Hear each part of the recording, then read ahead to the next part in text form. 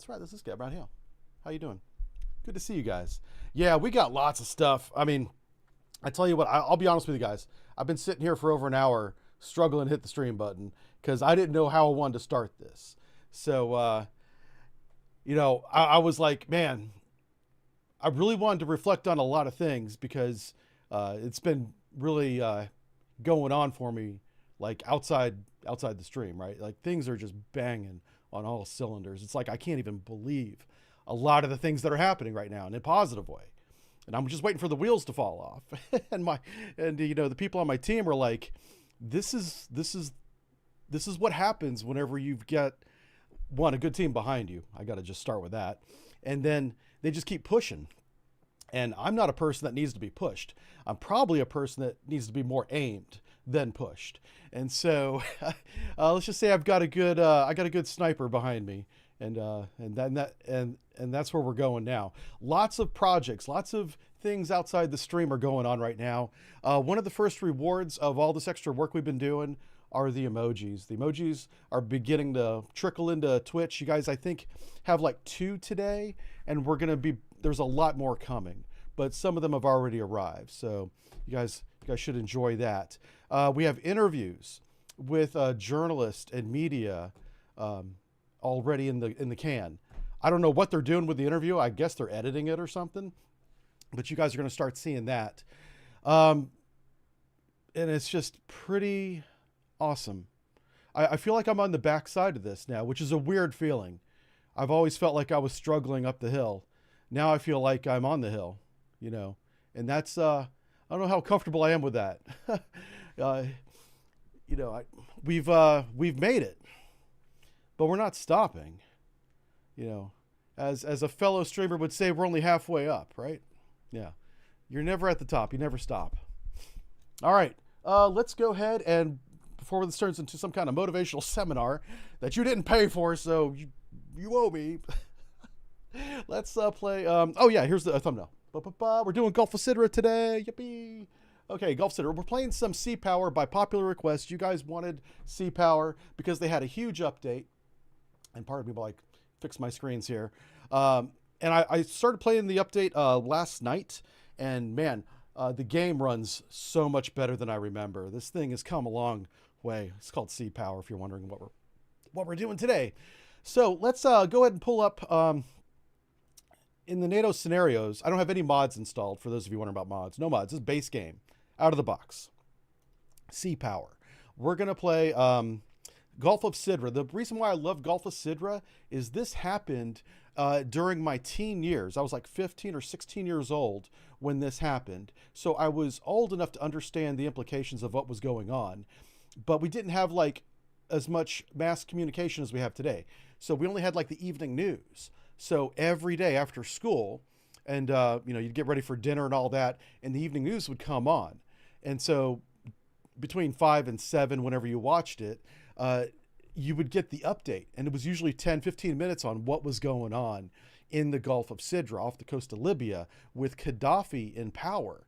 And this is at the time a significant oil export country, and the United States coming out of the 70s and into the 80s, this is 1986, we were still very dependent on the Gulf states oil, Libyan oil, North Sea oil. We didn't have the shale revolution that we have today. So we needed to make sure that the oil flowed. The spice must flow, right? I believe that's the metaphor for the Dune series, to be honest with you. But, and that's probably not a hot take. I think many people will think that. But in this day and age, we needed to make sure that everything was cool. Now, Gaddafi had done a lot of things to really piss off the West.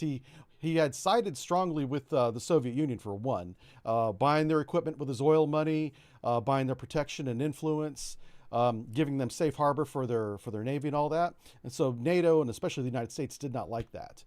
That's kind of the background of where we're at. There's a lot more to that as well. And if you want to know more, I suggest you Google it and just read the background of 1980s, early 80s Libya. It's very compelling. But we're going to start in 1986. We're an American aircraft carrier group off the coast of Libya. We're on our Mediterranean deployment. So we can go everywhere from Lebanon and Beirut, where we used to have shore leave. You know, that obviously will never happen today, but back then we'd have shore leave. We'd go to Italy and Crete and Spain and Gibraltar and all these different ports, and, you know, always driving by Libya, keeping an eye on old Gaddafi there. And that's what's happening today. So we're going to read the brief. We're going to get into this. The date is 24 March, 1986. I think you'll really like today's episode. I have not played this since the patch.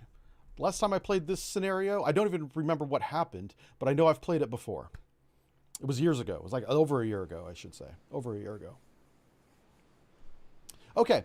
The description is this. This is an executive order by authority of direction of the Secretary of Defense. Situation following hostile action by Libyan forces during our freedom of navigation. That's where we get to sail where we want, outside the 12-mile limit. Freedom of navigation operations of air and surface in the Gulf of Sidra, south of the 3230 North line. JCS has authorized Operation Prairie Fire.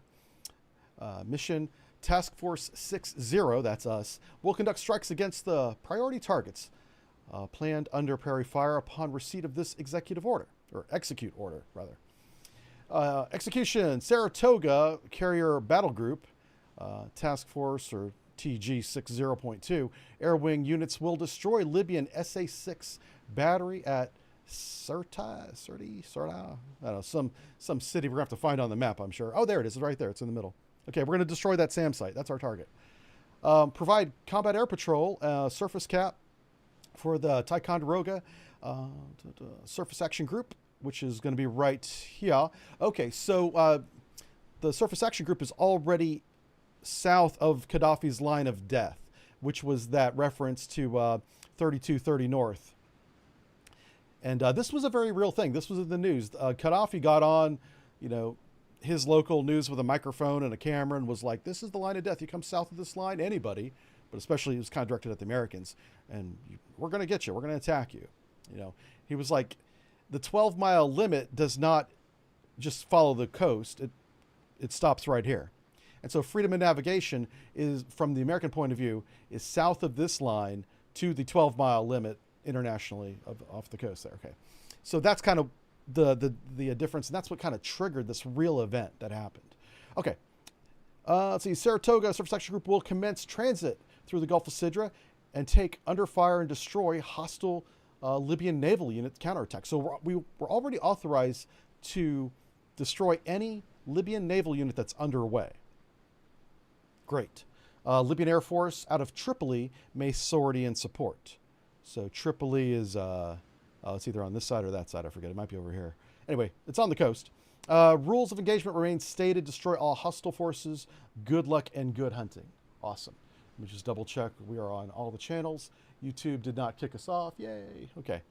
Let's play the game. Okay. Action in the Gulf of Sidra. U.S. forces cross Gaddafi's line of death this morning.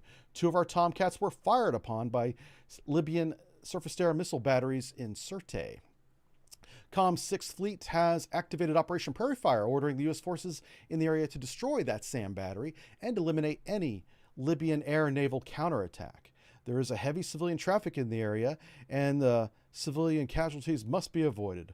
All of your ships must survive. Oh, okay. So because the Libyans purchase Russian equipment, it is definitely, they're definitely a real problem. Hold on a second. They're definitely a real threat is what I'm saying. There we go. They're definitely a real threat. So let's see what we got here. We got some Tomcats. Let's see what they look like. Here they are. A couple Tomcats. Got a couple of A6s. What kind of loadout they got? Air to ground. Okay. What else we got here? We got Seahawk. Oh, hey, it's our radar plane. Okay. Nice. We got Task Force 60. It's probably Saratoga here, I imagine. Yeah, Saratoga with her support ship in tow. Where's support ship at? That's a escort up there. Oh yeah, it's one of the Knox, right? Yeah. Let's see what else we got. We got the Biddle. Biddy Biddle. We got the Williams. That's a Perry class. Who's out here? Huh, looks like another Nox. Let me get this right. I want to make sure I'm not putting out bad information. Yeah, Nox class, okay. The Nox just looks so weird to me that it always makes me second guess myself. It's a good ship, though. It's a good design. Holy smokes. Okay, here we go. Here we go. Holy cow. We're already under attack. Let's go ahead and get man, let's get weapons free on this. That's a huge attack incoming. Let's make sure our air search radars are on. Transmit active sonar. Yep, let's go and sonar eye. Light this place up. Transmit active sonar. Sonar eye. I'm gonna keep him weapons tight for now, but he'll support. Transmit active sonar. Sonar eye. Okay. Matter of fact, you get that helicopter off the ground. Flight deck. Flight deck right here. Let's go and, oh, not ready. Launch. All right, F-14s. I don't see any other airborne targets. Let's make sure this airplane is on. It is, okay. Let's get the F-14s in a position to try and intercept those if we can. We may not have time for this. Turn 1, 2, 8. These guys are at, oh Jesus. Okay, they're SAN, SSN 9s. Probably not going to get there in time. Air search on. Radar eye. Let's see if I can do this. I don't have the range. I don't have any Phoenixes on there. Okay. Well, Roger. shoot. Turn 1, 2, 5. I can try and tell them to speed up a little bit. Roger, Buster. All right, let's go ahead and get to the carrier. Flight deck, flight deck.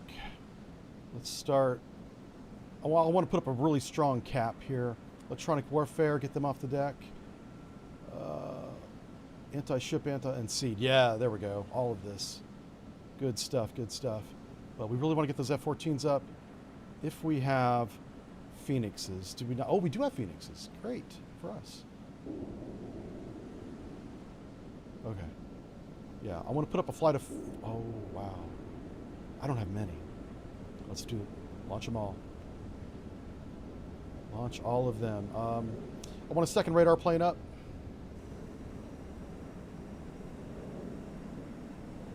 The A7s. What's my loadout here? Seed, yeah. Let's do long range seed. Strike. Shrike, yes. Get that up. Give me 2 of those. Launch. Okay, that's enough for now. Let's watch this missile attack here. We should start defending ourselves here shortly. Let me get my ranging tools up. Marker circle. So what we got? We got 85 nautical miles. 40. 40. Give me a 40 nautical mile circle. Holy crap. Okay, give me a 25. Give me a 30. Okay. What do we have here? We have the RIM 66, which is...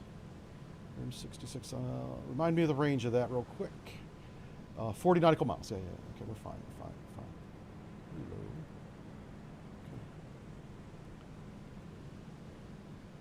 Engaging track 7033. Salvo fire. Let's start defending ourselves, boys.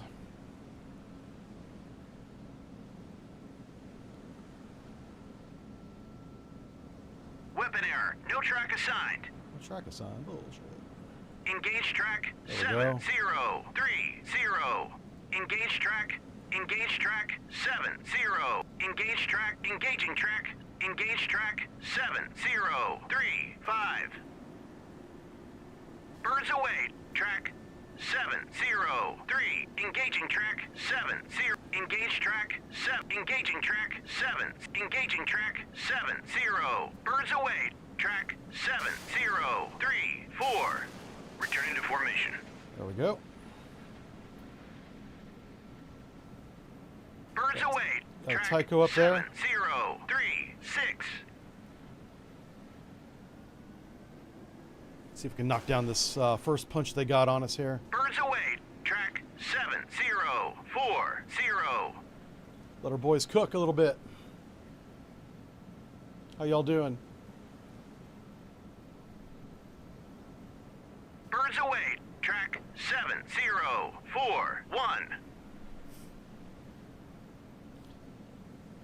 All right, let's see how this first punch goes. Birds away. Track 7-0. The name of the game is called Sea Power. 6. Those of you wondering what we're doing today, this isn't a game we've played in a while, so many people may not even Birds know. away. Track 7-0-3-9. Roger. Turn 1-3-6. So I don't want my planes anywhere near these missiles, so put them over Birds there. away. Track 7-0-4-0. Roger. Loiter. Let's push you back up to 10,000 feet. Roger. Go to Birds away. Track 7-0-3-5. Looks like we knocked down all but 2. Pretty good, pretty good. Pretty good. On station. Uh-oh. Getting within ballistic missile range now. Ballistic weapons range. All right, got them all. Good job, us. All right, so somebody over here is being a screwball. Let's go ahead and get our attack flight. These guys are up. Get them over Roger. here. Turn 1-6-8. Attack flight here. Get them over Roger. here. Turn Got Joker 1-8-6. flight. All right. Roger. Here. Turn 1-9-9. Did we not launch any fighters? Come on.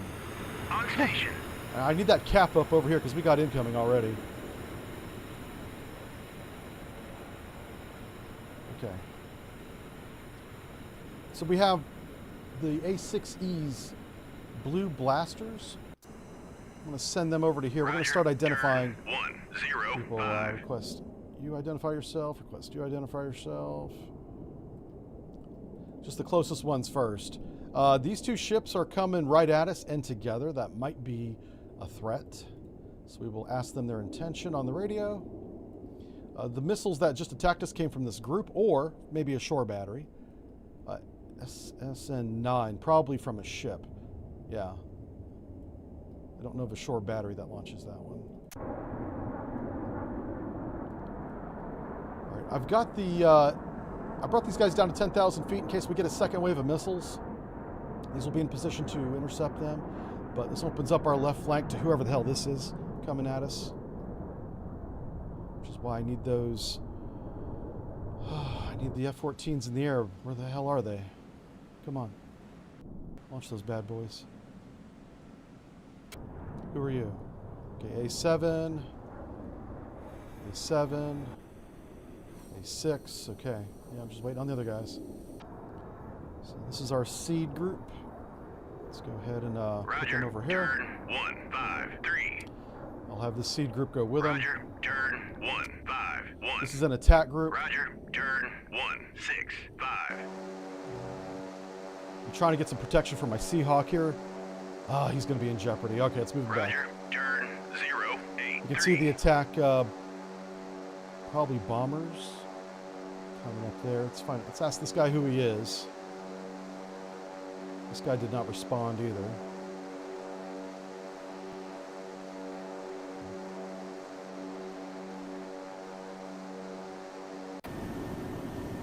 Okay, he's ready to go. Roger. Good. Turn 1-2-5. Send him out ahead. Turn 2-0-7. So Libya does have submarines. They have a couple diesel boats. So the submarine threat is real, and it might be here. It might be now.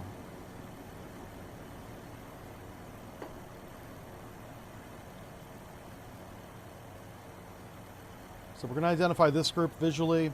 I'm also going to attack that SAM site.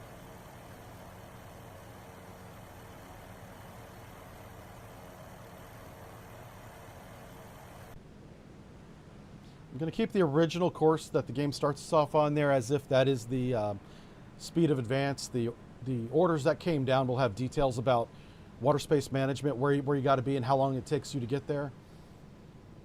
So even though we could change this right now, especially after being engaged, I'm going to try and maintain SOA as long as possible here, not deviate from the plan or the course. Up here, completely different. I'm going to maneuver this fleet to support this fleet. We got to get, after I get air cover up, I'm going to get submarine cover next. Because like I said, there's probably diesel boats down here just waiting on us. This is probably hostile because they will not answer our radios. I'm assuming he's hostile for now.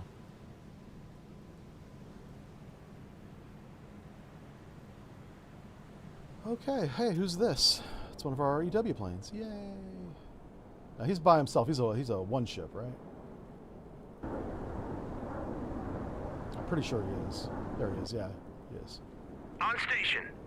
All right, let's move him down to here. I'm going to blind this radar station with that electronic warfare plane. 4. S6. Roger. Turn wrong way. 007. Roger. Turn 195. There we go. That's what I meant to do. Okay, he's already got that order. This guy's out ahead. I'm going to go ahead and turn on his sonar. He's our ASW picket. Transmit active sonar. Make sure that total array's deployed. BDS is deployed below the layer. Good. So we're out there looking, making sure there's no subs that are close to us. That's all that's really good for. We just know there's no subs right there. They might be over here. You know, they could. There could even be submarines between our two fleets. There's enough room there, easily, for people we don't see underwater. I'm gonna send this helicopter out here to take a look at this ship. And, right now we're just waiting on airplanes to get off the deck. All right, really good, really good. On station. Hey, Alonzo, thank you for checking out or taking care of Rumble today. I appreciate that. Alonzo's been our most active moderator this month because the other mods are very busy right now. So I appreciate you taking care of the house over there. Sea power. Yeah, on the schedule, it was Modern Naval Warfare today. That's a good point. Somebody brought that up. But you guys requested that I take a look at this game on Wednesday because it had a major update. I did that, and now we're playing this today. We're going to play Gulf of Sidra and see where we go from there. I know it's a holiday for many Americans today. Congratulations. Happy holiday. Happy Friday. Oh, okay. It's a merchant. Yay us. Okay. I really don't want to get too close to that dude, but... Roger. Turn 244. Let's do that.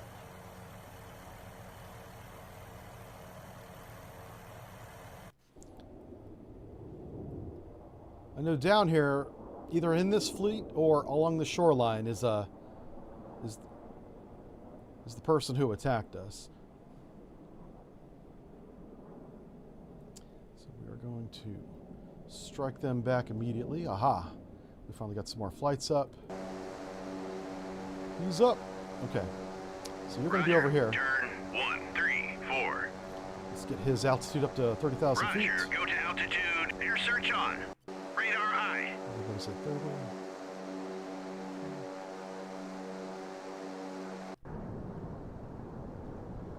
All right, who is this?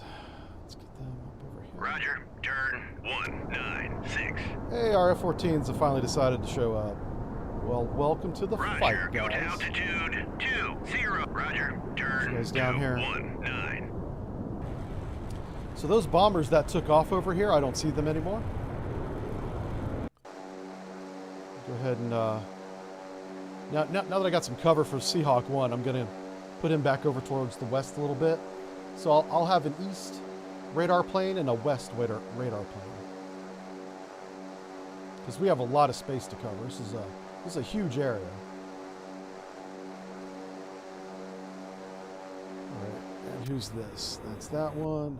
Okay, everyone's got their orders. Excellent.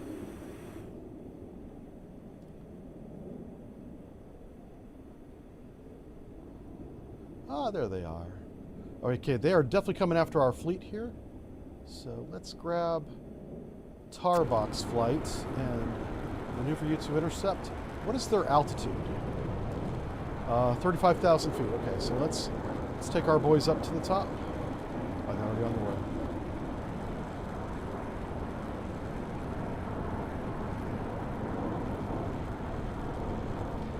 These could be bombers out of Tripoli. We don't know yet.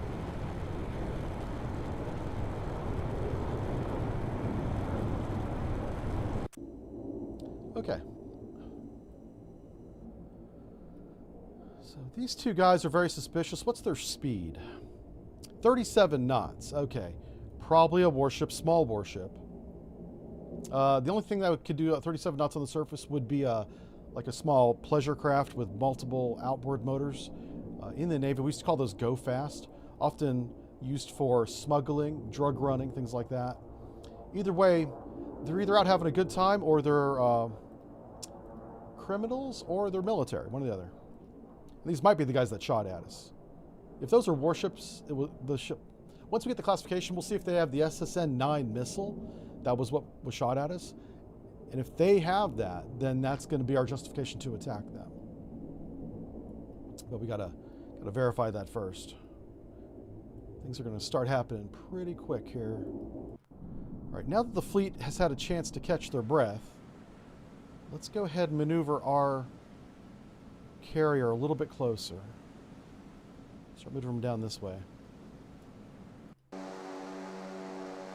What I think is going to happen, these guys probably have long-range anti-ship missiles. If they're bombers, if they're Russian bombers, and those things can go like 300 kilometers. It's really long. So, not long before we're in their range. I should put a range circle of like 150, let's say a 100 mile rather, circle around them. Let's see, what's 100 miles? Right about there. So their launch point will be somewhere around there, roughly. They could launch early, but it's unlikely because they won't have good targeting data. They don't have a radar plane up. So they're kind of supporting themselves. The one thing that could be giving our position away is the enemy submarine that we don't see. So once we get on the course, I'm going to get the ASW planes up. All right, we have a new SA-2 site online. That's very long range. Holy smokes. What does this say? How many range? How many miles is that? The guideline. What happened? Why is it empty? Oh. There it is. There it is. Oh, they even give the flight parameters now. That's pretty cool. I like that. This one says 27 nautical miles. I thought it was more than that. Okay. So we're going to put a 30 nautical mile range circle around that site. That's the no-go zone unless we're attacking it. We don't know the exact position, but it's roughly there. So let's not violate that without intending to. Which I intend to, but not without me monitoring the situation. Okay, we're good.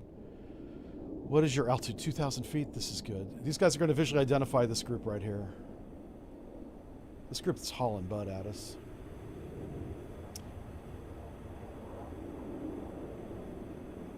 Now that I have this group kind of in position, I am going to take my F-14s that are protecting tar box. Task group 60 rather. 0.5. Roger. Turn 263. There's a chance this could be a cheeky civilian. Oh, he's turning around. What's his speed? He might have just launched. What's that range? What's the range? That is 125 nautical miles. Okay, that could be their launch point, so let's fix this one. 125, 125. So they're going to launch right about there. Yep. I'm going to call him hostile. So we probably have incoming. Roger. Turn 269. Let's make sure that our radars are on. If it's a long-range anti-ship missile, it's going to cruise high to low. So if there's missiles in the air, they're up at like 80,000 feet right now. So I'm going to keep Tarbox Flight 2 over here at 10,000 feet. Let's go and move them up to 30. 37. Roger. Go to altitude 370. Yeah, that's good. We got Red Falcon Flight 5 coming in on us. This is our A7s. We'll start identifying these planes here. So if it was 2 bombers, they would have 2 AS-4 Kitchens on each. So, if it's only 2, that's only 4 missiles coming. Not too bad, but those are big, big missiles. It just takes one to ruin your day. What's this? Are those fighters? That's a fighter. Oh, awesome. Bulldog away. Track 7. What's going on here? 0, 0, Oh, good. 2. We've already identified them as hostile. Excellent, excellent. Let me, Bulldog away. Track 7, 0, Well, 0, hello. 2. Roger. Turn 0, 2, 2. let's go and get your altitude down to 20 feet. Roger. Go to altitude 2, Get your 0. speed up to maximum. He's already speeding up. Excellent. This guy's under fire right now. Yeah, Bulldog away. mark him as hostile. Track 7, 0, 0, 1. Roger. Turn 0, 5. I'm going to break off one of our F-14s up here. Bulldog away. Track Have him 7, engage. 0, 0, 1. I don't like shooting a fighter with a Phoenix, but Engaging track 7, 0, 5, 1. that's what we have right now, so. How many is that? Anti-ship missiles.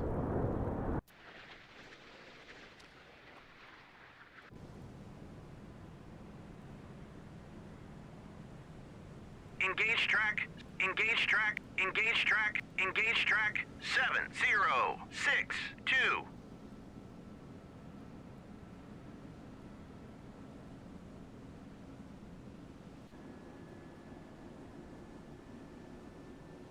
Engaging track, engaging track, engaging track, engaging track 7, 0, 6, 2. All right, so I got the 2 lead ships on that wave there. Joker flight.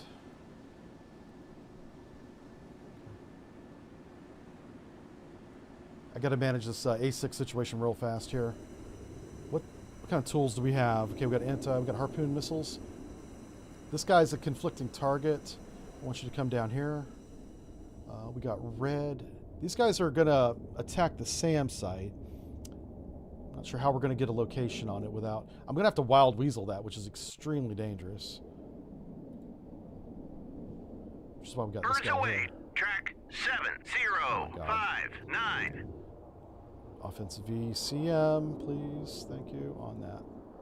All right, so we're gonna get him right to the Birds away. edge. Track 7, 0, 6, 1. All right. These are much more capable missiles than the SSN-9. Birds away. Track 7, 0, 6, 1.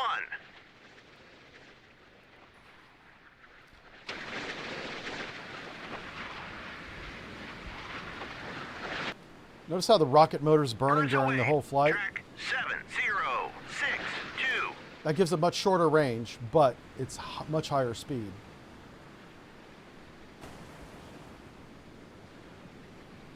Crap. Well, we're not having some good luck there. Shoot him again, boys. Birds away. Track 7, 0, 6, 0. Yeah, they're on the horizon now. We can see them. Birds away. That missile's Track way too close if 7, you can see it. 0, 6, 1. On station. All right, we got one. There's one remaining. This one missile won't sink a ship, but it can certainly disable one. Crap. Okay, we got it. We got it. All right, and I designated him hostile. The hell?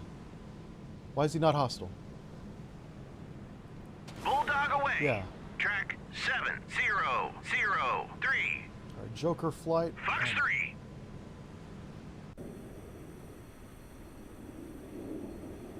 On station. All right, there he goes. Yeah, he just triggered that. I'm trying to put a missile on him.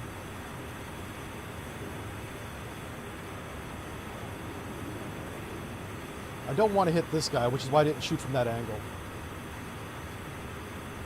Once these Nanuchkas are out of the way, I can come to the south and shoot up at whoever's right there, this guy.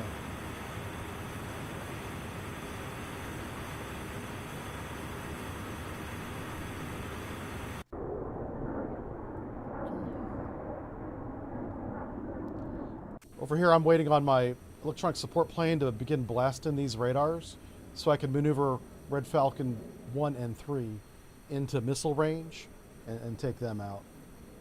We could lose planes on this mission because they're going to get a shot at us probably before they're within our range to shoot them.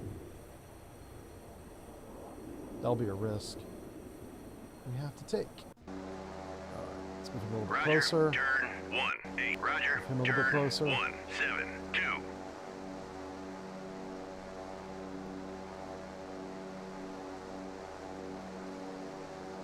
I fully expect there to be anti-ship cruise missiles over here. I just haven't seen them yet.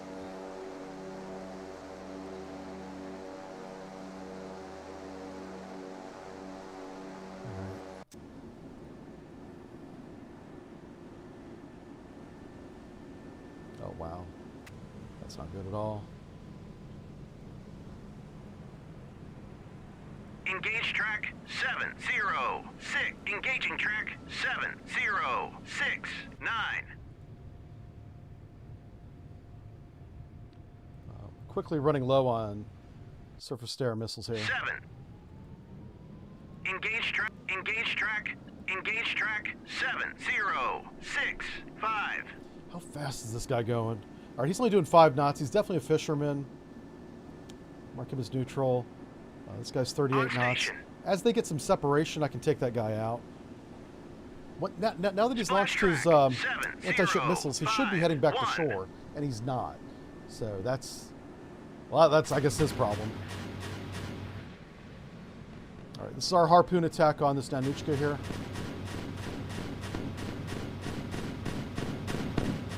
Badass little ship.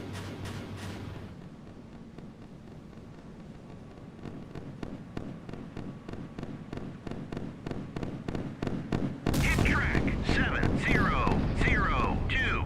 Secondaries. He's toast. That's his buddy.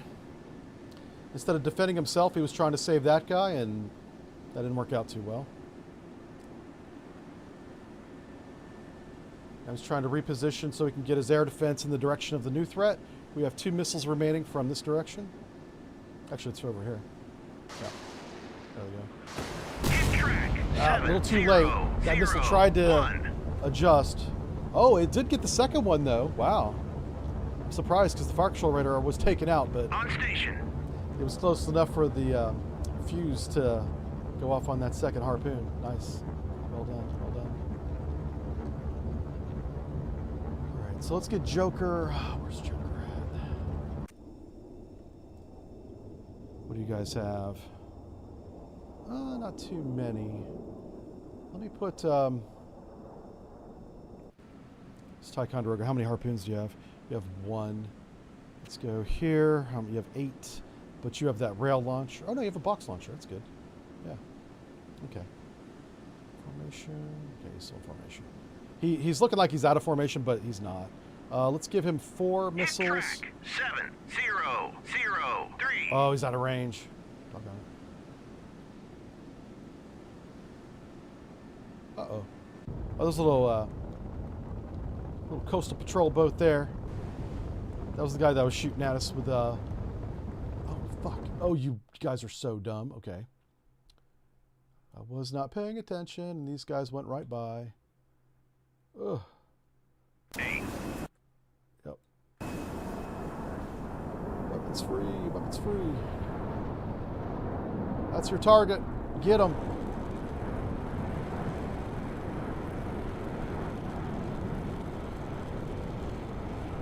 Shoot that guy.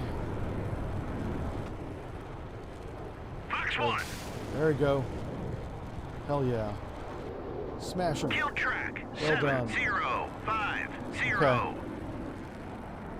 Woo, we almost missed out on the fun there. Almost missed out on the fun. Okay. Tarbox 3. Tarbox 3. Tarbox 3. Get you up here. Roger. Turn. Let's make sure you guys are slowed back down again to cruise. Roger. Cruise. Because you're going to loiter right about there. Oh, why aren't you guys shooting yet? What the hell? Engaging track. Birds away. track 7, I really 0, don't understand 6, why. 9. They're waiting to be told. That's not good. Engaging track 7, 0, 6, 5. It's not a good sign. Birds away. Track 7, 0, 6. Engaging track. Engaging track 7, 0. Engage track 7, 0, 7, 5. On station. Birds away. Track 7, 0, 6, 5. Okay. We've really got to get a 1-to-1 here because we're running out of missiles.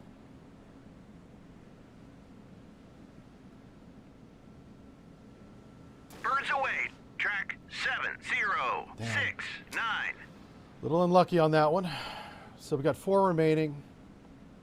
And I've only got 8 missiles remaining. Oh, and we were just Birds getting away. started. Track 7, 0, 7, 1. Oh no. Oh no. There's still 4 remaining. This is bad. This is super duper bad. Yeah, just fire everything On you got. station. Alright, the Ticonderoga's exhausted. Birds away. Look, what are you two knuckleheads doing over here? You doing a 7, 3. deck-to-deck transfer?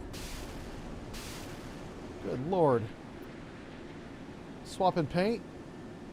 Can't leave you two alone Birds for a away. second, can I? Track 7, 0, 7, 3.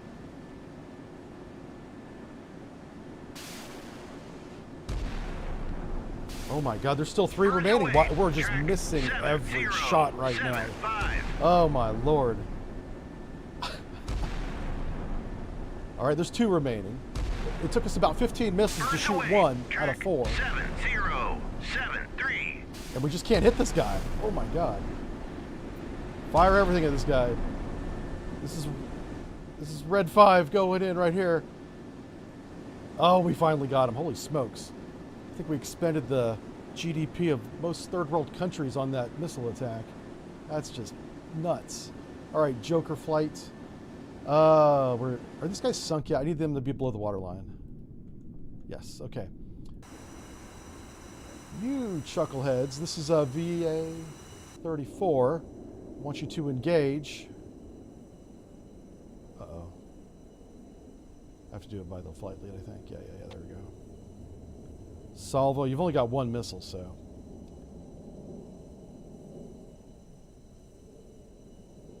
I already designated 4 harpoons on this guy. Oh, but that's this chucklehead back here screwing around. Oh, I see. Okay. I can actually take the Nanuchka in a gunfight, so I'm not even worried about that. All right, so let's take a look at our... All right, I'm knocking out these radars. Let's move Red Falcon 1 and 3 in to bomb them now. Red Falcon's going to be high. Roger. Turn 1, 5, I'll 7. put them up at 6,000 Roger. feet. Go to altitude. Red Falcon 3 is going to be low 0, and fast. 0. 500 Roger. feet. Go to altitude. Roger. Full Buster. speed ahead. Roger. Turn 1, 6, 1. So there's a degree of degradation. It's not true to say that we've blinded these radars with this electronic warfare. But we have significantly degraded their ability to track and search, but track On is what we're station. concerned about. So the idea is to get our boys close enough to pinpoint them and attack them before they launch at us. Their range is 27 nautical miles. So again, it's this black circle here. All right, here we go. Got another one. All right, Tar Box 3, you guys. Stop screwing around. Shoot this guy down. Engage track 7, 0, 9, 1. This Nanuchka, I'm actually not too worried about him. He's expended all of his anti-ship missiles. So let's take A6 V-34, VA-34 down to here. Roger. Turn 2, 1, 7. There is Falcon 5, you. Get down to Roger. here. Turn 2, 0, 5. See, everyone who's not military is responding now that the missiles are flying. They're on their radar, radio paying attention. Channel 16, baby. Starting to get some responses. let's get...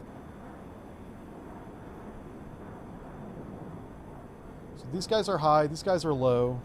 This is the high team. Low team is crossing feet dry right there. Right behind us. I was hoping by separating them and bearing a little bit, I'd get a better bearing on this, but it's not working. Fox 3. Fox 3. Oh, okay, yeah, we're Fox 3 in the hell out of this guy. Okay. Oh, yeah. I also want to launch 2 of my ASW planes. Let me get them up while I'm thinking about it. Oh my gosh, we're almost out of planes. Oh, we don't have any S3s. Hello. Okay.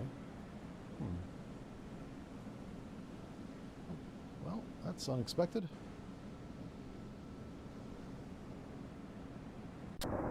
I don't have it. What that means is I don't have any anti-submarine airplanes. Turn to course. 127. Hell my. Hopefully these 2 knuckleheads back here get their act together. The Tweedle brothers. Because Ticonderoga, Fox 3. you know, he's down to guns at this point. We have a pretty good fight going on up here.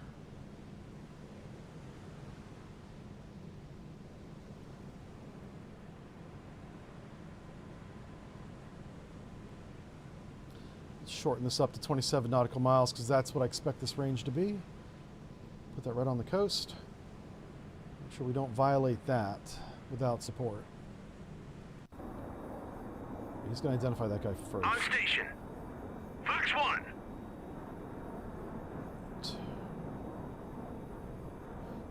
Wow, we launched all the missiles at this guy.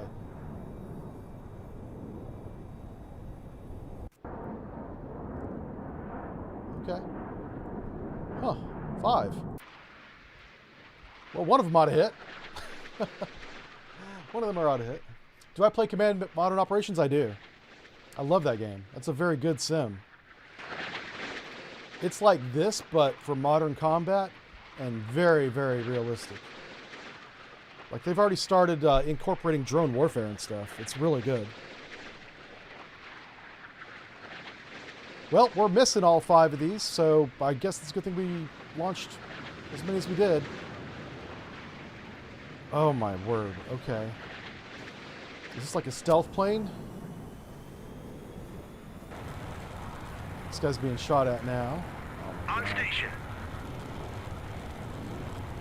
Well, I can't fight the fight for the pilots. I have to let them fight.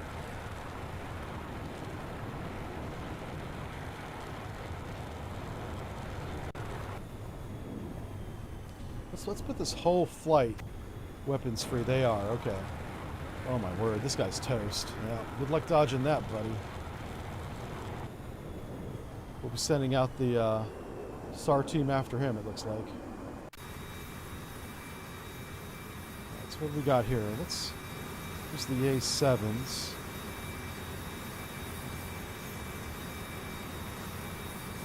We're ready to go. Aha!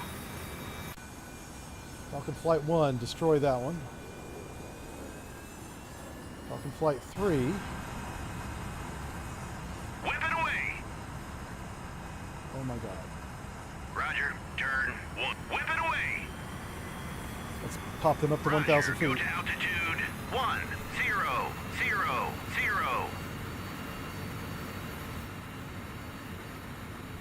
So this is the anti-SAM strike. Hit track 7052. Going down, punching out. Yeah, that's our F-14 back there getting his butt kicked.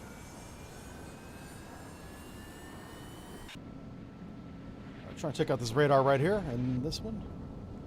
And we missed both, apparently. Son of a gun. On station.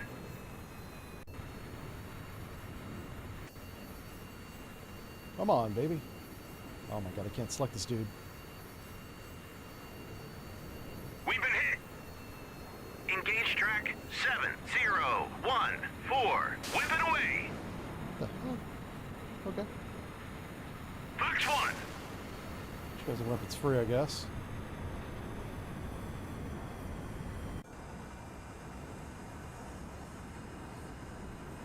All right, let's see how my F-14s are doing over here. Track 709. Not too good. This one MiG is like having, he's an ace already. Good for him. He's having a good day. He's just having a ball Air out search there. on Shooting station. down all the Americans. Fox 2.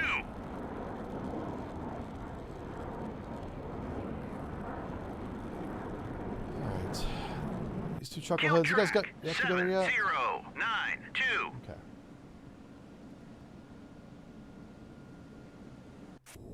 VID track What you guys have? You guys got anti-ship missiles? Okay. on station. So the rest of these guys are Bombs pretty away. friendly. Hey, we finally got him. Well, he shot down at least two of ours. 7014. Tarbox Flight 3. You guys are almost out of fuel. Bombs away. Roger, RTB.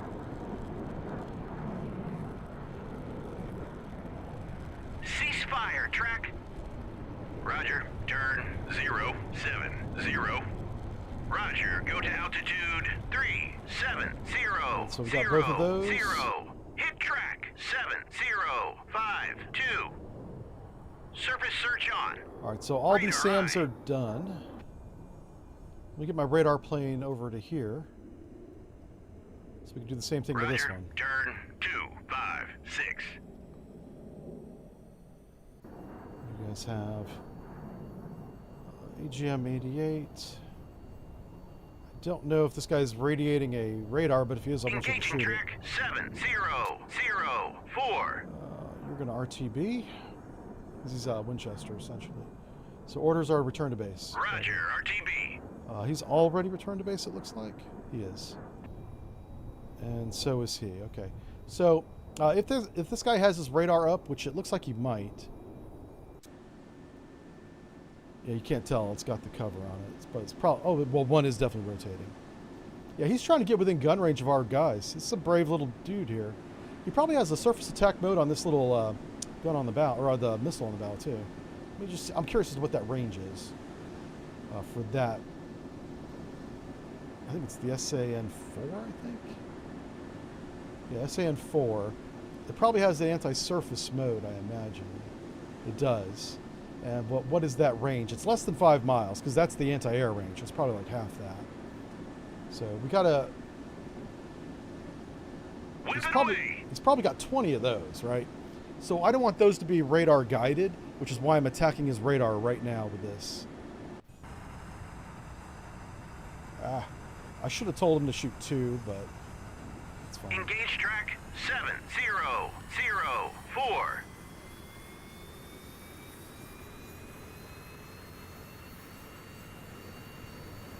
All right, so Tripoli's definitely rearming and reloading bombers and fighters for sure. That's why Tarbox Flight is staying right there. Whip it away.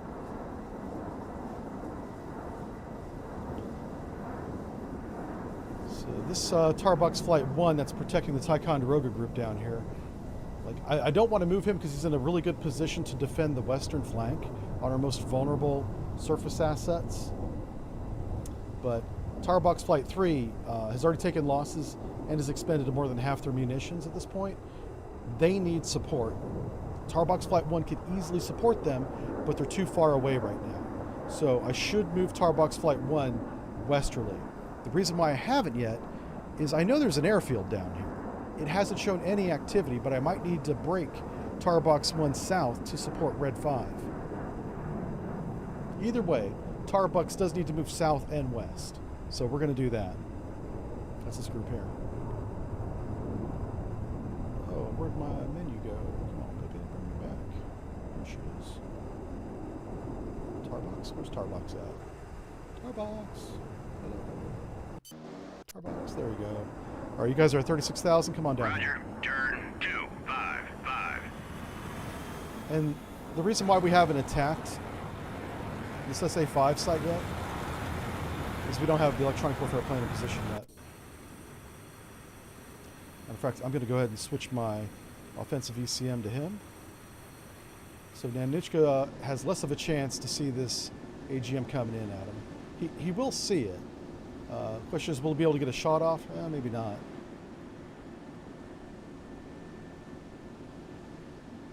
While we're doing that, let's check the range of the SA-5. I'm pretty sure this is a short range, but I want to verify. It's been a while since I looked at these missile ranges. For SA-2 was 27 miles. This one's 140 miles. Holy smokes. Yeah, in my mind, I had SA-2 and SA-5 reversed. This is the one that I was thinking of. That was the very long range one. But it's radio controlled. It's, you come in low on this thing and you're in a fighter, you're probably going to defeat it kinetically. I mean, it's still a chance. But what we want to do is we want to bring our this guy here into range. If we have Tomahawks, 1986, I think we did have Tomahawks. Let's see if they're on the ships here. The Tomahawk missiles. This one does not have it. yeah, we should have Tomahawk missiles. They may not have been deployed to the fleet yet in 86. Yeah, I'm not sure of the history on that. It's like one of those things where we had them developed, but did we have them in production? I don't remember. And then even after they're in production, you have to deploy them to the fleet. But either way, they're not in this scenario, so it doesn't matter. All right, this guy's diving down on that ship. Ah, there he is. Oh, this is a really good view of how these harms work.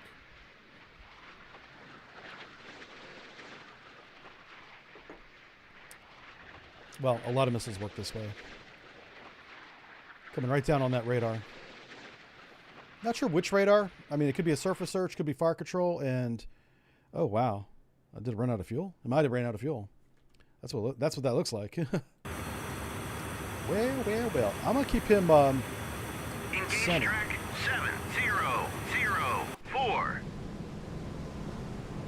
wonder if he's within my gun range yet. Oh, no. Yeah.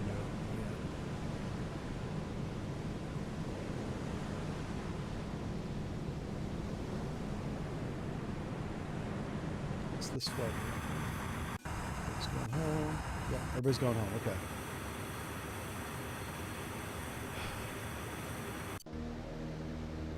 Roger, turn 198. Just curious if anybody up here has long-range anti-land missiles. No. It's tempting to pull Task Force Group 60.5 back because they've expended most of their ordnance at this point.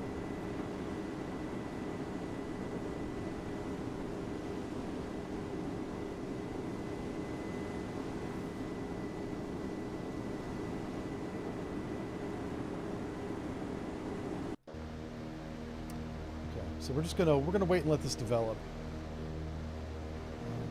The missile range of that's at 140, right? So effective range is probably closer to 120. All right, so everybody's inside their range. I'm not sure why this SA-5 isn't shooting right now. Roger, RTB. Who's RTB? Oh, wow. Yeah, these guys used up all their fuel chasing that MiG that shot half the wing down, or half the flight down. It's on to RTB as well. On station. Orders, RTB. Roger, RTB. I don't think I have any more cap planes, but let's see what the scenario gave me. Yeah, everybody's coming back. The A7 can do air-to-air. That's really all I have. Let's see, I think it can. It should be able to. Maybe not. Maybe not. Sidewinder. What? Yeah, you're not going to do cap with Sidewinder. That's not going to work. Never mind. Never mind.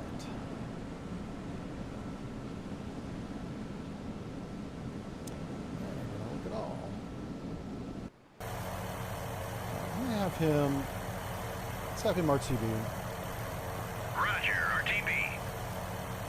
I'm going to make a very silly assumption that there is no submarines in this scenario, even though I know Libya had submarines.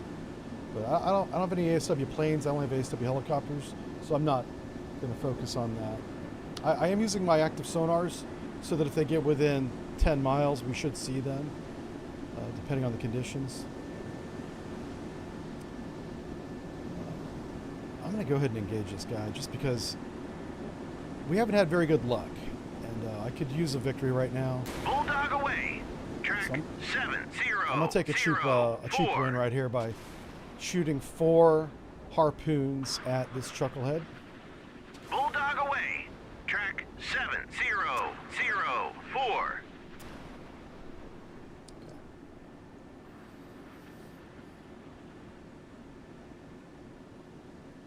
This guy's doing 5 knots, so he's probably a fisherman as well.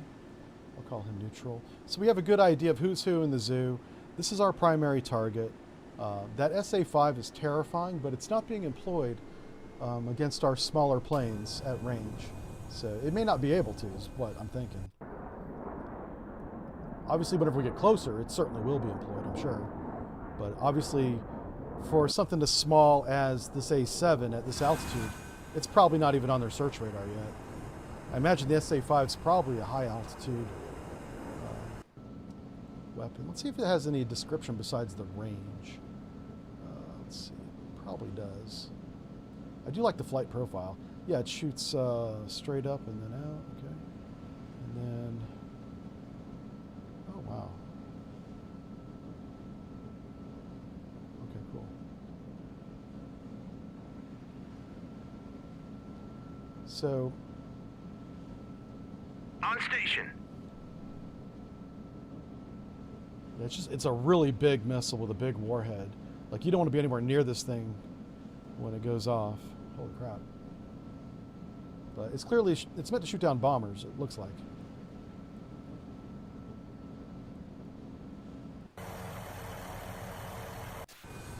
Alright, so once Garcia is there, I may pause Garcia. Yeah, let's, I want to keep Nanuchka blinded while this attack happens. This attack is more than enough to sink this guy.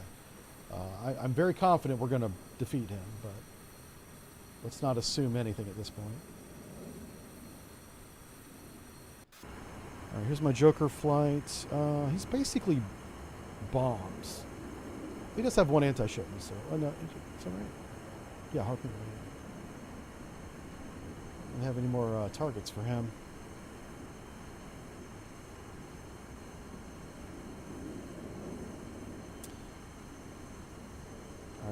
This guy is our fallback. If for whatever reason these harpoons fail, he'll do his attack on the Nanichka. If these harpoons succeed, then he'll just RTB. How much fuel does Garcia have? Oh, he's got plenty. I called him Garcia. His name is Garuda. And this is the guy. He probably doesn't know that he's under attack yet because the harpoons won't even go into terminal until they're within maybe 15 miles, 20 miles. Which they haven't reached that point yet. And he's being jammed. He's aware that he's being jammed, though. That's for sure. Even if he doesn't have like an ESM, his radar looks like crap right now because of this electronic warfare plane. I was trying to move him around to be kind of more in line with our missiles. You want our missiles in the magenta cone as well as the target, ideally. And we'll watch that attack as it unfolds. All right, how we doing today? Yeah, the SA-5s are nasty, I agree. Yeah, I'm not familiar with surface-to-air missiles or missiles in general, but the more I read about that and look at it, it's the warhead is what's terrifying. The thing is huge. Sink a ship with that thing. All right, especially not barely maneuvering it. Yeah, I don't know why the MiG-29 shut down two Tomcats rather. But sometimes it's just bad luck, right? Like we spent at least 10 missiles trying to shoot down an SSN-9, which is a very old school 60s era anti-ship missile. It's just bad luck. It happens. Bad luck happens. All right, so I repositioned him a little bit closer. I'm confident with him being right there because if somebody pops up over here, I can quickly run towards the Ticonderoga for cover if I need to. I can also go home right away. I'm very concerned at the lack of air cover we have. We only had one group, I guess, or is it a flight, squadron maybe, squadron of F-14s. And we used them all in the first wave here. I kind of have these guys, they're kind of out of position, but they're splitting the difference between racing north and racing south. That's what this is. Yeah. Oh, here we go. Let's watch the attack. So the Harpoons at this point have definitely lit off the radar. For sure. Kind of see it. Oh, which way? Right here? My chair's in the way, sorry. Just watch this. He's about to blow up. The missiles are coming from this direction. He's about to go explode.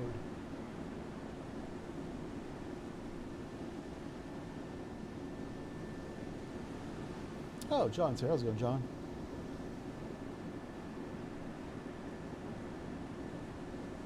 Oh. On station. All right, so he did chaff. Got his little gun out. That's a badass gun. Look at that thing go. Doing some work. Work. Hit track 7004. The other went home. He should have fired his missiles and went home. Alright, cool. Alright, so speaking of going home, Joker Flight can go home now. RTB, my baby. Roger, RTB. Garcia, you come over Roger, here. turn I'm going to try and take out this SA-5 if I can. No guarantees on if that's going to work or not. It's SA-2. SA-5's the target. Ooh. Hold on. What? There we go. Engage track 7063. Ah, this A6 flight. They do have some CBUs, but man. You know what? I'm going to have them go home as well. Joker Flight. Joker, where you at? Oh, he's the 34. Okay, there we go.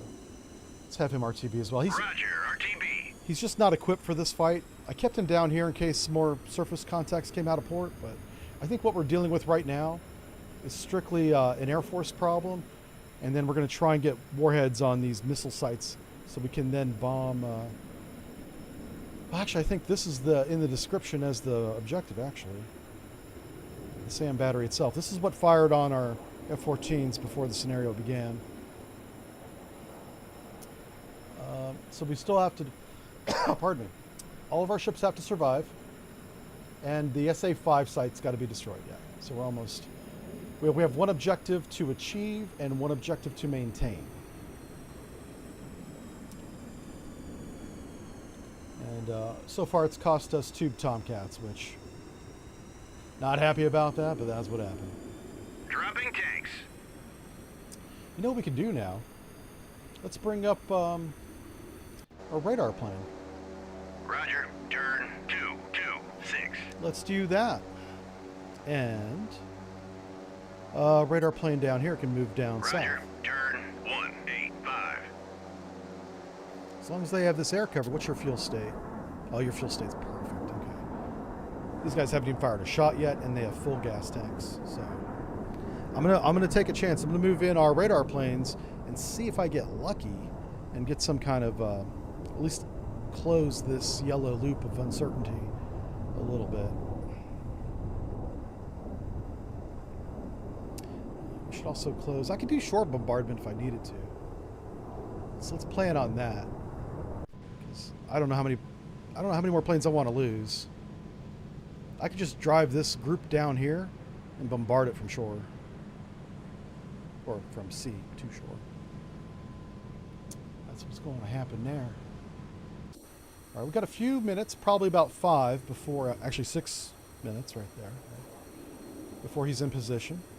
So I'm going to take a short break and we'll be right back. I'll come off of this so you're not listening to the drone of that engine. These two chuckleheads are still dancing with each other. I might have to change the formation pattern because for some reason these two guys keep maneuvering around. Oh, it's because we changed course. Okay, this actually makes sense. Never mind. All right, I'll leave this with you, and we're watching him. That's what we're watching. All right, I'll be right back. Give me 1 second. Oh, I'm going to get coffee too, so it'll be about 3 minutes because my coffee maker's slow. It's very slow. I need a new one. I need a fast one's what I need. Okay.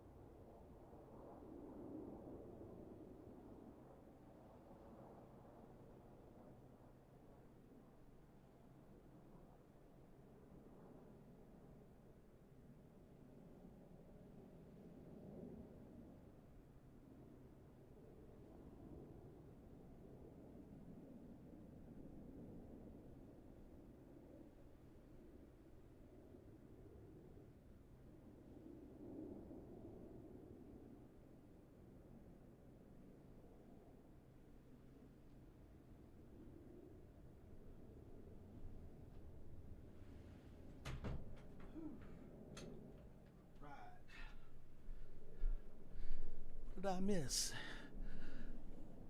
I probably missed another MiG-29 like my Tomcats did over and over again. And the Navy didn't fare much better because they missed that one SSN-9 about 10 times, like literally, not even exaggerating, 10 times. So I'm going to try this piecemeal attack here. Piecemeal attacks rarely work, but it's what I have remaining. Let's see what we have. When I say piecemeal, I'm saying I may not have enough weapons. But I have 4 anti-radiation missiles. My goal, really, is to disable the fire control radar, the one that guides this SA-5 missile. I want to destroy that one. Not the search radar, the fire control radar specifically. So that's the goal. What is your altitude? All right, he's at 2,000 feet. I don't think if I went any higher, I'd get much more range, but he would definitely become vulnerable the higher he goes. The SA-2 is definitely closer to the shore, it says here. So I don't want to fly over the SA-2, but we may need to divert. Like the SA-2 would be like our secondary objective here. But if it's in position to protect the SA-5, which it probably is, we may have to just take his radars out and go home. And then we'll launch another wave of attacks. The reason why I'm not launching planes right now is I want to recover all these planes we have in the air. And I want to get a couple Tomcats back up to the west here because this airfield is still active. Like we could get a real nasty surprise from over here if we're not careful. Okay, how y'all doing? Let's see what's going on in chat today. Oh, okay, Cold War sub dude. Thank you, man. He says I should check out the Russian Express. Huh. Let me write that down because I won't remember that. I do look at other YouTube channels. I enjoy them too. I do it professionally and for fun. It's funny how other streamers, I watch other streamers from the very beginning, even before I stream myself, just to see kind of what worked and what didn't and things like that. And it turns out I really enjoyed a lot of them, so I ended up subscribing to a bunch of people. Yeah. But this one's called the Russian Express. That's the name of the channel, right? Okay. Yeah, I have unplugged, quite literally unplugged from the news over the past 2 months. I can't tell you what is going on in the world. I have no idea. I've been busy. I've been busy doing my thing, not worrying about what other people are doing.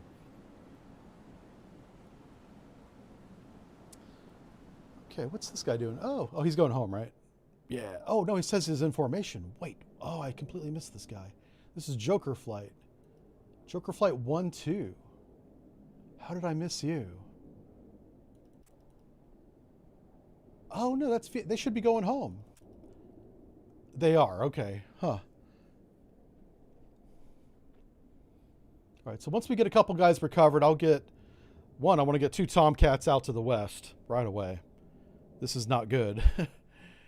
And then we're going to get another flight. Because no matter what happens with Red Falcon 5, it's not going to be enough. We need to... Oh, hey, they're being jammed. Yay. Awesome. Okay. Red Falcon 5, get in there and break stuff. Roger. Turn 203. So the most effective altitude we saw based on the previous attack was like 1,000 feet.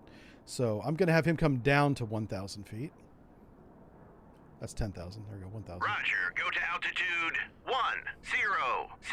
How much fuel do you have? Oh, he's got tons of fuel. Okay, he's good to go. So these 2 chuckleheads are going in On station. under cover of electronic warfare to identify the SA-6 site, and if they can, also the SA-2 site. Once they're identified, I'll mark them on the map.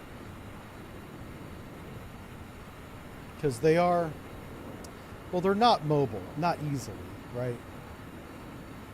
I don't think it would be right to say that they're not mobile because the SA-2 factory's not here. They got here somehow, so they're mobile. But you don't just pack up bags and leave quickly. So, and the reason why I'm bringing that up is I believe that in this game, once you find a city, an airfield especially, it should stay located for you long after your units move out, move away from the target. That was one of the early complaints or feedbacks that I had to the team. I don't know if it's still that way or not. It might be. Now, with an SA-2 site, because it is technically mobile, I guess, that may not apply. But the thing that blew my mind is you would find an airfield that's on a map you can buy at a gas station. Yeah. And, well, maybe not Tripoli's airfield, but you know what I'm saying. Is that airfield, that tarmac ain't going anywhere. It's on the ground, man. Yeah. We should know where that airfield is right now. Yeah. I know there's an airfield over here, but guess what? We have no idea where it's at. Yeah. That's just something that I wish that they would look up. Let's see. Cold War Sub says they're talking about upgrading the Akula The Leopard, I think you did a brief on it. I did. The Leopard was upgraded back in the day. Is that what they're talking about? Or are they talking about upgrading it again in 2026? Because that ship is old. It's a submarine, but that submarine's old. Like, damn. Like, put Granny out to pasture, right? I cannot believe the Akulas are still underway. But we still have 688s underway, so... Listen, maybe the subs last longer than I give them credit for. I did do a brief on that one, though. You're absolutely right. I did a brief on the Akula, and then I went back and I did that one specifically. Because they were doing some work on it. Early 2000s, I think. I forget what... I made the lecture, and I've already forgot what I put in it. Because it's been too long, and I've done too many. I was really thinking about going back and redoing a lot of the old lectures. I haven't committed to that, though. I really like the system we have now, and I'm afraid to do anything to change it. Yeah. Like, what we're doing right now is working, like, big time. This is the best we've been in terms of production. We put out more content now than ever. Ever. By a lot. By more than twice. Yeah. That's really hot. I should not have drank that much at once. Holy smokes. Whew. Okay, I'm good. I'm good. We're back. Okay, I'm focused. I forgot that was hot coffee, not an iced coffee. Ooh. All right, this is in real time, so here we go. Can I please get a location? Is that him there? That is him there. Okay. Pause. I need to pause for just a second. Go to flight lead. Because we just got, it looks like visual on the SA-5. So I want you to engage all of your harms. No. Yeah. Each plane has 2 harms. I want you to fire 1 harm at the SA-5. Oh, crap. It's not letting me do it. Oh, their radars are off? Oh, that's unexpected. I thought their radars would be on. Oh, crap. But it looks like they can see the SA-5 because that's its location right there. Let's engage that with a bomb then. That's our only choice at this point. The problem is, as you come in for a bomb run, SA-2 may shoot us down. Let's see what happens. 3. Let's see what happens. Yeah, they can visual. The SA-5 must be such a large missile site and missile probably that these guys can see it from where they are now. That's nuts. And this SA-2 doesn't have his radar on. Holy smokes. Where's your buddy at? Oh, there he is. All right, boys. Do us proud. Why is it? Hold on. Pause. Something just happened. Visual tiny. Yeah, that's the SA-5, but I thought they already had them visually. All right, here's the site. You can see the SA-5 missiles right there. And this is what I mean by, you know, they're technically mobile, but, you know, you don't build a site like this in a morning, right? So that's what I'm saying is once you have this located, it should stay on the map. Okay, that's all I'm saying. Oh, shit. What's that for? Why'd that blow up? Oh, wait a minute. Oh, that's anti-air. Oh, crap. Okay. Hold up. Wait a minute. This may not turn out too well. I don't know what's... Is that shore bombardment? What the hell's hitting them? I don't think I'm within shore bombardment range. Ugh, bomb something, man. Oh, that's the anti-air fire. Oh, lordy. Oh, that's the radar. Yes! Uh-oh. Hit track 7063. I don't think you hit anything, my friend, but that's okay. And that's its location. Okay, I want to take a moment to mark these. Drawing tools. Make a little circle around that one. Okay. And circle around that one. Okay.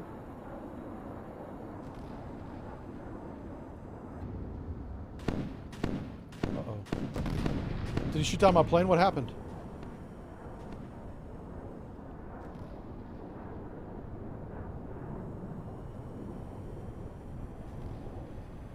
We're both here. I think they're going after the SA-2 site, which I respect. They just hit the SA-5 site. They didn't destroy it, but they did hit it. What the hell? What? Where are you guys going? Why are you going over there, you knuckleheads? Okay, what the fuck? Okay, hold up, hold up. Okay, everybody's weapons tight again. Good lord, you guys are dum-dums. Let's get you back down to 1,000 feet. Roger, go to altitude 1000. Get up there. Roger, go to altitude Go up. 10.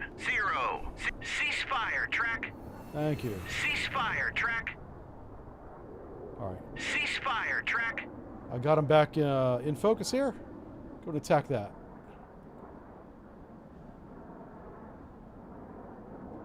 Okay. They were going after the other SAM site halfway across Libya for some reason. Not sure why. I don't ask questions. I just give orders. That's all I do, you know. So that's the SA. Yeah, what is exploding on the SA-5 site? Something is beating the hell out of it right now. I'm not sure what's going on there.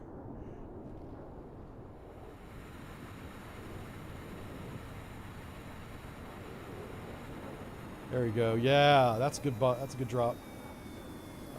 Well, it looked good, but I don't see any explosions. What the hell? Okay, I'm not sure what's happening anymore.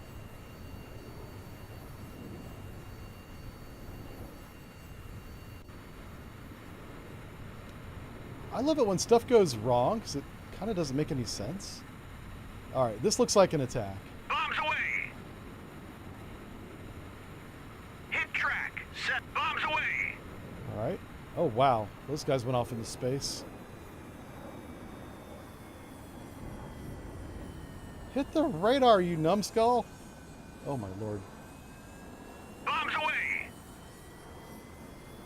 It's not exactly Top Gun quality we have going on here at the moment, you know. This is why they fly the A7 and not the A6, right? Yeah, yeah. It's gonna make a lot of people mad. 70. The whole A7 community was like, what did he say? What the fuck did he say? Whip it away! You're damn right I said it. Oh, they turned on their radars now. That was a mistake.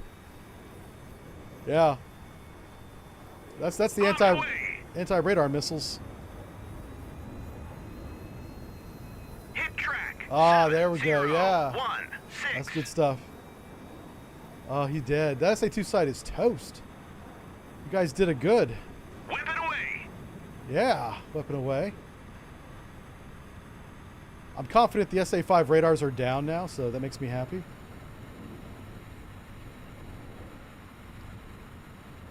Yeah, they're either off or they're either damaged or they turn the radars off. Because that missile went wild. Hit this one, hit that one, yeah. No. Okay, what are we doing?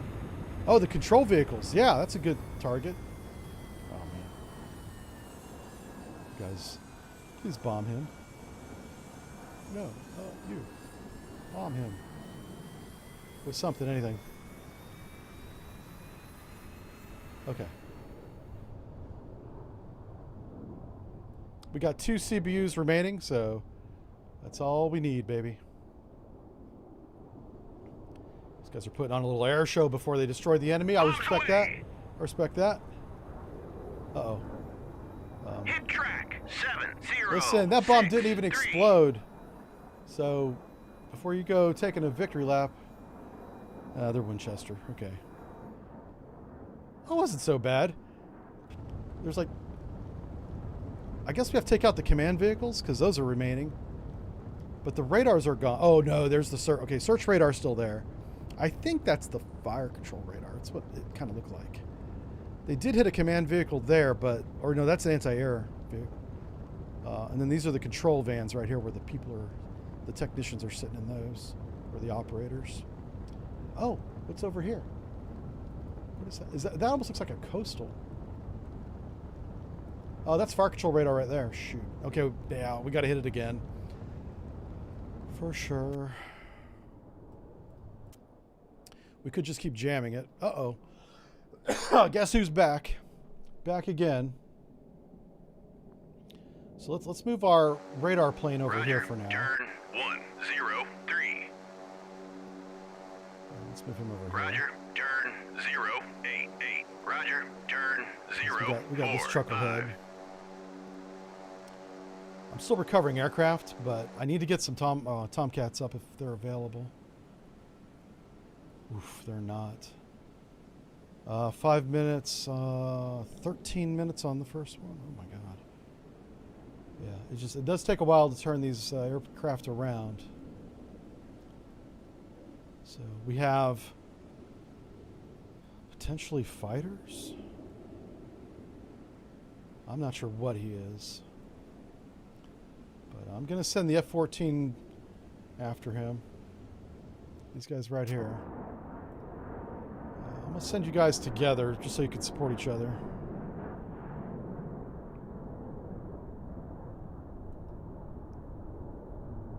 Engaging track 7110.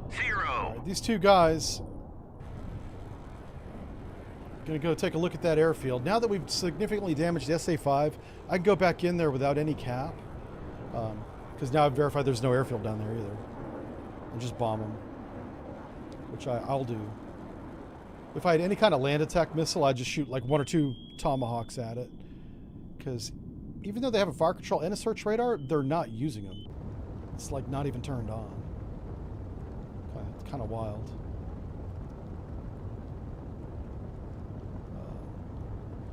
There's no sense risking any of my assets destroying the SA-2 site that's down there. The big question is going to be, how will this fight play out between my F-14s and whoever the hell this guy is? Do I have any kind of long-range anything? No, I don't. Biddle, what do you have? I need somebody with a RIM 66. That's a RIM 67. That's not bad.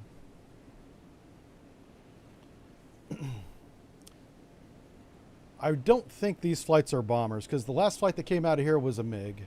So I'm not too worried about him. He can defend himself, but not the fleet. The guy that can defend the fleet is the Biddle right here. All right, so we'll watch this air-to-air engagement unfold. Compress a little bit of time. Let's see here. Somebody says, Jay says, they can visualize or see the site at 14 kilometers, but can't hit the broadside of a barn. Yeah, I know. It's, listen, I kind of like that it's not every shot hits, right? Because that wouldn't be fun. Now, when I'm, like right now, I want it to hit, right? But even in today's age, with all the technology we have, Fox 1. we don't always hit our shots, so. I just hope this isn't a super MiG-29 that shoots down both these planes. I've honestly got some trauma from that, because that's already happened once in this mission. That guy was a badass. And then he went back and landed. Oh no, we did shoot him down. Never mind. He did not land. So, but this might be his wingman, and he might be out for some blood. So a little bit of revenge, right?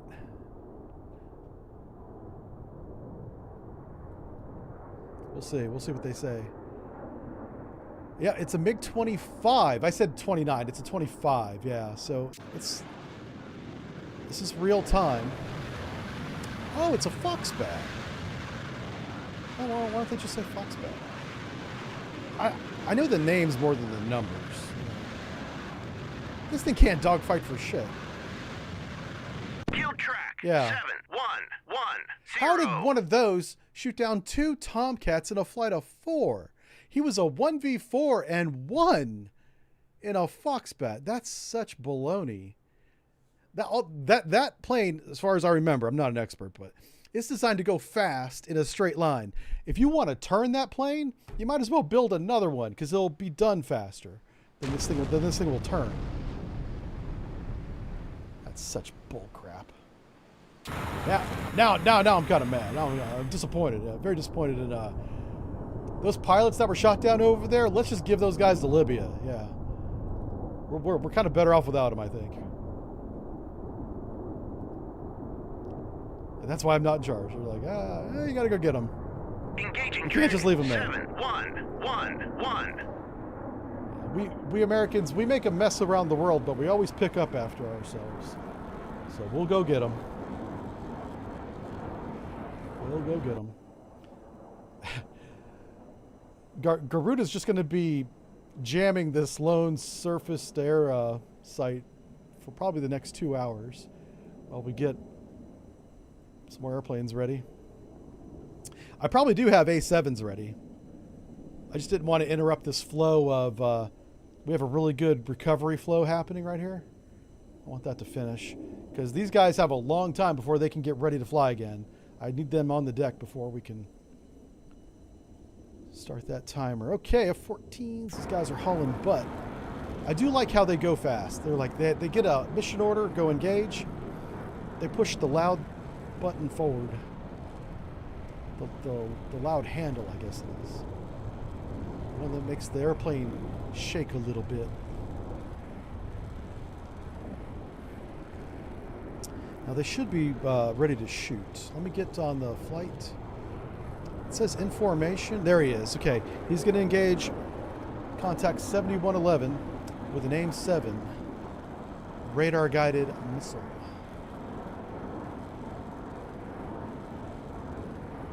Fox 1. You played this once and a Tomcat destroyed a lone 4 MiG-25 and the other time it was MiG-25 destroyed 3. Yeah, it's very RNG, isn't it, Mr. Ori? And I am okay with it. I'm just going to complain about it a little bit because the Foxbat's not a dogfighter. I think everybody that knows airplanes would agree with that.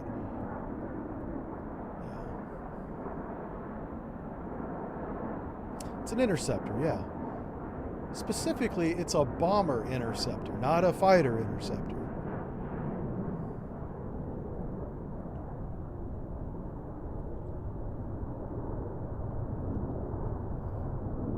Uh-oh.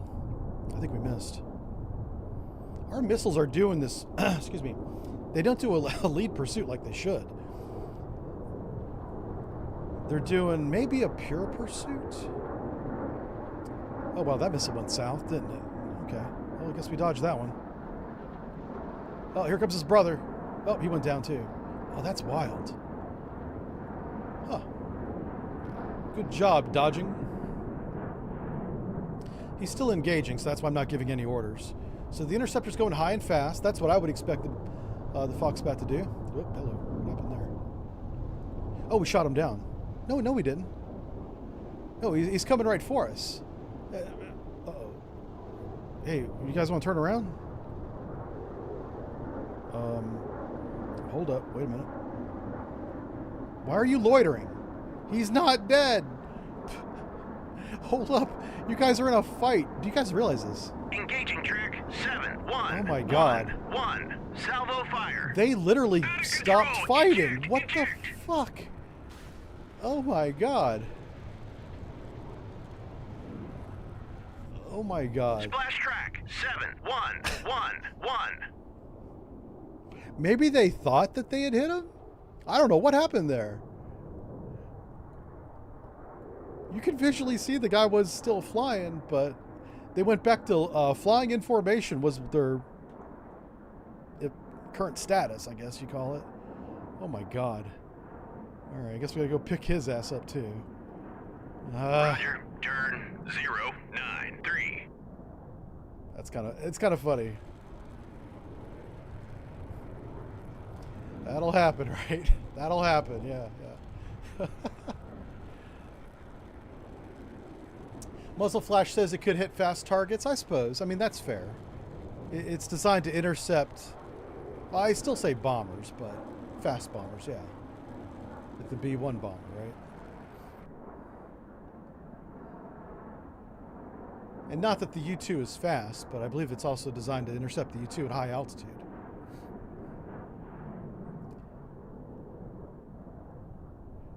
But those missiles there were AIM-7s, not the heavy AIM-54s.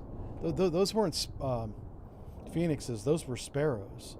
And to be fair, the Sparrow's very maneuverable, and it's pretty accurate too, more so than I think video games give it credit for. But it is riding on a radar beam, bouncing off the target, right? So because of that, in my mind, it's not doing a lead pursuit, it's doing a pure pursuit. It's just pointing the nose right at the target. That's how I understand that it works. I reserve the right to be wrong, by the way. 268. I could talk about submarines with confidence, but when it comes to airplanes and missiles, I probably know less than some of you in chat. Which is why I depend heavily on the descriptions and the information in the game. And don't get me wrong, I'm a big fan. I love all these planes and missiles and stuff. I just don't know that. I don't know much about it. I know I like the way this looks. That's a sexy beast right there, man. When I was a kid, I had a poster of that in my bedroom. Right next to Cheryl Tiggs. Somebody you guys don't even know who that is. That's okay.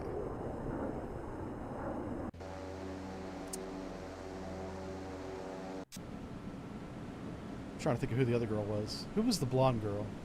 There was a very famous 1970s blonde supermodel. Back when not everybody was a supermodel. Supermodel meant something. There's more than one, obviously, but there's one I'm thinking of. I can't remember her name. I remember what she looked like, though. That's all that she cared about. That's how she made her living. Yeah, her image is Roger. burnt into my mind 309. in a good way. All right, let's stop being weird and start taking off some planes. Old man talks about old models. Yeah, I know. Listen, we all have our hobbies. That's a lot of Mark 82s. Holy smokes. How many of those can I take off? I'll take a flight of 4 of those. We're going to bomb the bejesus out of this place. Yeah. Also, do we have any Tomcats? Nope. Still no Tomcats. All right. So I've got 1 Tomcat. He's got, what, 2 missiles left? He's got 2 medium-range missiles left. I'm kind of returning him back to the folds. I don't want him out there by himself. It won't be long before these guys launch more MiGs, so I need somebody up here to try and fend them off. If I take the F-14 home, I'm gonna probably have to bring the electronic warfare plane home because I can't leave him undefended, or at least move him back to where the fleet is. I need somebody to defend this guy, which is why we need to get these A-7s back up in the air and on the way. We're in a really good place to win the mission. On station. I just don't want to lose all my Tomcats in the process, you know. On station. Oh, that's the Garrison. Okay. You guys are taking my planes off, right? Let's take a look at the flight queue. Make sure that they're actually going to do something. Yeah, they're preparing. 47 minutes remaining. Or seconds. Okay, 47 seconds remaining. Gotcha. Okay. That's not too bad. We can do that. Do you cycle the Tomcats? I do as soon as they're ready. I'm trying to get them going, you know? Like they're getting ready right now in the hangar. And then I do the chainsaw tactic when I can. Where you always have 1 on station, 1 in transit, 1 getting ready, and then you just keep that conveyor belt essentially of cap going. But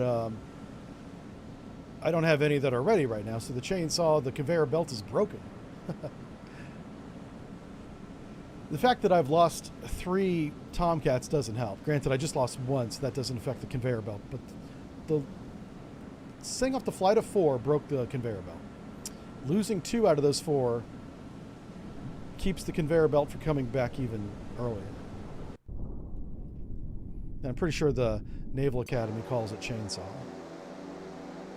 But I think conveyor belt gives the audience a better idea of what I'm talking about.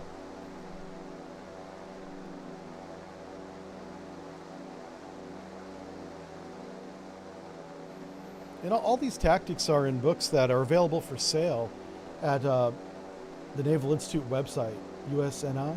You can buy the one that I recommend, and it's probably out of date, honestly, especially with drone warfare. It's definitely out of date with that. But it's literally called Fleet Tactics. And it's not Mahon's Fleet Tactics. It's Fleet Tactics for like the 1980s, like post-Cold War, Cold War and post-Cold War, because that's about when it was written and published. And that has a lot of those terms in it that I'm talking about, chainsaw and stuff like that. Roger. It also has a lot about leadership, 3. which any book from the Naval Institute is going to have leadership at somewhere in it. Yeah. Here's my what? There it is. Hold on. I'm trying to get away from that engine. It's really loud. Jesus. Okay. You guys, because you're transiting, I want you to go 10,000. Roger. Go to altitude 1 then- 0 0 0 0. If we go max speed, Roger. Booster. yeah, I think they still have enough fuel. Yeah, even at max speed. So we're basically going to go right to here, and then we're going to drop down to from 10,000 to 1,000, and then we're going to bomb the crap out of them. We're bringing all the pain in this one flight. What does surprise me is I know Libya had diesel boat submarines in this period, and they're apparently not in this scenario.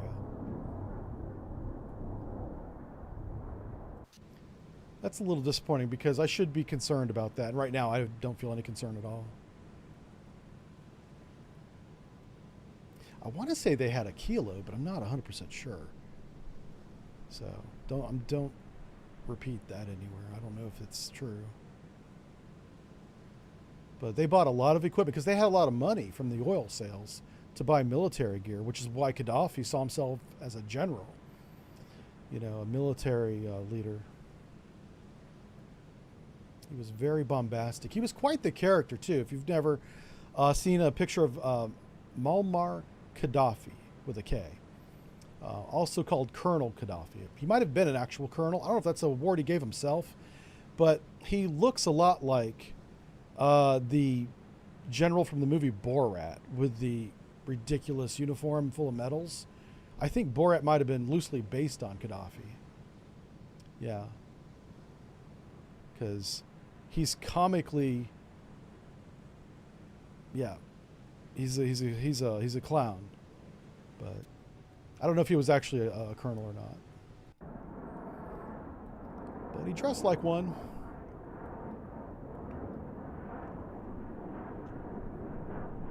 Let's see. Muzzle Flash says the AIM-54 was intended for Soviet bombers at long range. That's true. AIM-7 is a better choice. Yep.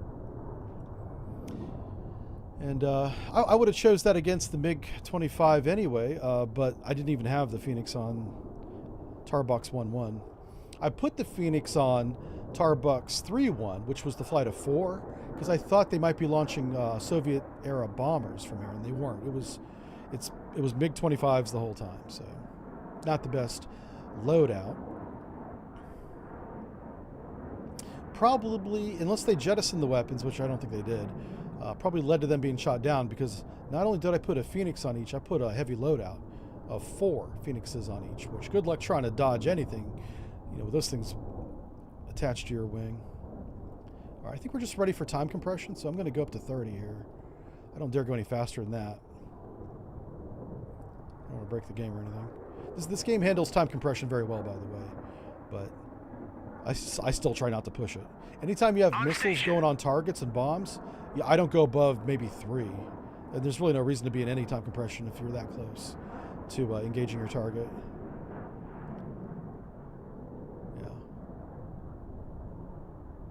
Yeah. They're almost in position now. He's got plenty of fuel. Everybody's got plenty of gas. All right, let's go ahead and start bringing them down. Let's go. We're at Falcon Flight 1. Let's bring you guys down to 1,000 feet. Roger, go to altitude 1000. So they're going to go from 10 to 1. They're already at 1 as they enter the range bubble of the SA-2 site that's been destroyed. And now, I'm going to try and give just a general order attack on the SA-5 location. Okay. Now, what I'm kind of curious is, will the AI take all 4 of these planes and bomb the same target? I hope not. Because remember, the SA-5 site is lots of different launchers. At least 2 radars are still functional. But as long as they each attack a different target... Where's the 4th plane at? Hold on. Wait a minute.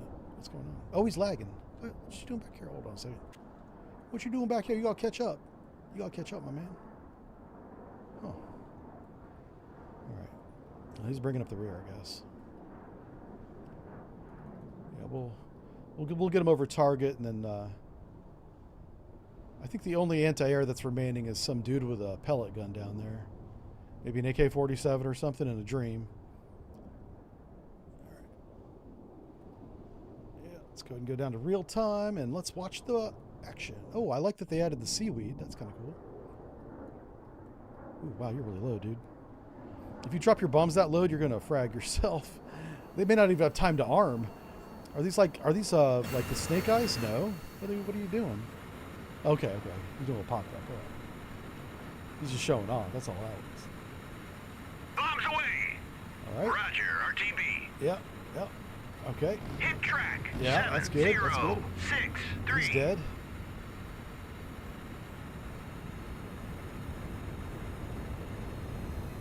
Okay.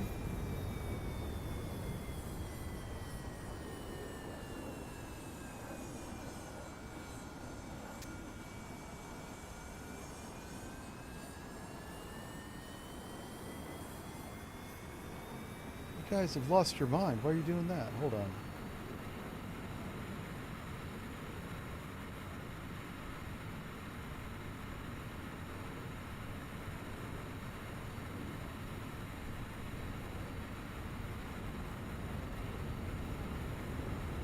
All right, good. He's going after that. Looks like that might be a coastal gun. Is he not going to bomb it? What's going on here? All right, he's Winchester. That's fine.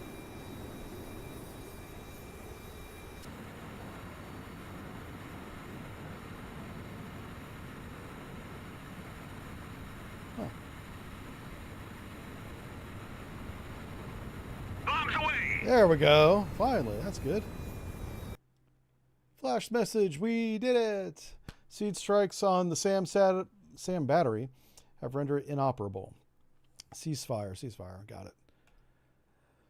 Okay, so, and we gained some experience. This is something that I like about the new update on the game is they have your units can gain experience. So whenever you get them again, if you're in a campaign, they'll be even better.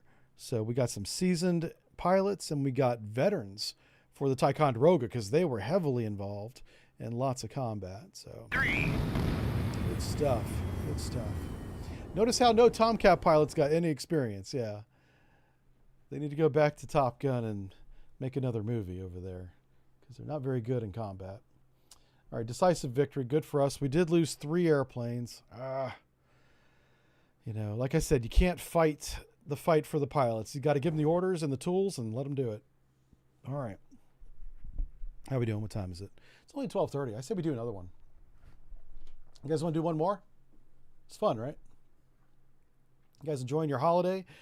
I'm pretty sure it's just an American holiday, but I hope you guys are going to have like a cookout, maybe do some golfing or whatever it is you find fun. Maybe it's doing nothing and watching me, which I'm okay with that too. But let's load up the first scenario because there is a campaign now. Well, there was a campaign before too, but now they have what's called a dynamic campaign. And so your units will gain experience, and it also measures their gains and losses from one event to the other, one battle to the next. So if you don't get resupplied, you know, maybe you don't get those missiles back, or maybe don't get those planes back. I've not played any of the new campaigns since they instituted this dynamic campaign function, so we'll do the first one and see if it's any good. We're commanding a Soviet raiding force, so we're playing the Red Fleet, baby. Playing the bad guys. I'm okay with playing the bad guys. It's fun. Isolated from war. So we're isolated from home waters, and we're being hunted. Ooh, by NATO. How dare they? Sustain our operations using very limited resources and decide when survival outweighs fighting. So we need to conserve our ammunition. Something the Ticonderoga class did not do in the previous battle. Note, this is a persistent campaign. Ship aircraft losses and weapon expenditures are tracked and will carry forward. Resupply is available at certain points in the campaign, but avoid unnecessary losses. That's what I find interesting, is we don't know the fight that's coming up next. So how much do we spend on the fight we're in now? I love that. That's kind of cool. That's a very cool thing. What Soviet sub would you be scared of to fight against? Today would be the modernized Yasin. Modernized Yasin in 2026 is a very good Russian submarine. Yep. Very good sub.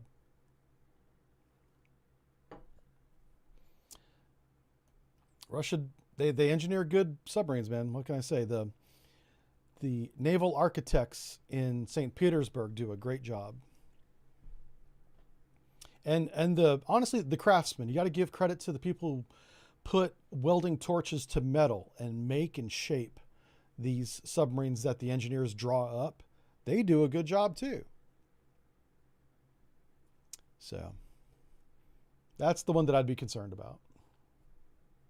All right, the year is 1985. The date is June 1st. Relations across Europe continue to deteriorate. Oh, we got some tanks. Look at this. You know I love the tanks, right? Oh, man, look at that. Oh, they're so cool. All right, what's next? Commander, what's my name? I am Rear Admiral Sergei Andronovich Markov. Nope. I'm Rear Admiral Turkey. Rear Admiral Turkey, that's me. Hello. Hello. Do I need more letters in my name? What do I need? I don't know.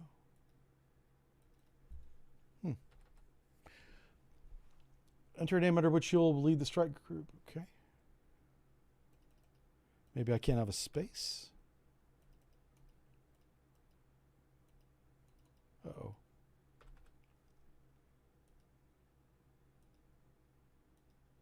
Okay, it lets you go on. All right, let me put the space. Let me just make it the original. There we go.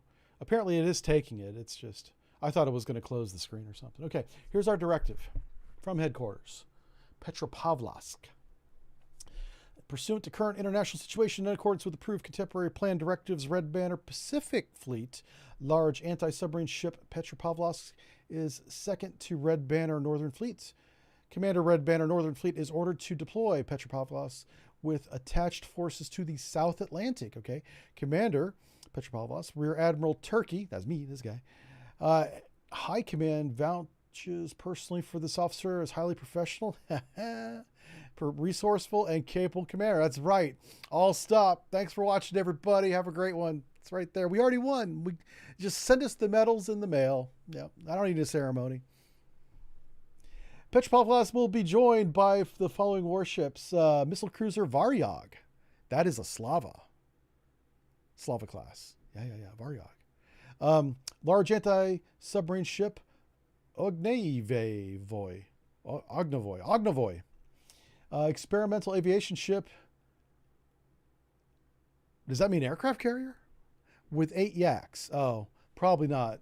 If it only has 8 yaks, that's definitely experimental. Oh, experimental. It's the merchant ship. Yeah. And to be fair, the United States fooled around with this idea as well. But there was an idea, and I don't know if the Russian Navy ever built this, but they had plans to take off vertical launched and recovered like Harrier style planes, the Yaks, the Yak-38s, from essentially a merchant ship. But it wasn't. It had a hangar down in the deck. It was a modified merchant ship, I guess. And so they could roll them up out of the hangar onto the top side where it would look like a cargo ship, almost like a Q ship, right? And then take off. Yeah. Apparently that's what we got. That's cool. Okay, this force is designated Strike Group Malonia. The task force is to proceed under conditions of strict radio silence, avoid unnecessary contact, and must operate outside of established commercial shipping lanes. Upon arrival in the assigned area, the strike group will maintain full readiness for execution combat missions in the event of hostilities. Further instructions will be transmitted. So we're going to be sneaky little boys. We're going to take our aircraft carrying cargo ship, our large anti-submarine ship. That could be I would think that'd be a Udaloy, but we'll see what it is. And this, I believe, is a Slava, the Varyag. Is Varyag a Slava? I don't know. We'll find out. We will find out if I'm right about that. I don't know. Hostilities. Wolves of the South Atlantic. This is us. This is us. A CVE merchant. Yeah. Yeah. Oh, it's a DD. Well, if it's a DD, then it's a definitely a Udaloy. The description would make it a Udaloy then. What do we got here? Okay. So hostilities have been confirmed with NATO in Norwegian Sea. Armed forces of USSR have transitioned to a wartime footing effective immediately. Okay. Attach, provide identification data. NATO merchants transiting South Atlantic towards Cape Town. That's in South Africa. Intelligence assess these vessels are intended to support reinforced NATO. Okay. They're going to go all the way around to Diego Garcia. Got it. That's their eventual destination. After destruction of these ships, rendezvous with our support element in Angola. Oh, man, where's that at? Angola. Oh, it's right there. It says Angola. Aha. Let's see. Disposition of NATO merchant group as follows. Intelligence assessment.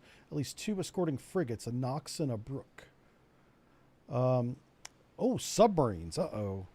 SS American Lynx Lancer class. Oh, SS as in steamship. I'm sorry. Yeah. Literally surface ships with merchant ships, rather. Okay. So we're to sink those 4 ships, I guess. Those 4 ships are protected by at least 2 escorting frigates. Pardon me. Okay. And that's our area of operation in the South Atlantic. We're on the western coast of Africa. And NATO's destination is eventually the Indian Ocean. So we know they're going to be heading that way. We can use that to our advantage to focus our search in that direction. This map illustrates exactly what I'm talking about. So St. Helena, UK, that probably has an airbase on it. So got to watch out for that. Let's keep an eye out to the west side. So I want to try and do some passive reconnaissance, visual reconnaissance with our Yak-38s, identify the location of this convoy, and then maneuver to destroy it. Of course, with the escorting frigates, an air attack may not be the best choice. We may outgun them. We probably do. We may want to get into a gunfight.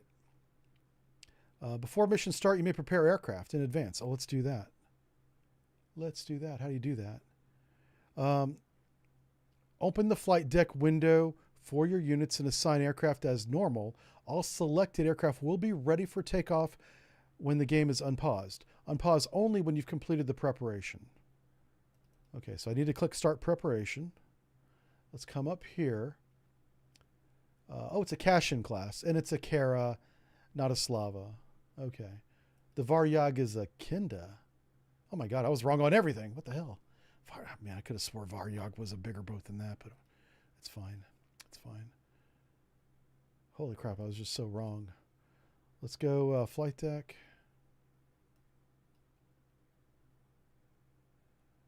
What are my choices? Okay. Huh. I thought it says light carrier. That guy's already in the air. This guy's in the air. Kashin. He can land a helicopter, but he doesn't have one. All right, so this guy here.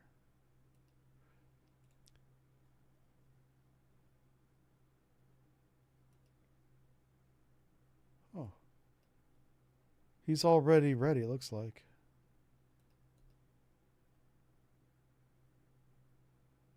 Yeah, it's ASW. Well, I suppose we could change that, right? If I click abort, can I make it a, I'm thinking strike with a fab bomb. He would not survive that.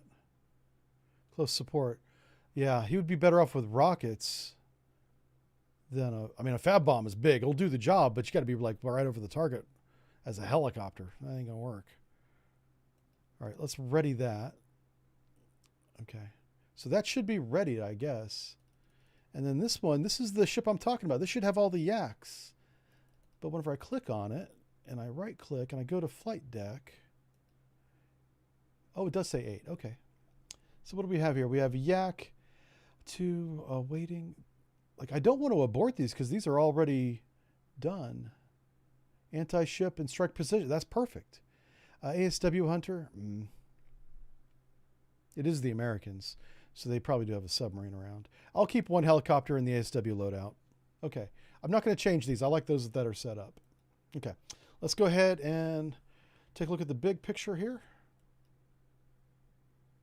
All right. So we have one helicopter that's ASW, I assume. What is his loadout? He has no weapons. This guy's strictly reconnaissance. Yeah, he's got the Big Bulge. Big Bulge B surface search radar, which I don't know if I want to use that. There's the VTOL. Okay. What's his altitude at? He's at 20,000 feet. So he's up there. And I want to change the map colors just for me. I don't see this light very well. I see this much better. Just personally. All right, I think we're ready. So Varyag. Varyag is a cash-in, it says. Good Lord. I'm going to have to Google that because I remember this name assigned to somebody totally different. It's quite possible more than one ship has the same name, too. That's Americans do that. I'm sure the Soviets do it, too. All right, let's unpause. Here we go.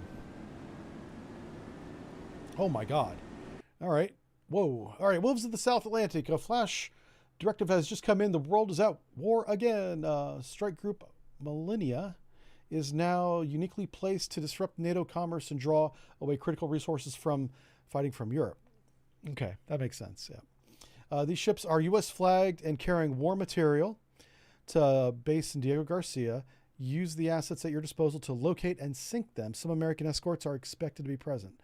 Petropavlovsk must survive, which I believe is the Kara. Kara must survive. Now, everybody's got their radar off, right? Let's just double check. I'm going to click on everybody and make sure radar's off. Nobody's rotating and radiating anything, including our radar plane. Okay, good. Everybody's off. Everybody's off. All right, so there's a helicopter up there. We know he's hostile. Right away, we know that. Right away. Right, I want to bring him over here.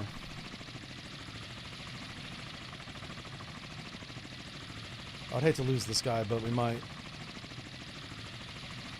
What I don't want to do is turn on his radar anywhere near my position. So he needs to get his ass over there.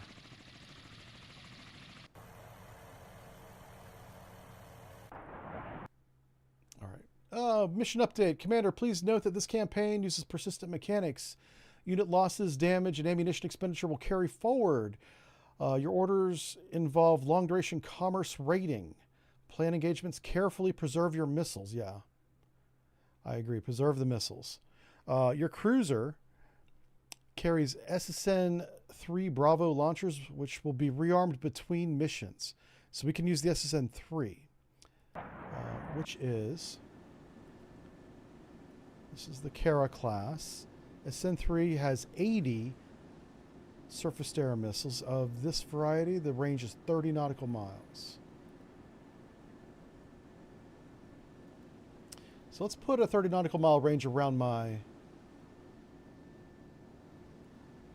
fleet. Just give me an idea of what I'm doing here. All right. Caliber, where are you going? Okay. I want to launch another airplane, if it's ready. Yep. Okay, I want you to do... I didn't think to load a Yak with an air-to-air missile, but I do have this anti-ship missile, so we can do that. I'll launch one of those. I'm just going to be very deliberate in these attacks. I intend on shooting down this helicopter. With this guy right here. He's got 4 air-to-air missiles. It's the aphid, which I think is short range, but I'm going to double check because I don't know what I'm talking about when it comes to this stuff here. That is 5 nautical miles. Yeah, it's worse than a, or shorter range anyway, than a Sidewinder. I wouldn't say worse. It's just shorter. Kinda, yeah, Kinda class.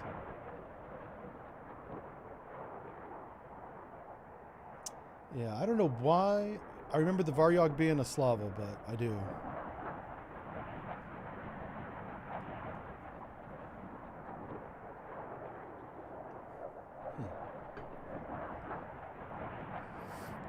Oh, you know what? Let's get on the horn and say, hey, are you a friendly? You are. Or neutral. Not friendly. Ain't nobody friendly in these waters. Alright, so we're not going to mess with them. That's the frigate up there. Yeah, so I think we need to shoot this guy down. Вас понял. Курс 351. Why don't you get down to about 500 feet? Есть занять высоту 500. Oh, is the sun going down? What's local time? Because we're not good at night fighting. Oh, it's 0500. The sun's coming up, and it is in the east, so that's a clue. It's a clue. Yeah, thank God we don't have to worry about night fighting. Americans good at that. Soviets, not as good. Does range in your fire from higher altitude? It should, Peachy. I would think range would have a great effect on your air-to-ground ordnance for sure. Прибыл на позицию. I'm sorry, altitude would have a great effect on your air-to-ground ordnance. But that question you have to ask the devs because I don't know the math behind this. Behind this game. What's this here? Okay. So here, I want you to... this guy's going Вас to run понял. around. Курс 100. I just launched this guy? I'm going to have him visually identify some of these. I'm pretty sure all of these are neutral. I'm not interested in them. We have a lot of radars going on up. Oh no. Ooh, that's not good. He's right there. Oh boy. That's not good at all. Let's get on the radio and see who he is. I'm not flying over him if he's hostile. He'll shoot my plane down in a heartbeat. If it's an American anything. Oh no. I'm not sure these Yaks even have a radar. Let's find out if they do. I'm not sure what the deal is with these things. Sensors. They have the Mark 1 eyeball. They have ECM and a radar warning receiver. Yeah, there's no radar at all, surface or otherwise. Interesting. If I'm not mistaken, the first Harriers were like that. Was there any radar of any kind in the first version of the Harrier? Is my question in the chat. Varyog. Was Varyog a carrier? It wasn't the Kuznetsov, but it might have been like a Kiev class. Yeah, I remember the Varyog being something other than this Kinda that we have. And it's okay for ships to have different, or the same name on different ships, but not at the same time, obviously. That would be really confusing for everybody. But keep in mind, the Soviet Navy during the Cold War was huge. They probably ran out of names. Oh my God. All right, so this guy is visual and he's not answering calls. All right, let's find out Вас who he is. понял. Курс 53. He's probably neutral. I'm not too worried about him. I am at 500 feet, so... I don't think these radars that are out here that are American are detecting me at all. I I'm just curious. If this is like an American spy vessel, oh my god, it is a merchant. Okay. What do you have? You have the anti-ship missile, right? Вас понял. Курс 9. That guy's going to radio this guy's position. So we can't have that. I want you to drop both of these fab bombs on that guy. Вас понял. Атакую цель 7000. I want you to 11. shoot 2 just to be sure and get rid of that. Вас понял. Атакую цель 7000. 9. Залп. And again, I'm trying to get this guy over here out of the way. You know, I want him to light off his radar, but I want it to be over here. But this merchant just radioed to all of his American friends that, hey, this yak just flew overhead. You know, we got this bad guy out here. This is the yak that got spotted. He's going to take out a helicopter. I'm going to see how this works. Some of these missiles are really bad at taking out helicopters over water at low altitude. I have no idea if this missile's in that category or not. It has no gun either. Like, the only weapon this thing has is whatever it has on its wings. Yeah, these 4 missiles and that's it. So, oh my god.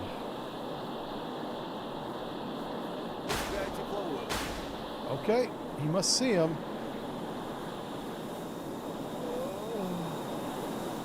Oh, 7000. got him. 9. Уничтожено. Take that, capitalism. That's right. Let's go back and make another 5-year plan. Alright, that pissed off all the Americans for Вас sure. понял. Курс 135. Let's come back up to 3,000 and 6,000 И feet. занять высоту. One thing that these 6000. planes have is very short legs. Oh, and that helicopter's going to be replaced. So that means we got to replace our guy. Let's go ahead and start preparing an air-to-air forger. Let's prepare 2 of them. Ready them up. I'll probably only launch 1. I want 2 ready.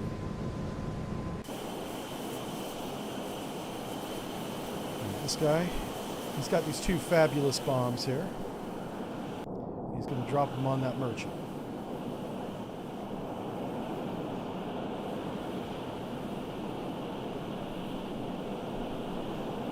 I do like the idea of doing commerce raiding. It's a very World War I and World War II thing. It's essentially what the U.S. Navy submarines did in World War II as well. Even though we did obviously attack ships and more ships, in the Pacific Theater, we wanted to sink the Tokyo Express, supplying all the island chains between the Philippines and Okinawa and all the way down into Borneo. I'm assuming this ship doesn't have any point defense. I'm about to find out if I'm wrong.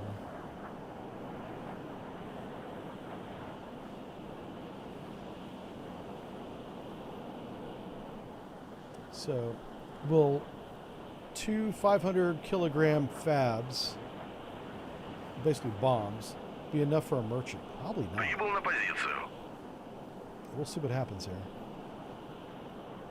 We have a new ESM contact. I'll take a look at that in a minute. I want to see how this attack goes. See if he has any kind of defenses. We don't necessarily need to sink him as much as we need to disable his engines. Like, yeah, hit the superstructure with a couple bombs, right? Бомбы сброшены. Возвращаюсь на базу. Oh, we might get secondaries on that. Yeah. 1011. Okay. Поражена! One, that is a lot of explosives, but he had explosives on board, so that's all that took. Oh, well, hello. Helicopter was replaced awfully quickly. Ah, these guys are coming at us now. Okay, be careful, be careful. Вас понял. Курс This guy's a 200. warship. 90. Ooh, 8. look over here. Okay, okay, okay. I'll tell you. tell you what, let's come down this way.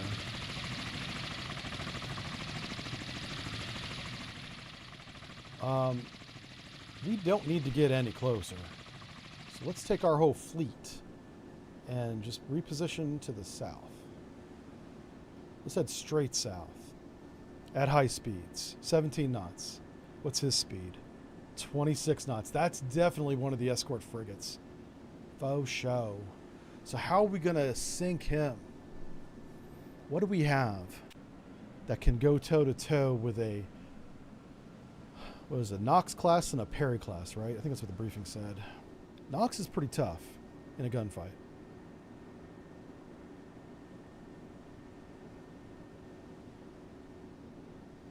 Do I want to spend anti-ship missiles on him? Not really. I can't outrun him, though. That's the problem. He's faster than we are, so we are going to have to engage him, I think. Okay, we're up at 6,000 feet. What's he at? Well, we're not sure.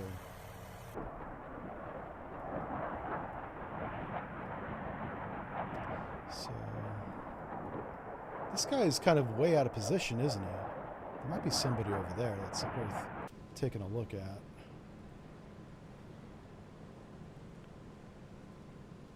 So yeah, I'm just being very judicious. Let's go ahead and launch. I know that it says 2 ready to launch. I only want to launch 1. Is it going to launch 2? It looks like I'm going to have to launch both of them.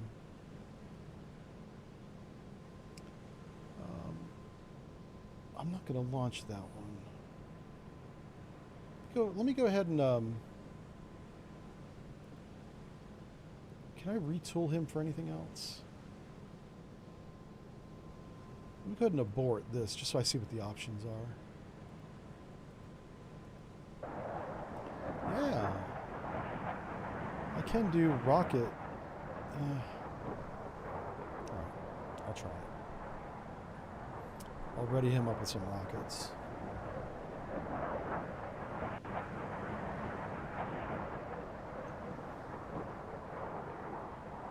I wonder what the precision strike is. If I go to Forger Precision Strike, what does it say? Oh, it doesn't have it as an option. Alright, I'm going to go ahead and launch that just to see what the hell it is. I'm going to try and do an attack on this Contact 12 here. Oh, jeez. Okay, we're ready. We're ready. Alright, let's move in and go low. I'm going to get back down to 500 feet. I think this is an American destroyer, or frigate, rather. It's a frigate. And so is this guy. But look at their range. Like, if they get a good radar return on us, they could probably shoot us. Yeah, that's what, 14? What's the range of the Sparrow? It's like 10 miles, right?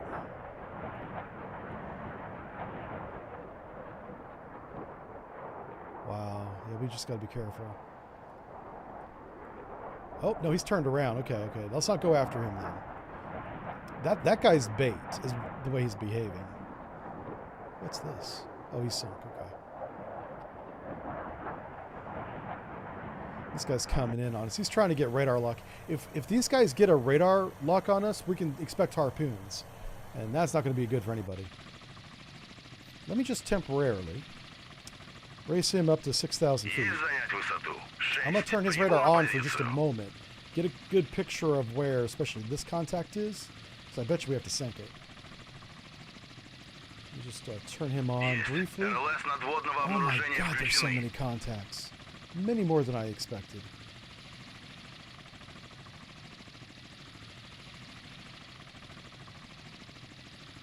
I'm going to do radio calls real quick on them. Find out who's who in the zoo here.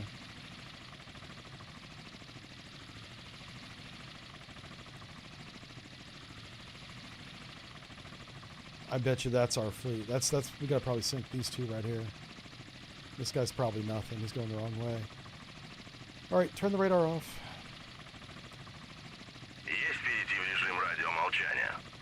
Look how far this guy's come in just that short time. Well, he did have an AOE, so that's not fair. I still know what he is, though.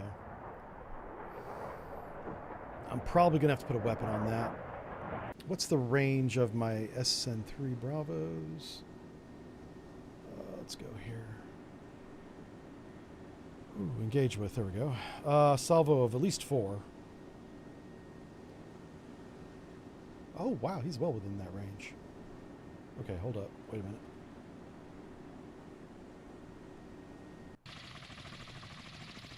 So I'm going to expend 4 missiles on this target. Есть. РЛС надводного обнаружения включены. How many do you have? He doesn't have many. Okay, I'm going to do it. This is an expenditure of missiles I don't expect to get back. Вас понял. Атакуют цель 7000. Shoot all 4 of them. Залп. I'm going to keep the radar on until these missiles are in flight. That's my plan. Прибыл на позицию. Let's verify his speed was 26 knots. No, it's 9 knots now. Wait a minute. Прибыл на позицию. Oh, that's another one. Oh my god, hold on. Ракета выпущена. I got a little confused there. 7000. 12. Вас понял. Курс 208. I didn't realize that I was confusing those two just for a moment. That's 2. Ракета There выпущена. they go, there they go. Yep. 7000. 12. Come on. Alright, there it is. Now turn off that radar. Есть перейти в режим радиомолчания. So now I know that I got to destroy that one. Is he within gun range? No. Alright.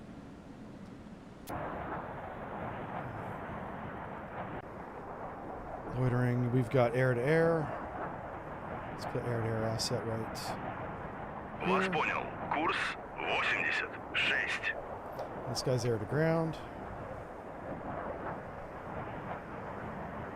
Вас понял. Курс 50. Прибыл на позицию.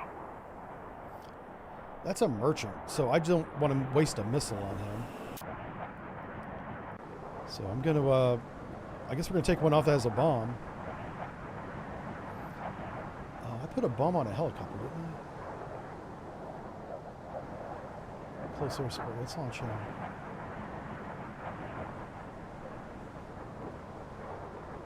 There's either bombs or rockets.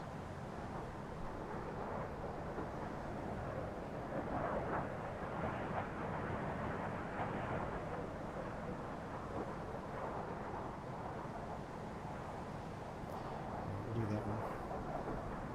Yeah. Whenever it comes to these merchants, I'm not going to waste a missile on them. But I'm convinced that that's a warship. He was doing 26 knots. And he still is. So, yeah.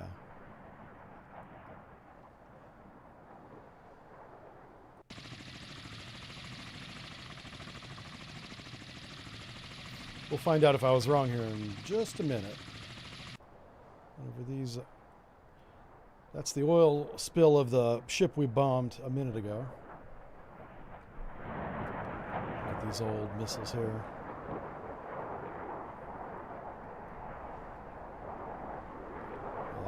Alright, it's transitioning. This is the terminal phase.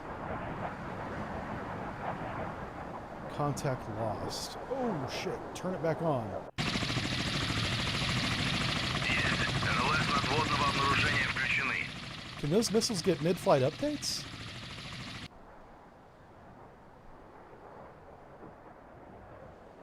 Oh no.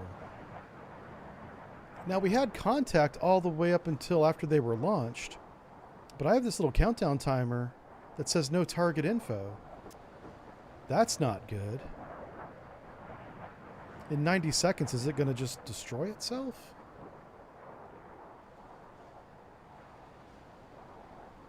Oh no. Well, it's going to be over in less than 90 seconds anyway, so... That's something to keep in mind with these missiles.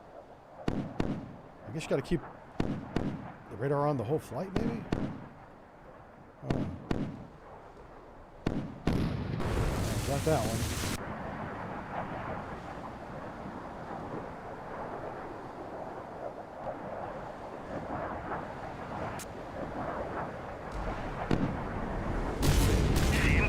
Got him.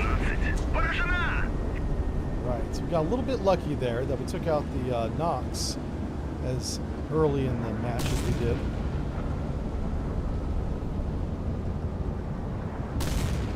He's toast. That was the Garcia. He gone.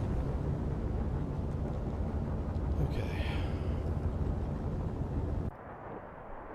So Caliber Flight 5, this is my other air-to-air flight. They're at 2,000 feet, that's fine.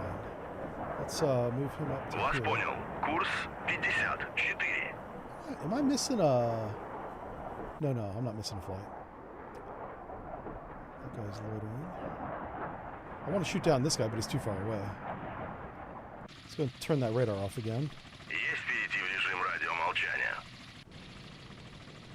What do we got here? Вас понял. Курс 86. Caliber Flight. Okay, this is my other... So Caliber Flight 5 is what? Oh my god. What weapons do you have? I can't... It's not saying. That looks like an anti-ship missile to me. This one has air-to-air. So... What's this for? Caliber Flight 3? There it is. What's your altitude? You're at 2,000 feet? Excellent. You come over here. Вас понял. Курс I need somebody to shoot down this freaking 94. helicopter, so that's kind of what I was doing.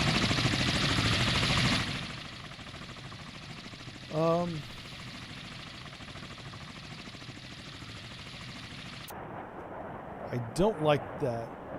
It does say AS-7, by the way, right there. Those missiles probably don't come back. So I'm not too interested in expending them at this point. I thought I might have to use those on the Garcia, and I don't. So let's loiter your happy rear end right here. What's this guy doing? You. Get over here. Вас понял. Курс 85. He's got some rockets. Probably not going to be enough to sink this dude. But I should be preparing. Yeah, there it is. This is the guy I want to send out after that merchant. Okay, cool. Прибыл на позицию. I am going to try the rocket attack just to see if that's effective. I don't expect it to be. Вас понял. Курс 193.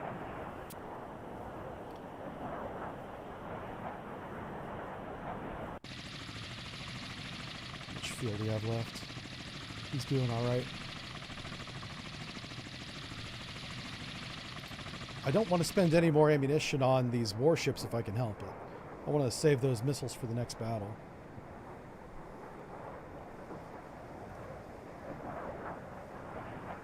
Прибыл на позицию. This guy has his radar on. He's probably the Perry. He's probably the escort. What happened to that one? He just disappeared. Let's turn our radar back on just for a minute. Есть. See if РЛС he- yeah, okay, надводного he's still there, вооружения he's still включены. Alright, so everybody's there. Okay. Есть перейти в режим радиомолчания. And we're just going to keep doing that. Good lord, I'm just trying to get away from that sound. You know what? At this point, go Вас ahead. понял. Курс RTB. 90. Возвращаюсь на базу. That was our initial cap flight. Yeah, this guy is playing bait. That's why I'm not chasing him. He's doing like a little, you know, northeast to southwest bar search right there. And I am going to take out this helicopter. This is the one that could give us problems if it sees us. Yeah, let's read some chat here. Hey, hey, Rosie is, oh, here and gone. Okay. This must have been lunchtime. Yep. Just a flop. GG, yeah. Oh, no, the Rumble stream terminated early. That's not good. Can I reset it? It says it's live again. Alonzo, tell me if it's not live now. I can reset it on this end if I need to. What is this guy doing? Oh, joining formation. Okay, hold up. Wait a minute. Why? I want you to break up this formation. Leave formation. Вас понял. Курс 165. I want you to... Let's come out of time compression. Let's turn our radar back on. Есть. РЛС надводного обнаружения включены. Please select it. Thank you. And then engage with your Fab 25. Вас понял. Атакуют цель 7002. So that's the Brook for sure. Oh, it's another Nox. How about that? Oh, it's a Brook class. Okay. Brook class designed for anti-air warfare. A derivative of the Garcia anti-submarine frigate. Oh, we don't want to get near this thing. We also don't want to shoot missiles at it because it's very good at defending itself. It has 16 surface-to-air missiles that are very accurate and long range. My goodness, 25 miles. My God. How are we going to take care of that? I don't know. Let's put a 25-mile box around him, though. 25 miles. I'll make it 24. All right, we want to stay outside that. And you can see that the two targets we have are well inside. Oh, watch the bombs, watch the bombs. Yeah, there we go. Bye-bye, Mr. Прибыл на позицию. Yeah. Yeah, you're on fire. Yeah, sure. Good job, us. All right, he's going to return to base. That's good. Oh my gosh. Caliber Flight 3, I want you to fire one missile. Go to flight lead here. Flight lead. Engage one missile, single shot. Right here. Вас понял. Атакуют цель 7000. This assumes that they know where that helicopter is.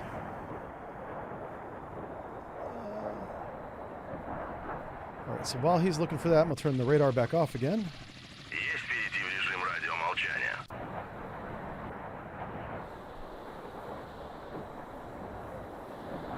Do you know what I can do? I can outgun him.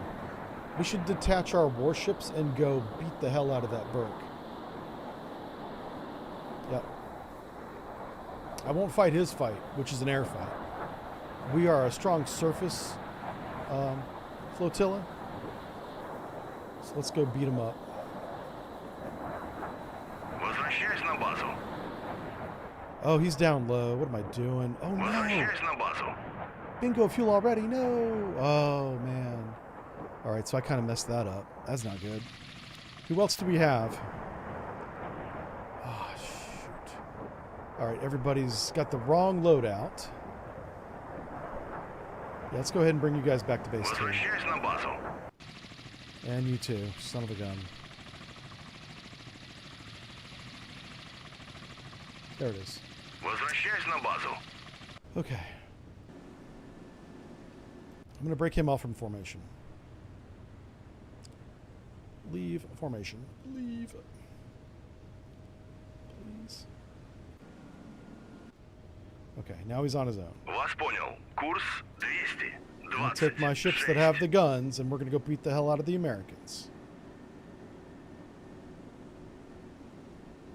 So what I did is I separated the aircraft carrier, and that's in big-ass air quotes, away from the gunfighting platforms we have. So now we have two elements, essentially. Вас понял. Курс 61. And I'm going to go destroy this frigate.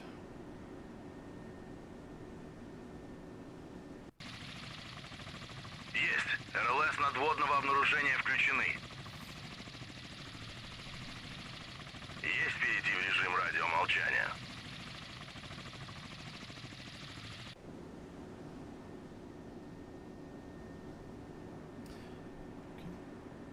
Oh, they're turning. Okay.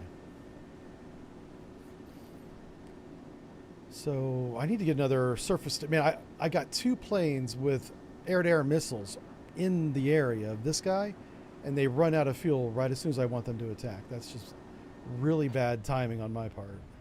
Let me see if I can get another one in the air before these guys start landing. Once these landings begin, it's going to take a long time to get another one in the air. But I don't know if I have one that's even ready. I don't. I have this one that's going to be ready in 3 minutes. Oh, I do have one that's just sitting there, but he's not ready for anything yet. Let's go ahead and launch one if it lets me. 3 minutes and 3 minutes 20. Okay. Okay, 3 minutes is less than 3 minutes 20. I just need to put a weapon on this helicopter before he sees us. Honestly, if the Brook shoots his harpoons at me, I think it's only going to be 4 from the box launcher, right? Pretty sure it's only 4. He doesn't have harpoons at all. Oh, yeah. Now, he does have this 127 millimeters 5-inch gun with 450 rounds. That will do some work.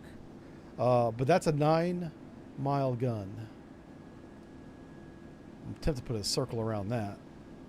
I think we're just going to go over there and beat the hell out of him. That's the mission now.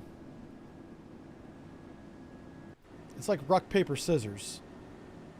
And he's anti-air. And our ship is anti-surface in terms of ballistics. The only thing that would really ruin our day right now is the submarine. Yeah. That would really not be good.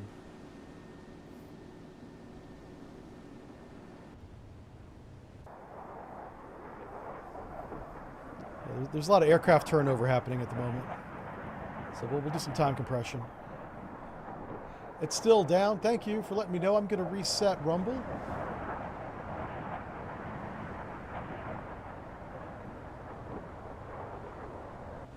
All right, Rumble's been reset. I will see if that makes any difference whatsoever.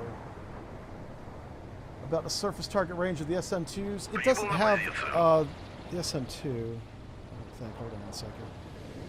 But that is a really good point that somebody in chat just made.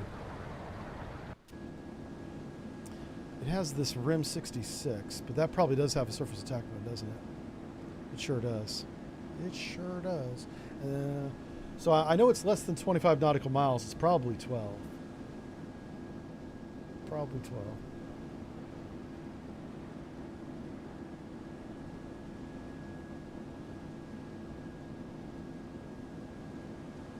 Oh, right here it says 15 nautical miles. It's got the little chart right here. I'm glad they added that. That's really cool. It's like the missile engagement envelope is what it looks like. So 25 miles, man. What's the range of the AS4? Is he landing? He is landing, okay. So if I look at the AS7, that range is only 5 nautical miles. Oh my God. Yeah, I'm not taking a Yak 38 anywhere near that Burt class frigate, man. No, we will lose every one of them. None will survive. He will shoot down 16 airplanes, and I ain't got that many. Yeah. Вас понял. Курс 34. Есть. РЛС надводного обнаружения включены.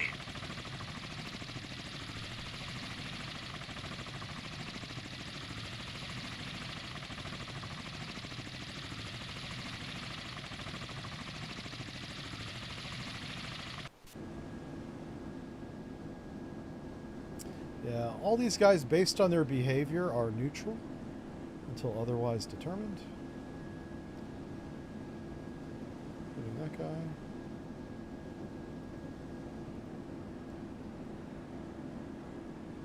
I may have to light off my radar and shoot down this helicopter.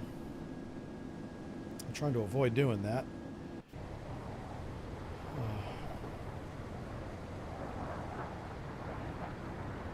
Let's see what does the flight deck look like? Are we... Aha, here we go. Okay, we got him.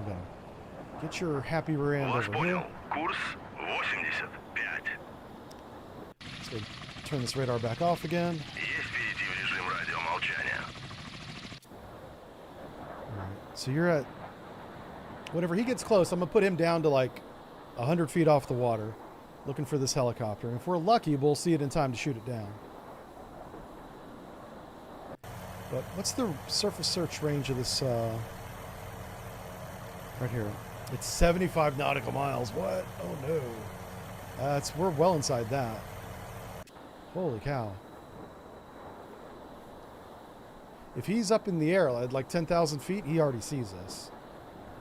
My one saving grace is he may be near the water, which would extremely limit that range to very, very short range.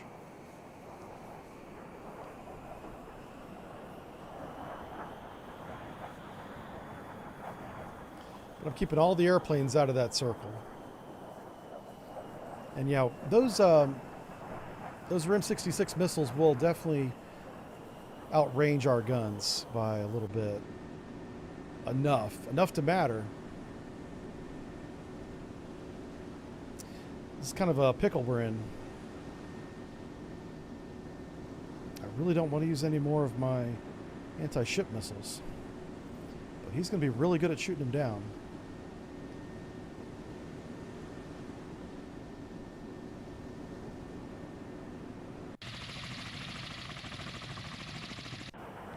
All right, let's get you down to 500 feet here, sir.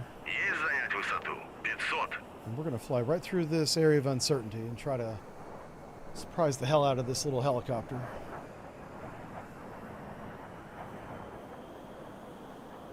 And the Brook isn't trying to hide his position anymore. He's got all of his radars on right now. So I don't blame him. At this point, you know, he's already lost his ASW escort. He's already lost 2 merchants. He's being smart by staying with the other 2 that he's got to protect. That's pretty smart.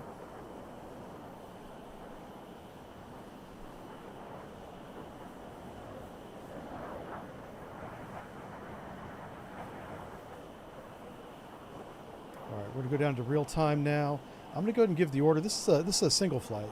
This guy's by himself.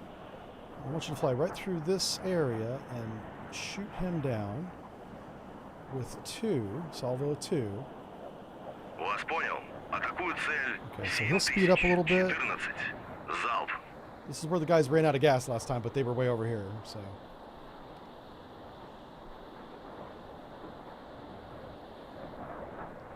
Up and running, all right. Yeah, thanks for letting me know. Sorry it took me an hour to read that message. That's interesting that Rumble kicked me off. I'm thinking about changing the bit rate a little bit because I've learned streaming in 1080p, a little technical talk here, is best for everybody. And then whenever I do the videos, I can upscale them to 4K, no problem. That's very easy to do now with the technology we have.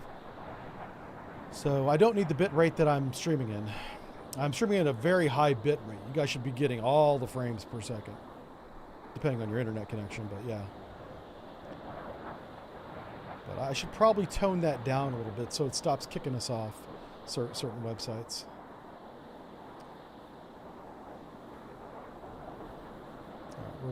Okay, we got visual on him. Yay! Shoot him with your missiles. Good luck, American. 7014. Уничтожено. Oh, capitalism had a bad day. All right. Well. Вас понял. Курс 2.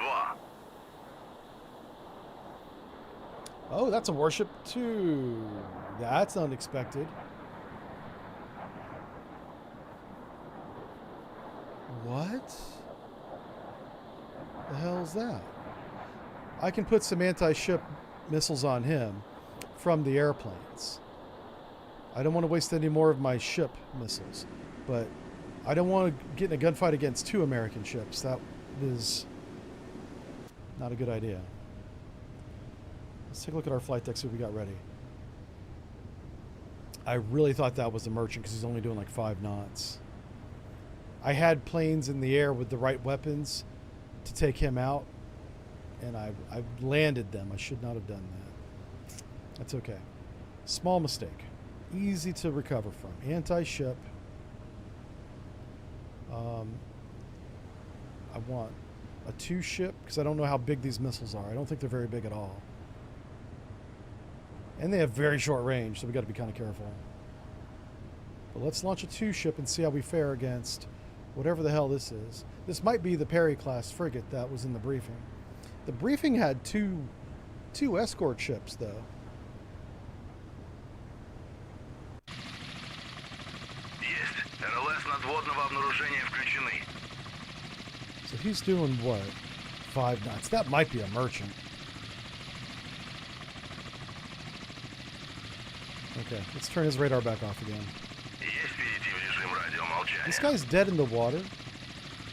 He could be doing a submarine search, ASW search, which would make sense if he's a Perry class. All right, so we got air defense frigate, anti-submarine frigate potentially, enemy helicopter in between the two. I don't dare get close to either one of them. Let's start moving you back. Вас понял. Курс 200. This guy doesn't have much fuel left. Alright. The next event is going to be the launch of those 2 Yaks with the anti-ship missile. Whenever this guy lights off his defenses, if he has any, that will tell us what kind of ship he is. So that's kind of what I'm hoping to do with this anti-ship attack I'm about to perform, is we will learn what kind of radars this guy has. Right now, all we know is that he has a radar.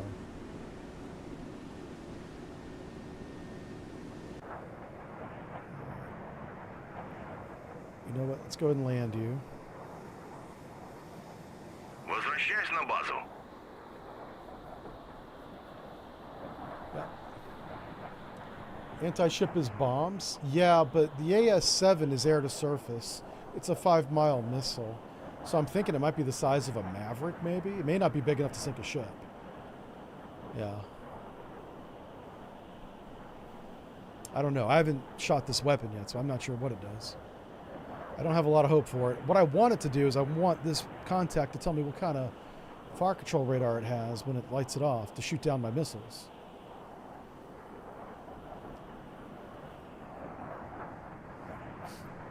I'm still sending my boys over here at 19 knots. Прибыл на позицию. Kind of head them off. All right, there they go. Whoa, whoa, whoa, whoa, whoa. Okay, they're ready. They're ready.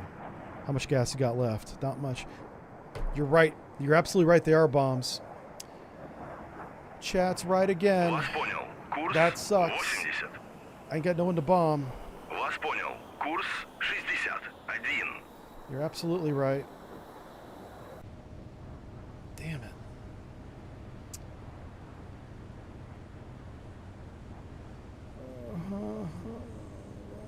Okay. It is fab, yep. Damn it. Where did I see the AS-7s at? Oh, Precision Strike. That's where I saw them. Okay. Cool, cool, cool. Good call, chat. Credit to you for being right. Yep. Shoot. We're not going to be bombing a warship. That's dumb. What's an OFAB? I have no idea. I imagine it's a bomb. So, man, the AS-7.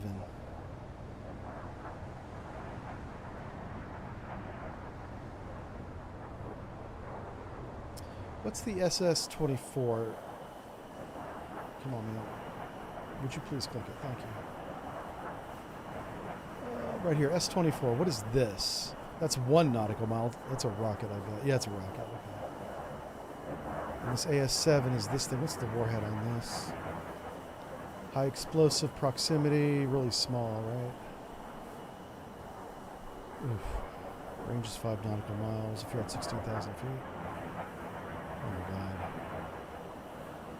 I don't know of a good answer for a warship. Now, it's possible that that ship is not a warship. Just because it's enemy doesn't mean it's a warship.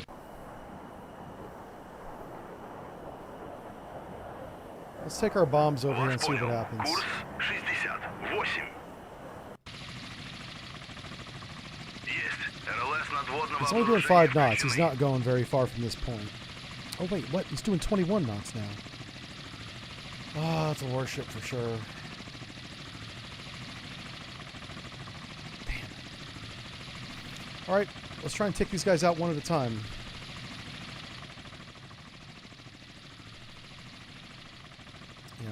So these bombs aren't going to do anybody any good. Вас понял. Курс 91.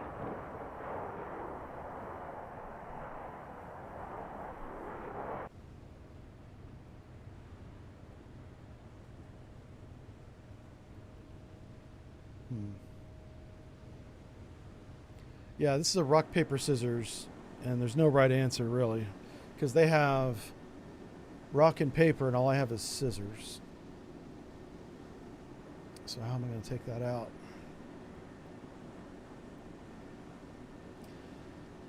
So this guy, if it's a parry, he probably has harpoon.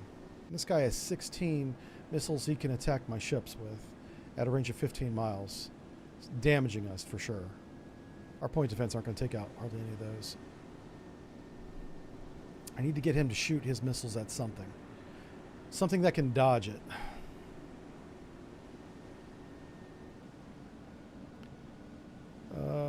What is the range of my...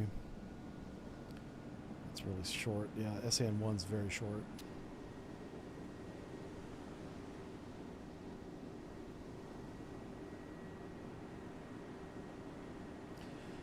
So what I'm thinking is, I shoot my SSN-3 Bravos, I have 4 remaining, at this lead ship.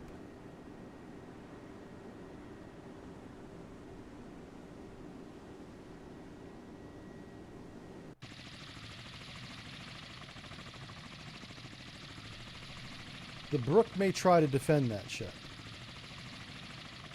because it's well within his surface-to-air range. I'm trying to deplete the munitions on Brook so I can sink these 2 vessels that are over here. I'm not even really worried about this. I could attack the Brook directly, and then I could use my airplanes to sink the vessels. That might be the better answer. I've only got... I don't expect any of these 4 missiles to make it to the Brook. But if I sink this vessel, I can outgun the Brook. This guy's got heavy-hitting anti-ship missiles, assuming he is the parry, which is what I think. Oh, so will one of these 4 missiles get through their air defense? Well, the parry air defense is good for 2 of those 4. The Brook air defense is good for the other 2 if it shoots in time.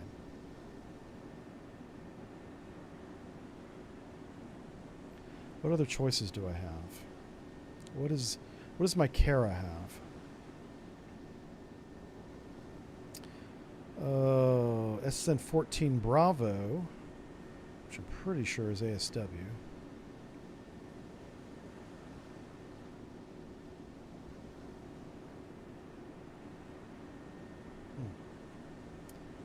Is the Bravo variant the anti-ship variant? It might be.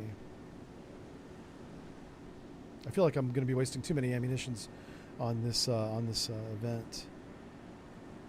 I do have 8 of these Bravos. Let me see. This is the anti-ship. It does both. Okay. This is what I was explaining to chat on Wednesday. It might have been a week ago Wednesday. That this one ship, one missile, this one weapon, SN-14, can do anti-submarine, anti-surface ship. It depends on what mode it's in. And somebody was telling me that it's SN-15. SN-15 is like submarine launched, I think. Yeah.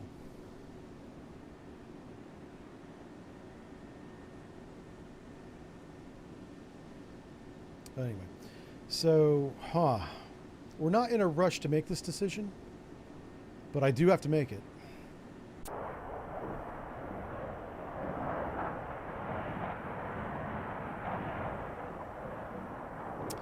I could wild weasel him. That might be really dumb. I don't know if wild weaseling a parry is a good idea. Yeah. I'll tell you, but let's split the formation.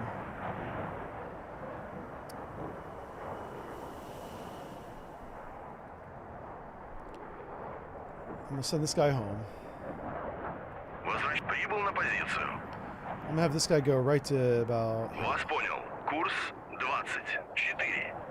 And what's your altitude? Let's put his altitude up to 6,000 feet. 6. I'll see if I can trigger this guy to do anything. Light off any other radars. Because I might be tilting at windmills here. This might be nothing. But the fact that he spent the 21 knots, that's not a merchant. That's not a merchant. That's an escort for this fleet here. That's the Vanguard.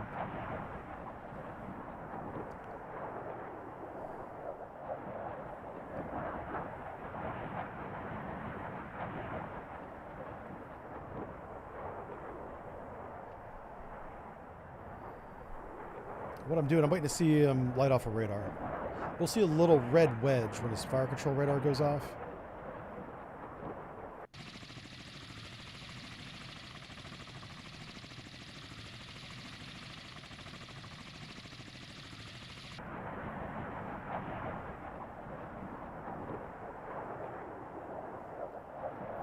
This guy's at 6,000 feet.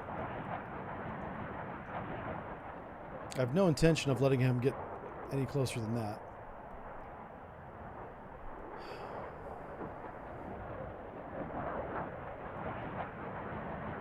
See, semi-large, and this is very large. This is a merchant ship.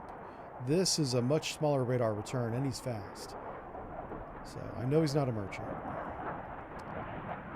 I just want to know his capability. It's another Brook. If it's another Brook, we can go gun him. No problemo. I'm notching a little bit here. Little pre-notch.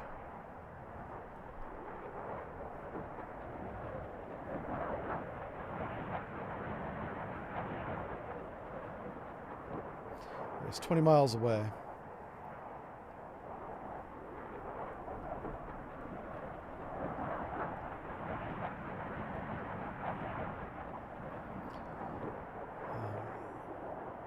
Well, it's not a Burke, or else he would have shot me by now.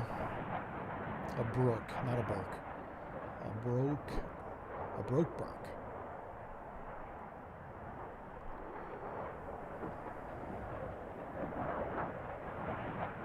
Yeah, I'm just kind of teasing him now. He knows I'm here. He can see me.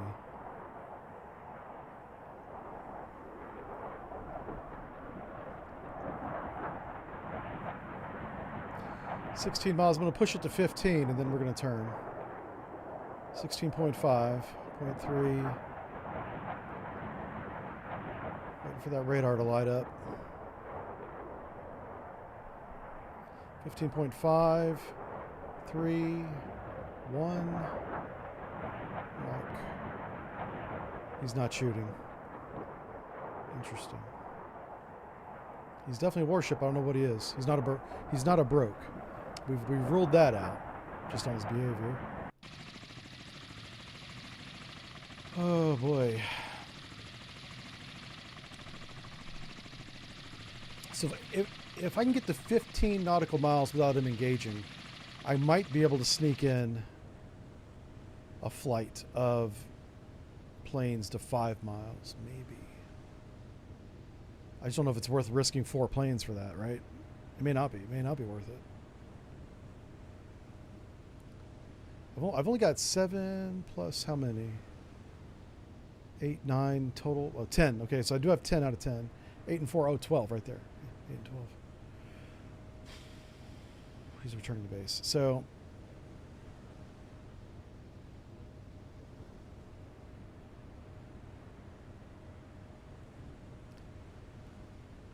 we can give this a shot.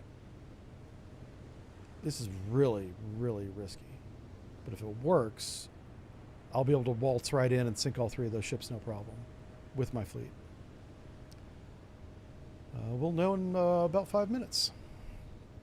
We will know the answer, folks. This is either a brilliant decision or really dumb. Whoa, why'd you turn around? RTB, my friend. Возвращайся на базу. All right. Let's go and turn off your radar. I know where we're going, so that's all that matters. Yeah, he's got his radar on full time now, too, so he knows. He knows what's up. He knows we're coming. But I'm going to attack from the south to the north so the Brook can't support him. That's the plan. So this was like a little probing scout, was the mission of that guy. He probed the defenses, 15 nautical miles, he's good. Right at the edge of the max range of this platform's weapon systems. So that's going to be the approach window that we're going in, is right around here. As soon as they take off. I think we're going to land these first, it looks like. We're going to get 4 of these yaks in the air in formation. And if I can get them close enough to shoot, I will. I'll let them shoot. All right, he finally turned his radar off. Smart man, smart man. Let's reposition. He's back up to... Oh, he's at 5 knots again. So this is definitely ASW. He's doing sprint and drift tactics. If I had a submarine, I'd be concerned, but I don't. So I don't care. How many is this? Okay. Well, we launched part of the flight and stopped. That's not good because we don't have much gas. I need all planes. So I've got 1 plane, 2 plane. There he is, 2 plane.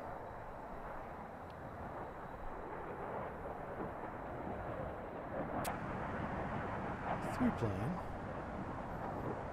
As long as that guy in the pattern has gas, we want to get these guys off the deck. You see how the hangar goes down into the cargo area? Or how the ramp goes down to where the hangar is in the cargo area.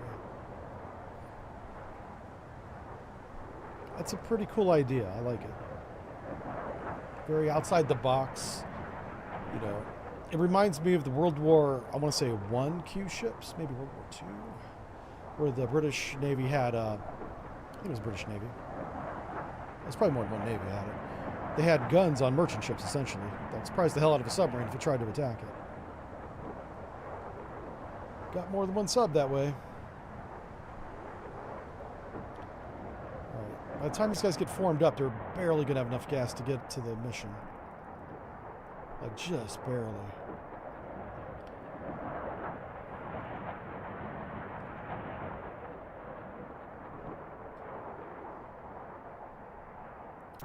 Is there a 4th one on the deck? There is. That's number 4. Okay, get his ass in the air. I really need these guys to be tight. Like a tight formation.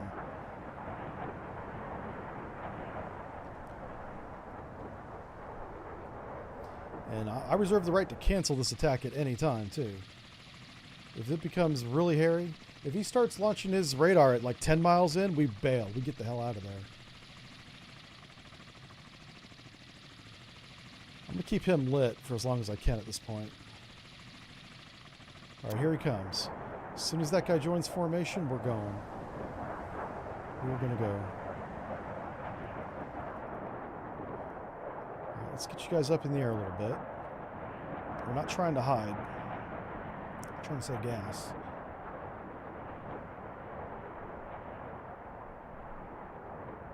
Alright, let's go to 6,000 feet. I will take them back down on the deck again before the attack, but I'm just trying to make sure they have enough fuel to actually get to where they're going. Because it's right on the edge. Like, that blue line is their fuel state. It's not good. Alright, I think we're close enough. Let's start going. Вас понял. Курс 70. We're going to go kind of like to here. And then we're going to... That's where we're going to drop altitude and we're going to go in on him. And this guy's going to run out of fuel soon, so I'm just going to keep his radar on for now. We'll see if this works. I'm either going to lose all 4 planes or none at all. You know, I don't know. That's how I feel. Armed merchants or Q ships. Yeah, that's what I was thinking. I forget the history of the Q ships, but it was definitely a World War One, maybe World War II, but I want to say it was World War One, where they had the merchant ships with deck guns hidden inside what was the looked like cargo, but there was no cargo. It was a warship. Yeah. You'd have to Google it. Just something I thought of whenever this scenario came up. Having a merchant ship converted to essentially a warship.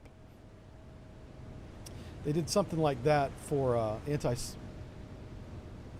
to trick submarines into attacking them. So much so that they would dress the crew members up as, passengers on a cruise ship. Wigs and all. Men wearing dresses. Because, yeah, to each his own, right? And then, like a German U-boat would surface and radio them, you're, get in your lifeboat, we're going to sink you. And they'd be like, wait a minute, comrade. And they would pull out the cannons and sink the U-boat instead. Or at least fight with it. Yeah. But I don't remember any details about that. I don't even remember what World War it was. Yeah. The Germans had that during World War II? Okay. I thought it was the British. But both navies might have done it. I don't know. Q ships were in both wars. Okay, that's why I can't remember which one it was. The answer is it was both. Okay. Yeah.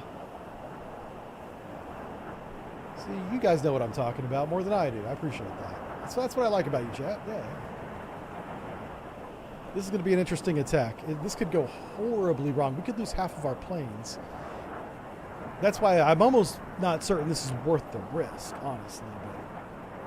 But hey, what are we going to do while our surface action group closes? Nothing. Not a lot. This guy's going slow again, too, isn't he? Oh, he's speeding back up. Okay. He's speeding back up. He might see our boys coming. He might know that something's on the way, because... Alright, there he goes. So, we don't have much excess gas. This blue line is like... I'm going to cut the corner here a little bit. We're going to get one pass at this, and that's it.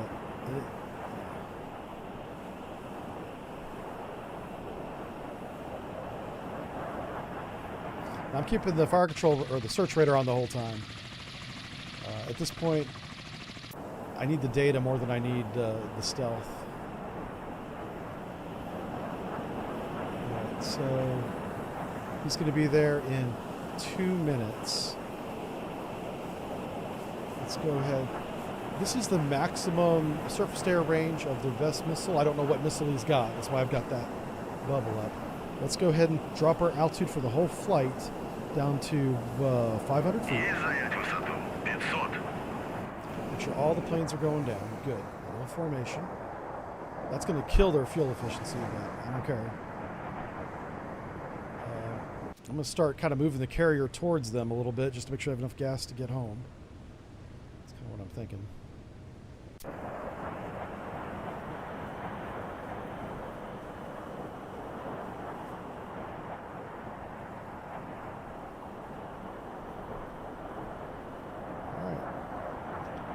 Our range, our weapons range is only 5 miles.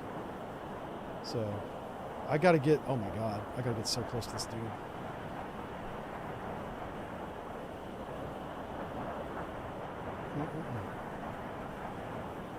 Scary, scary. This is the, my hand is on the no-go button right now, abort button. As soon as this guy lights off a fire control radar at this range, we're just going to bail the hell out of there. But we'll know what he is. That'll be mission accomplished in terms of a data collection perspective. But if he lets me get close enough to shoot, I will shoot. I will take him out. We have just enough fuel to do it.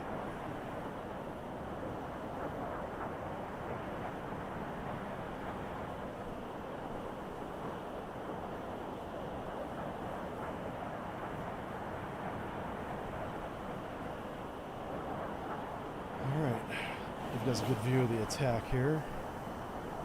That's our planes. In the lower, I'm going to move this up so you can see it.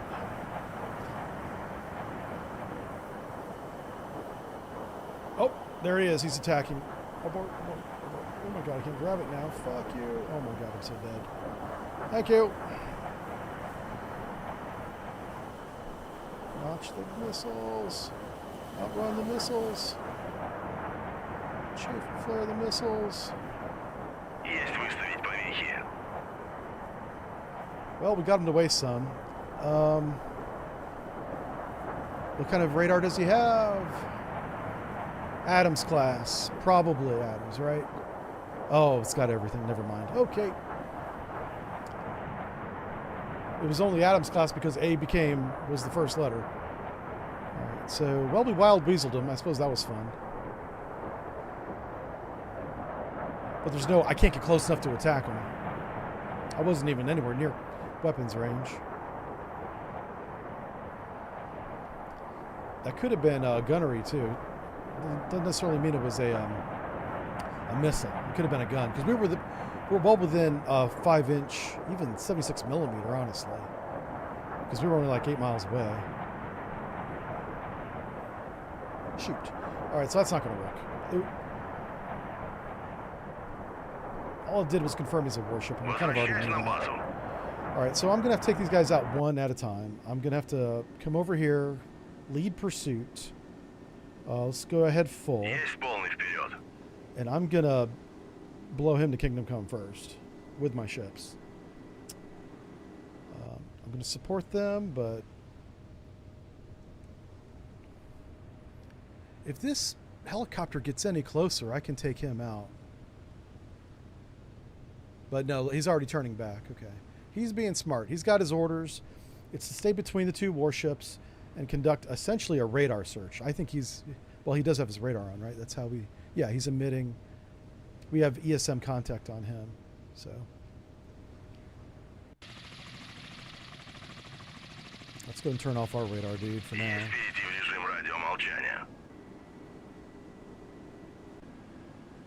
I probably want to get this guy close.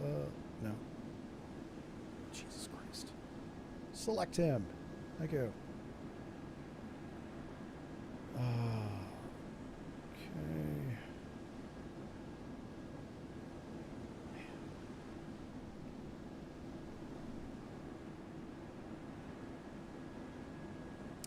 So 8 nautical miles gun range. This guy's probably got closer to 12, I would imagine.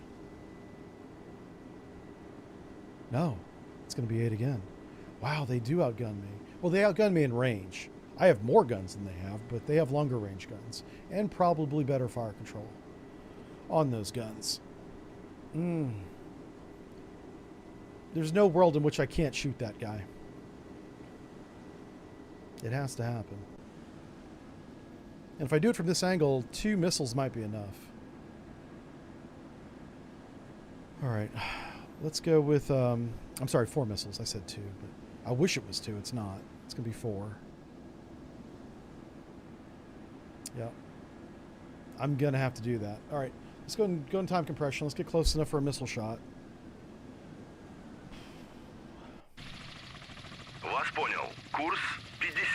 And I'll do the same thing again where I keep the radar on the entire time because the missiles were really complaining about not having any fire control data for a certain amount of time. And there was a countdown clock on it too, which made it very concerning. And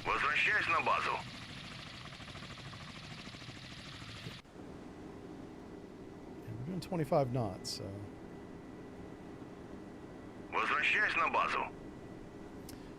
Hey, Master, how's it going? We're doing good here. German raiders did the same thing, except they pretended to be fast merchants. Oh, okay, cool. So, yeah, there's a lot of detail into the story of those, you know, masquerading merchant ships that are actually warships. The term Q ship, I think, was a British term. That's what I remember.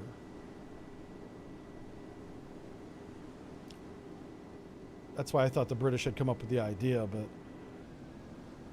I wouldn't be surprised if it was a little bit everybody. Okay, he just lit off his radar again. Oh, and turned it off again.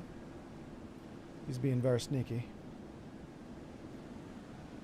You know, we're within harpoon range, so we got to be careful of that. Harpoons in this age do not need or even get a mid-flight update. So they get a bearing and range and they just shoot. So, got to be careful. How fast are you going? Man, these guys say they're doing 26 knots. It just doesn't feel like it. But they are moving.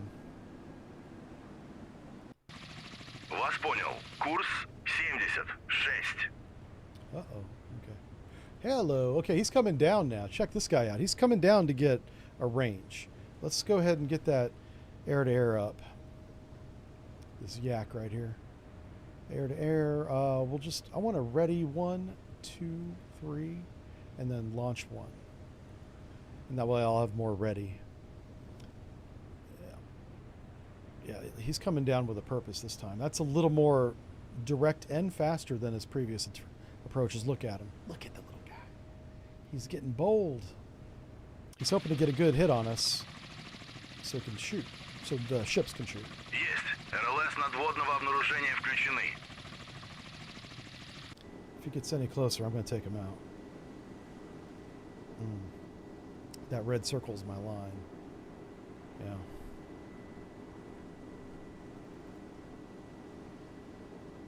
My range, max range. Okay. Yeah, he's not turning around this time. Well, good for him. Let's make sure we're actually launching that plane. I need that plane in the air. Let's go to flight deck, and we should be launching one of these. Right there he is. Going to launch port. Yeah. Awesome.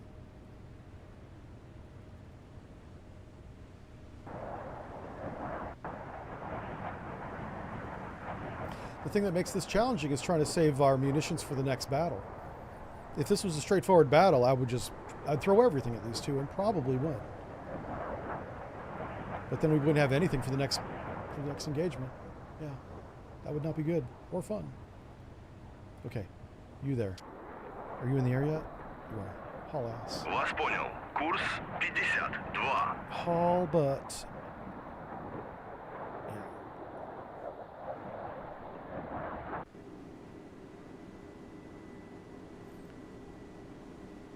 He's almost within my weapons range. Ooh, really close. Even if this missile doesn't shoot him down, I want him to turn around.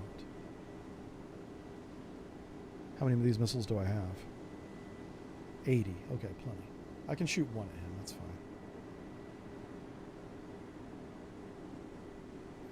This will buy time for my yak to get in position up there to take care of him permanently.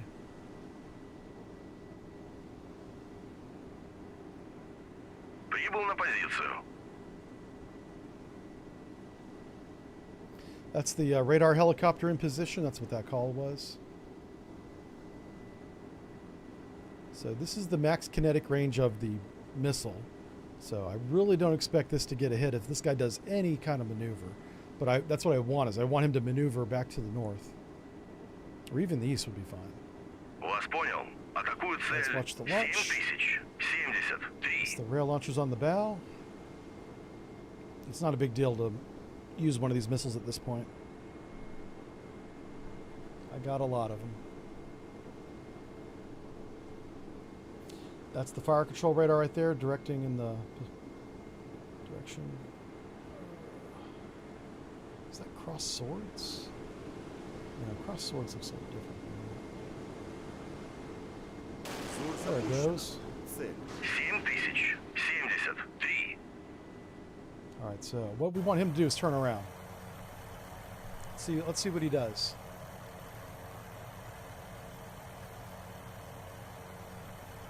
Oh no. Oh, there he goes. He's turning around. Now, the question is it too late? Does he already have good information on our course and speed for a harpoon attack? I think he might. I mean, he's only 25, maybe 20. Yeah, here it comes. Son of a bitch. What is this? Is that a harpoon? Yep. Son of a gun. Well, boys, light him up. Light him up. Light up all the radars. We were being attacked. So he kind of succeeded in his mission to reveal our position with our own radar. So that was good on him. So I'm going to go ahead and light off all the air search radars to try and detect this silly missile attack that's on its way. Even if I shoot him down now, his job was a success. His mission. Oh, what's this? Well, this missile went weird and missed.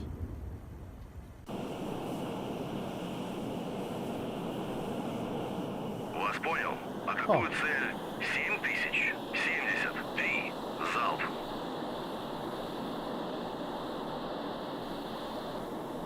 I counted 2 launches. So at least 2 missiles on the way right now.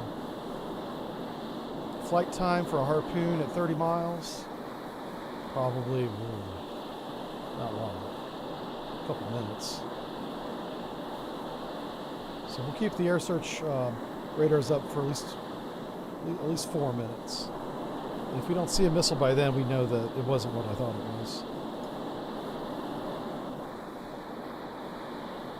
And let's get you down to 500 feet. Есть занять высоту 500.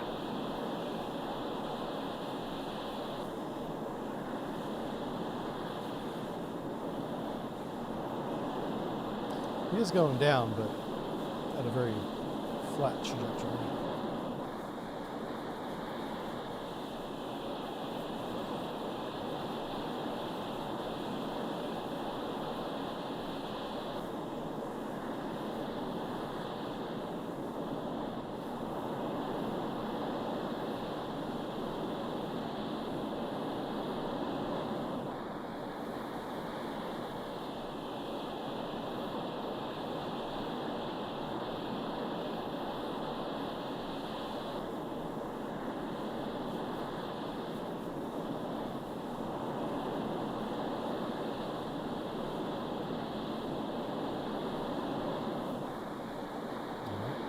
That helicopter must see us because he's running away now.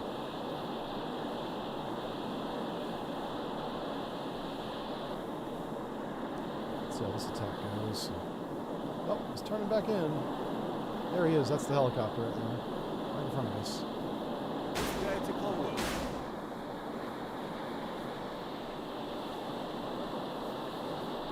One went stupid. 7000. 73. We fired 2. Вас понял. Курс 176.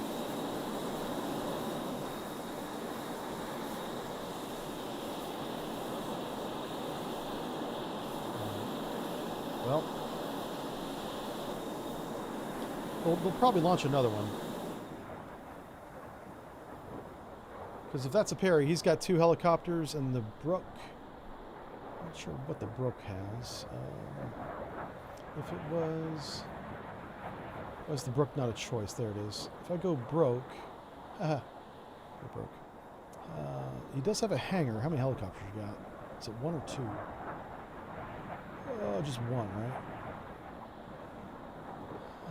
Okay.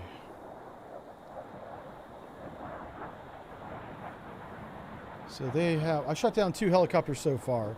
So there's a good chance that there's 1 helicopter remaining. Oh shit, well there it is. That's the harpoon. 90. How long did that take? It was right at 4 minutes, wasn't it? 3 minutes. 30 miles in 3 minutes. 7000. 91. Alright, our point defense is good, so we should defeat this attack. But now we've kind of given ourselves away, so... I'm of the opinion, once you turn your radars on, leave them on. Oh, Jesus. Oh no, no way. Oh my God, 1 got through. No! No, we did not get it. Did Chaff get it? No, Chaff did not get it. Oh shit. Oh no. Oh please, Jesus, where's it at? Wow, I think it went after the Chaff, I think. Oh. Okay, that was really close. We had a lot of misses there at the end with that last missile. Now, if he has a position on us, he'll shoot again. So, I want you down at 500 feet. I swear to God, if you don't go to 500 feet, stay down. This guy's going to be on cruise missile duty.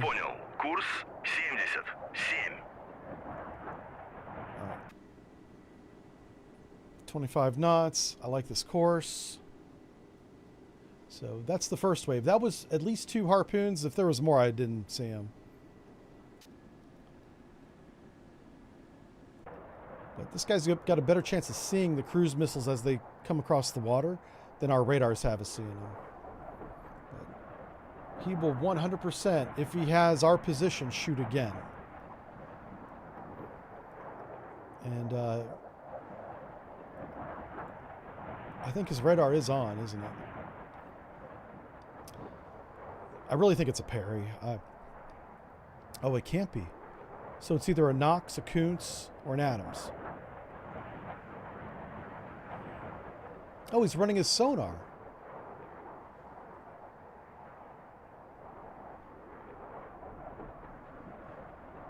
Oh, and surface search. He's running both. Okay. Gotcha. He's running SPS 40, which is every ship in the Navy. So, yep. We don't know. We don't know which one it is based on that alone.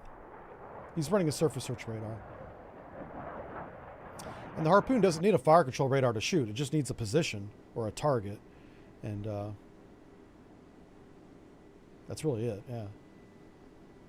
It's not like it's guided by a radar or anything. After it's fired, it's on its own.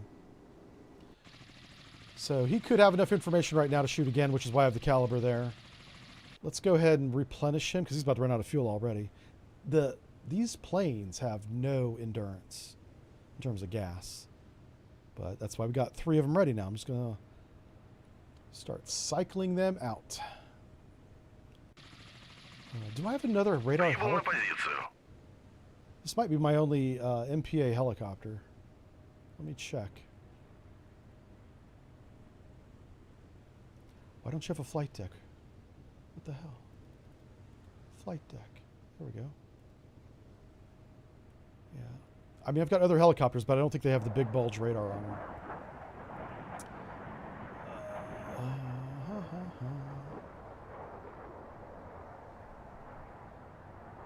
I don't know. Let's launch one empty and see what happens.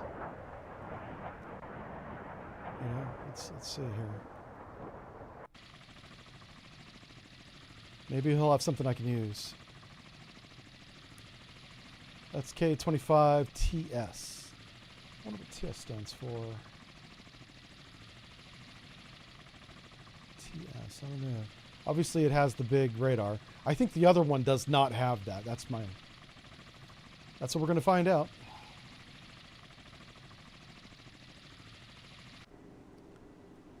Alright, so I don't see a second wave of missiles. We can compress time. Unless we get surprised. Вас понял. Курс 78. Let's put you right here. Курс 60. Let's get you down at 500 feet as well. There they are. So he's definitely tracking us. For show. And now look at the lead time we have because we saw him coming. So now we have more time to shoot. 20 nautical miles away. Yeah. And he's shooting 2 at a time because he's dumb. Yeah, he's never going to get 2 through. I have full confidence we will shoot both these down. That's a guarantee. Job target guarantee right there. That's all it is. Good. When the enemy's making mistakes, don't interrupt him. I want him to expend his missiles wastefully, as he is doing. Matter of fact, I'm going to turn on all my radars so he shoots again. Keep shooting.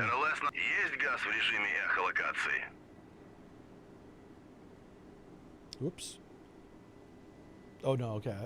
I thought I turned on the wrong radar for a second there, but I didn't.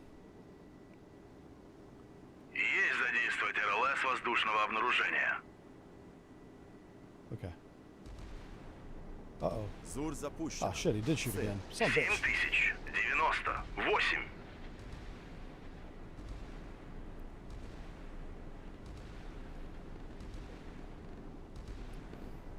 That's what I get for poking the porcupine, right? Okay, we got him, we got him. We got him. Not a big deal.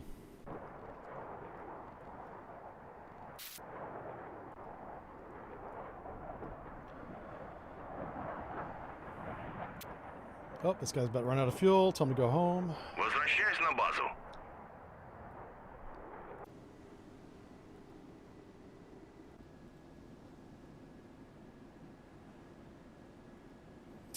All right, let's go and shoot the... Oh, it's a Knox. Now we know. Вас понял. Атакуют цель. How many harpoons does the Knox have? 52. 4. It's launched all 4. And we now outgunned him. He does have a good gun with 600 rounds. Don't get it twisted. But I'm about to sink his ass.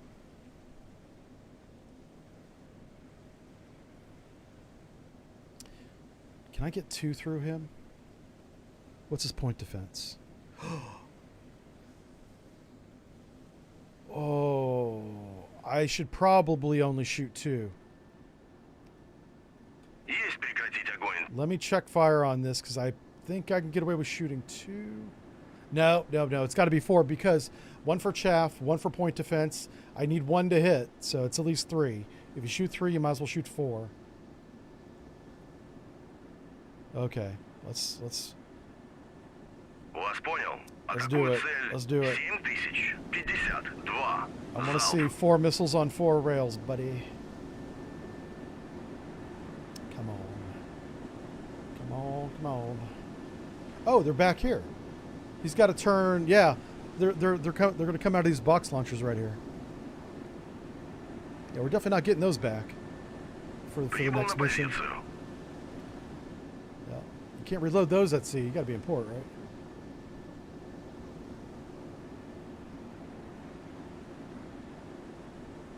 So if this is successful, I can take these 3 ships and drive straight at the brook and sink his ass.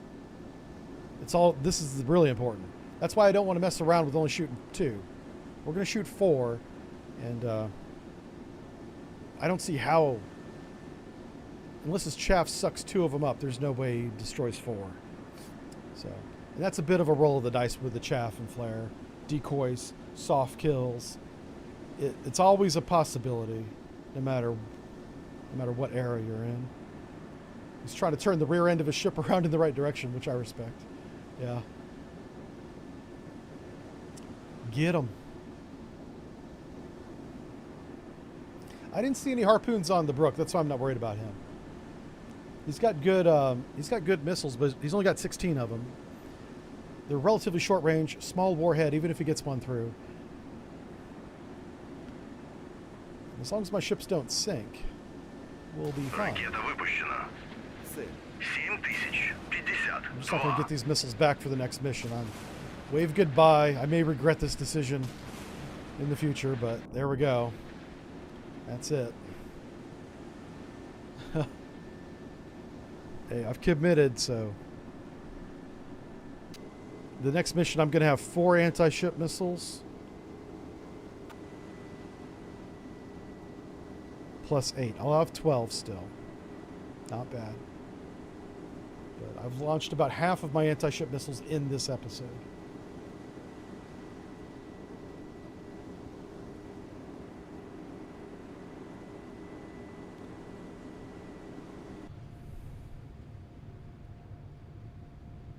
Okay. Now, I think these are literally radar guided. Right? Let's find out. Oh my god. Let's do this way. Let's go to the ship. Unit reference, then go to the missile. This missile right here. Is it... Oh, it's a heat-seeking warhead. What? I've heard of these. I didn't know it was on this Styx missile, though. But yeah, heat-seeking. Okay. That's not reliable at all. Okay. I think we made the right decision shooting all 4. We might get lucky if 1 gets through. Because even if all 4 got through, I don't know if they would hit. How much heat is he making? Probably enough. Probably enough heat. He's got to know he's under attack. He's got to know. As soon as this gun starts pivoting to starboard, that's how you know he knows. That's how we know that he knows that we're attacking. Fire control radar's right there. That'll start moving too. Oh, does it have it on the turret? It's got some kind of sensor on the turret. But that's definitely a fire control radar right there.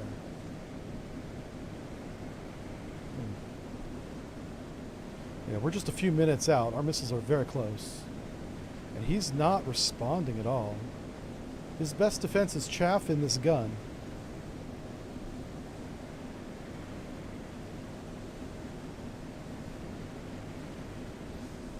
Because it's heat-seeking, he may not see the...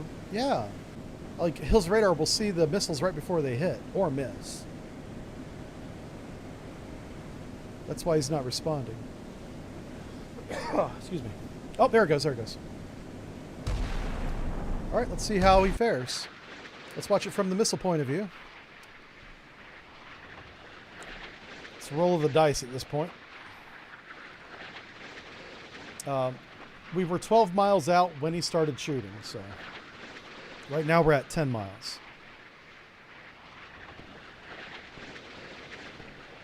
See how lucky he is with these. So because it's heat-seeking, if he shoots a flare, that should be highly effective. I expect to lose at least one of these missiles to a flare.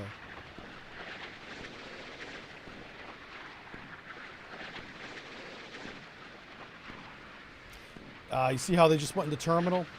So they have a target. The heat-seeking sensor sees something. That's good, that's good. He's already shot down one of them.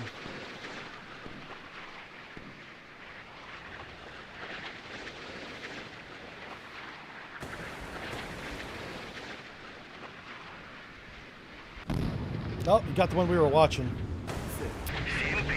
Oh, one got through. Two. I'm so glad we didn't shoot just two. Yeah. That would not have worked for us. Now that he's gone, guess what? Burke, you better run. Or Brook. I keep saying Burke, and I don't want people to confuse that with the Arleigh Burke. It's not the Arleigh Burke. It's a Brook. Or a Broke. Oh yeah. A head full. We about to feast. About to feast on some American warships right here. This poor guy doesn't stand a chance. Like you better start getting the captain's boat ready, because you're about to need it. I think yeah, he probably doesn't have another helicopter in the hangar, so it's all over but the crying.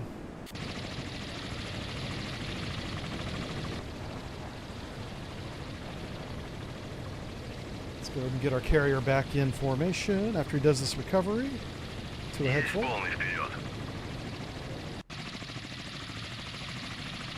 Вас понял. Курс 30.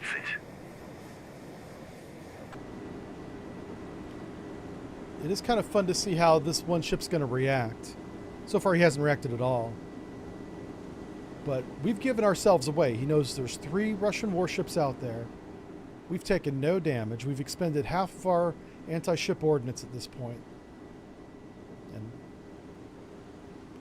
when he starts shooting the box-launched Sea Sparrows at us, I expect some will hit us. But they have a tiny, tiny warhead compared to an anti-ship missile.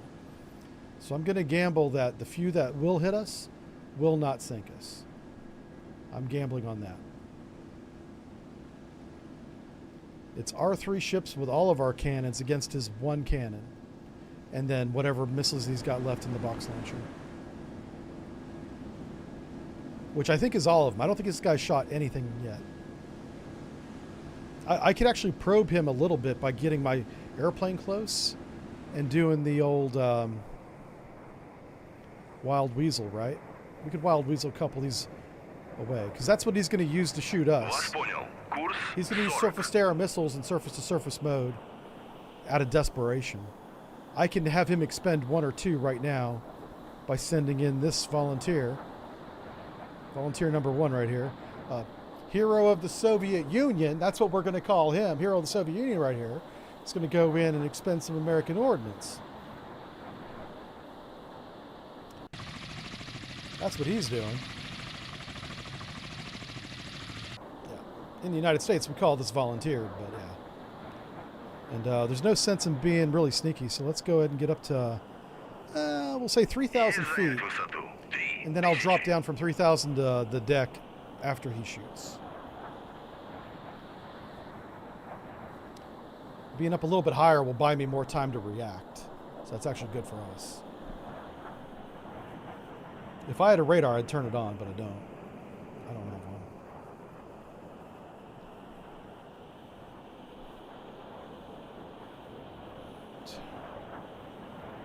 That circles his max surface-to-air range kinetically. effective range is going to be a lot closer. Probably closer to 20 miles.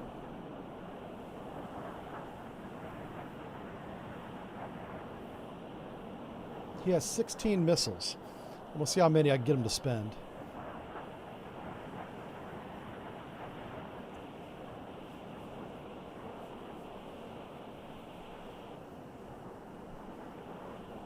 There it goes. Okay. Oh, fuck. All right, missile number one. Missile number one's coming. Get down, get down. Get down, get down. 50 feet, 250 feet. Есть занять высоту. 250. Chaff flare.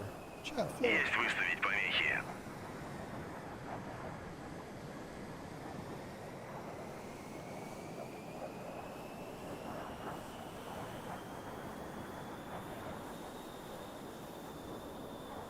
Wow, he's still shooting. Well, he shot at least 2 missiles. Помехи. Probably 4. He probably shot 2 missiles twice, is what I think happened.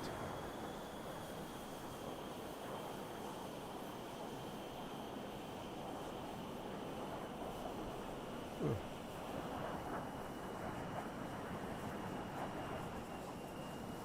Вас понял. Развиваю максимальную скорость. Есть выставить помехи. All right, we outran him. Good for us. Good for us. Loiter, Вас loiter. понял. Иду на минимальной. Go back up to 1,000 feet. Есть занять высоту. 1000. Good job, us. All right, let's do it one more time, but that's going to be all the fuel we have. I'm going to launch his... Вас понял. Курс. I wanted to see if this guy had a radar. 4. Oh, it does. It's not the exact same, but it does have a radar. Mushroom, surface search radar. Okay, well, get your happy ass up here. Вас понял. Курс 73. All right.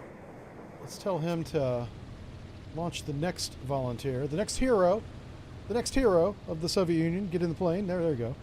We'll get him up in the air. Okay. We're not losing any pilots today. Nope. All we're doing is weakening the enemy further. That's what we're doing. Let's get up to 3,000 feet. Есть занять высоту. Let's 3000. give Mr. Brokey here lots of confidence that he can hit us. We've defeated at least 2 missiles, maybe more.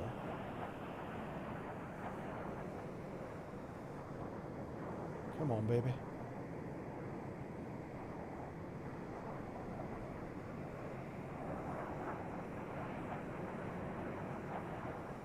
Come on, baby. This is going to be really interesting. Yeah, at what range does he engage? We need to know that. It's a 21-mile circle. At what range will he start shooting?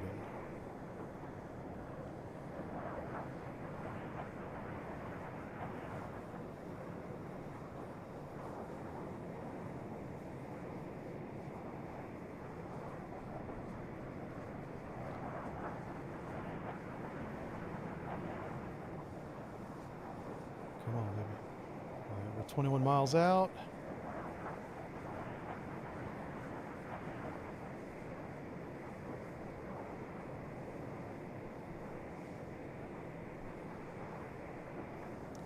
He's letting us get pretty close this time. Oh, there goes. Turn. Okay, so Прибыл на позицию. it's literally 20 miles. Yeah, 20, 19 even, but I'll say 20. Okay. Oh! Есть занять высоту. 200. Oh. Вас понял. Развиваю максимальную скорость. Go. Run. Stop doing that. Okay. Есть выставить помехи.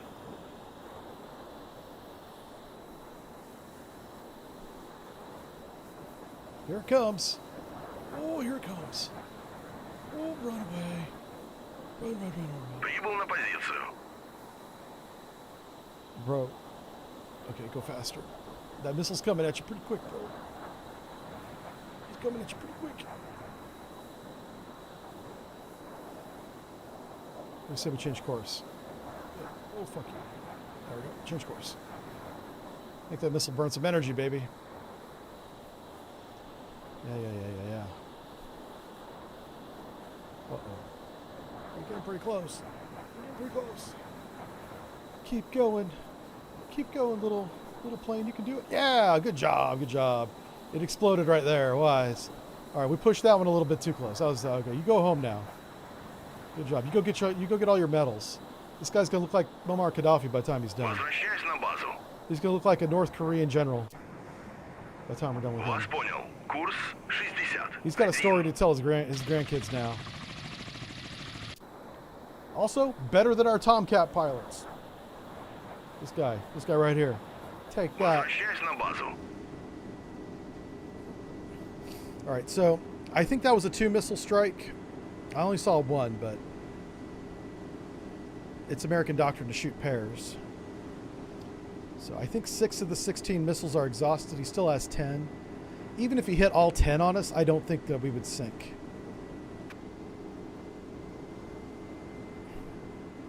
Man, this guy's ready to rock, isn't he? He's got his missile launchers up and everything.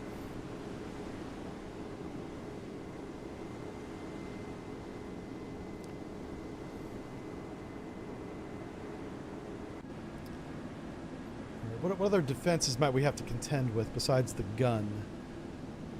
These are the 16 missiles I'm talking about. I think he's launched 6 of those.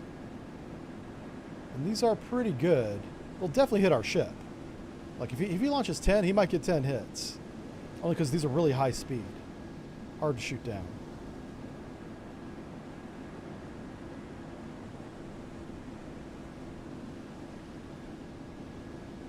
Oh, it says short targets only. Oh, no. Okay. Definitely anti-surface right there. Okay. And it's the SM-1R. MR, sorry. Which is it's a good missile.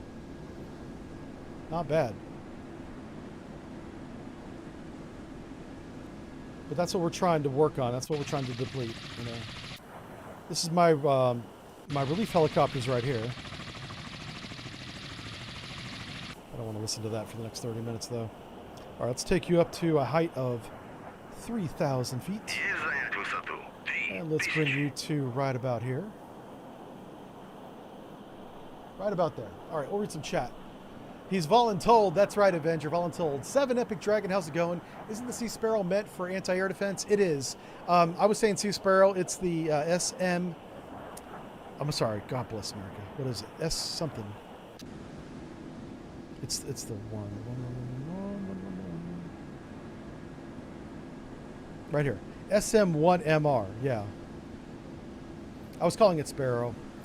Like the Evolved Sea Sparrow, which is what we use today, I believe is the literal evolution of the Sea Sparrow, I think. And this is completely different than that, by the way, which is what the gentleman in chat, I believe, is pointing out. I was not saying the right words like I should. I should say the right words when I speak.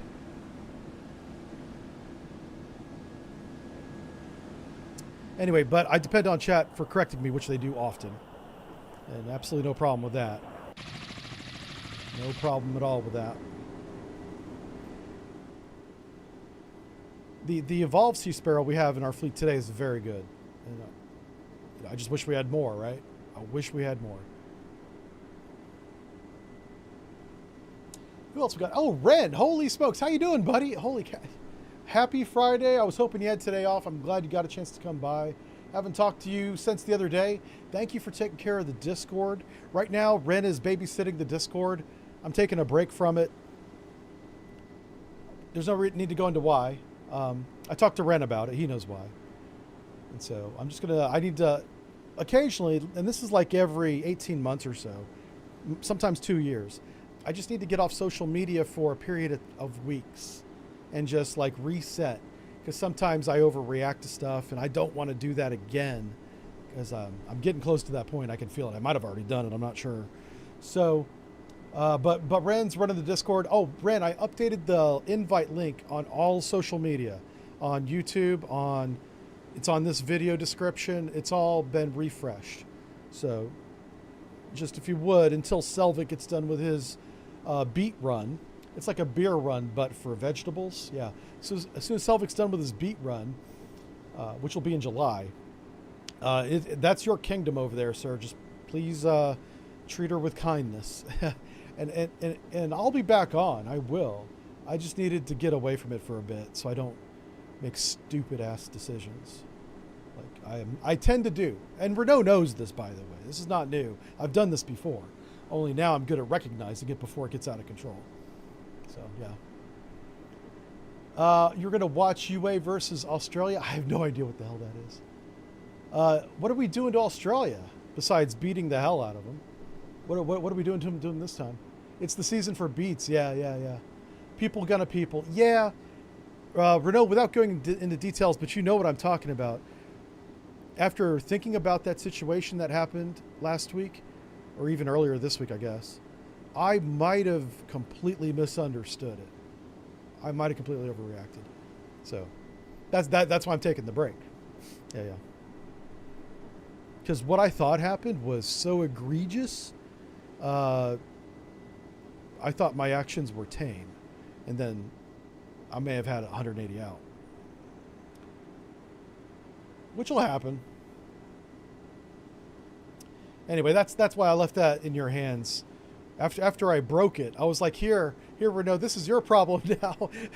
Bye. See you in a couple weeks, buddy. I got my little bathing suit with my beach umbrella, little cooler. Yeah. Oh, shit. No. Oh, boy. Pay attention to the video game. Run. Run away. You're being shot at. And he's only shooting one missile at a time. This guy's being very frugal with his missiles. Smart. Let's let it get a little bit closer, a little bit lower in altitude into thicker air, more dense air. Burning more energy, even though it has gravity helping it. At this point, the rocket motor's done. But if you make him maneuver like that, he's got to turn.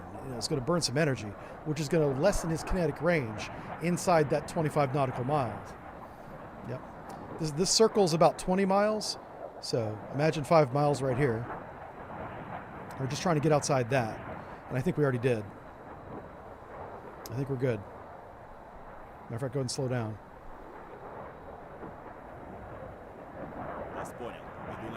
Yep, we did it. Yay! Do it again, buddy.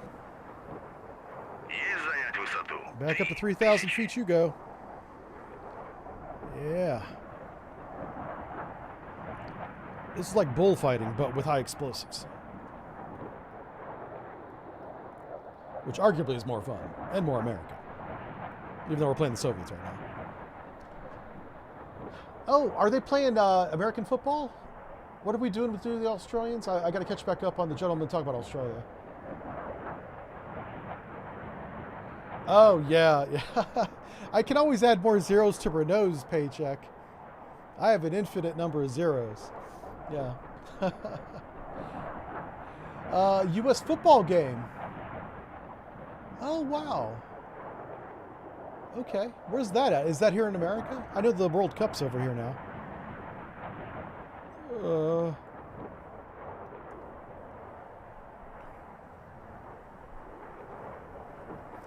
right, get back down on the deck again. A little bit of chaff, a little bit of flair. Just for style. We're doing that for style points right there. If we're going to be the hero of the Soviet Union, we're going to look good doing it. You know what I'm saying?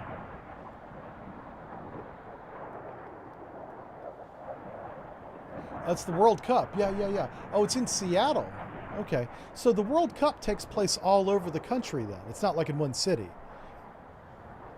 That's kind of cool. I'm not I don't watch a lot of sports. I watch Formula One racing. Barely a sport. It's fun to watch. Yeah. I like the engineering. It gets my brain going. I got a tiny little brain. It's very easily entertained by simple things like going fast. All right, turn back around. We're going to try and break the record. The last hero evaded 2 weapon launches, even though he claims it was 6. That's what it says on the medal. So we're going to try and get a 3rd weapon launch evaded here.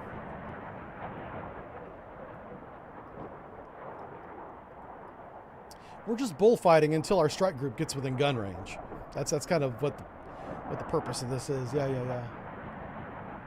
So who do you think will win? Does Australia have a good football team? I have no idea if America does. We don't play that game, except at the World Cup, I guess. And what do you call it with the rings, the Olympics? Yeah. We play it then too.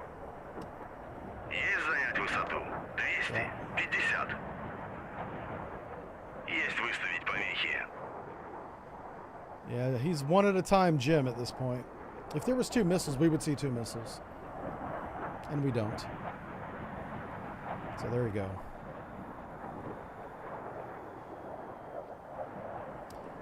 All right. Nicely done. Back at it again. Get back up in there. We dodged 4. Good for us. Есть занять высоту. 3000.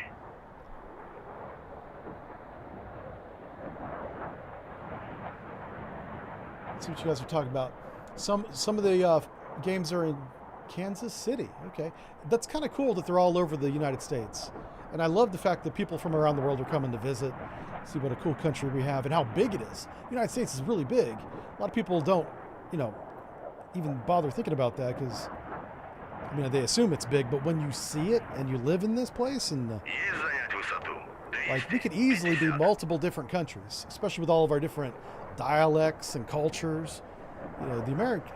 It's literally like Europe in terms of people from certain parts of the United States are completely different than other people, which kind of causes a lot of the issues we have here. Maybe we should break this bitch up, as I'm saying. Might be worth it. I'm in Michigan, so I'm staying Team Michigan. Yeah.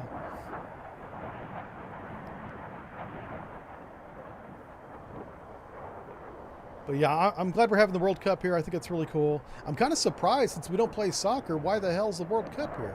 But okay, I'm not against it. All right, we evaded 4 for sure, confirmed visually. Есть занять высоту. Let's go back for number 5. Let's go back to the trough again until this guy's out of missiles.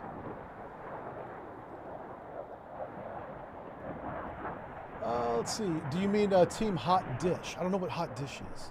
I'm not familiar with the young slang these days, guys. Listen, I'm an old man. I've accepted my fate. Yeah. My time in the sunshine and the spotlight is over. I sit here on YouTube and Twitch and Rumble, playing my little video games, talking about how good we used to have it in the long ago. I shout at clouds once in a while, and I don't play soccer. And I used to look down on those who do, but they're still athletes, so God bless them. Michigan University. Oh, that's a hot mess right now. You guys know about that? Oh, is that national news now? Oh, please, that's embarrassing. Michigan State University is a hot mess. It kind of always has been a clown show over there. They're basically the Ferrari strategy team, which is the prime example of a clown show. Except this last Sunday, they won the race, so they got it right for once.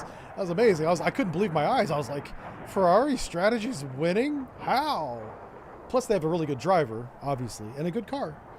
But usually the strategy hamstrings them, so even with a good driver and a good car, they can't win. All 3 fell into place this last weekend, but we're not talking about F1. Michigan State University has... These universities are so big, and it's all universities. Private, public, doesn't matter. They're all billion-dollar corporations masquerading as a school. That's the reality. Lots of money. Endowment funds are what it's called. Hundreds of millions of dollars in endowment funds. Larger universities like Harvard and Oxford and stuff, billions of dollars. So how do you manage that money? And the university has a staff, not even count the students, a staff of over 1,000 people. Probably more, but we'll say over 1,000 people. So you need to run an organization like that in a organized way. There's also laws for compliance that you need to comply with. So how do you do compliance? How do you organize what it costs to run the university? Where does the money get spent? How much money does the football team get? How much money does the science department get? How much money do you have? Where does this money come from? Who makes those decisions is called the board. It's like a board of directors in a corporation. It's called the board. The board makes those decisions. They make sure the school's compliant with Michigan state law and federal law. They make sure that they decide who the president of the university is. That's a vote the board members do. So these board members have a lot of responsibility. They're responsible for a lot of money, and oftentimes, and not all of them, but a lot of them are graduates of the school that they're a board member of. And at least 2 on the board member in Michigan State University are graduates. At least 2 are not, including the director, the chairwoman, is not. But she's a lawyer and she's smart, so good for her. So what's going on? In a nutshell, this board of directors, in the execution of its duties, this is their point of view, is not happy with certain, and they won't say what, this is the unknown, certain things that the president of the school is doing, and the AD, which I assume means assistant director. I'm not sure what AD means. Athletic director, maybe? I don't know what decisions those were, but whatever they were, the board of directors didn't like them. So what the board of directors will do to make the president look bad, and by default the school too, but make the president of the Michigan State University look bad, is leak privileged information that should be kept in that boardroom, private conversations and decisions, to the public, to newspapers, to the media, that then run with this scandalous story of whatever. Now, that's been going on for years, and every school does it too. It's not just Michigan State. Michigan State is the pinnacle of that. They're really good at making themselves look silly. So, and they've been doing that for years, long time, many years, decades, over 10 years. And it's just been a thing that we here in Michigan just deal with. We're like, Michigan is a good college, lots of pride, good football team. Michigan State Spartans, they're the Timu public university of our state. But boy, those are fighting words in some areas of the state, so you got to be careful who I say that to. People are very proud of their school, which also, that's a whole other point. Doesn't make any sense to me. Just because you graduated from someplace doesn't mean you should give it money after you graduated. Yeah, those people are called, well, don't say idiots. That's not nice. They're not idiots. They're called trustees. Trustees, I think. People that graduate from a school but continue to give school money every year to support the athletic program, the football team, even the science department, So money comes from the state, federal, and state level government. Money goes to public universities. That's a lot of money too, by the way, millions of dollars. Other money comes from student tuition. Guess who decides how much your tuition is every semester, for every class, for every hour anyway? The board of directors does. This board that I'm talking about, that is an embarrassment to Michigan State University. They make that decision every year. So a lot of money comes from that, from the students themselves. They also decide who gets scholarships and whatnot to an extent, because there are some school-sponsored scholarships, but that's such a small amount, it doesn't really matter. And then the other thing is, endowments. So the slush fund, I'm going to call it, but the money that runs the university comes from the trustees as well, which is a lot of times donations. A lot of those donations come from graduates, people who are proud to have graduated from Michigan State University, as anybody else from whatever university is proud of that university. They give money after they graduate, which is silly. If you pay taxes, you already give money. But some people have more money than pride, and they want that pride up. They want pride to go up, so they give that money away to get that pride. There's probably a medical term for that. Yeah, it's not idiocracy. I'm gonna stop making fun of them. Some of these guys are my neighbors. I can't be making fun of them, because next time I'm walking the dog, they're gonna be like, "So, talking about Michigan State trustees being idiots," and I'm like, "Do you give them money? Well, stop doing that." Anyway, and that's for all universities, not just Michigan State. If you give money to them, if you're not a student and you're giving them money, what the fuck are you doing? Like and subscribe my channel. Give me the money. Anyway, I'll be nice to you if you do that. Anywho, but so what happened? So they leaked all this personal information, private conversations. Even though it's been leaked, nobody will say specifically what it was, but what it resulted in was the president of Michigan State University not accepting a nearly $2 million pay raise for next year. So his salary plus $2 million to be the president of a college, which fuck does he even do? I don't know.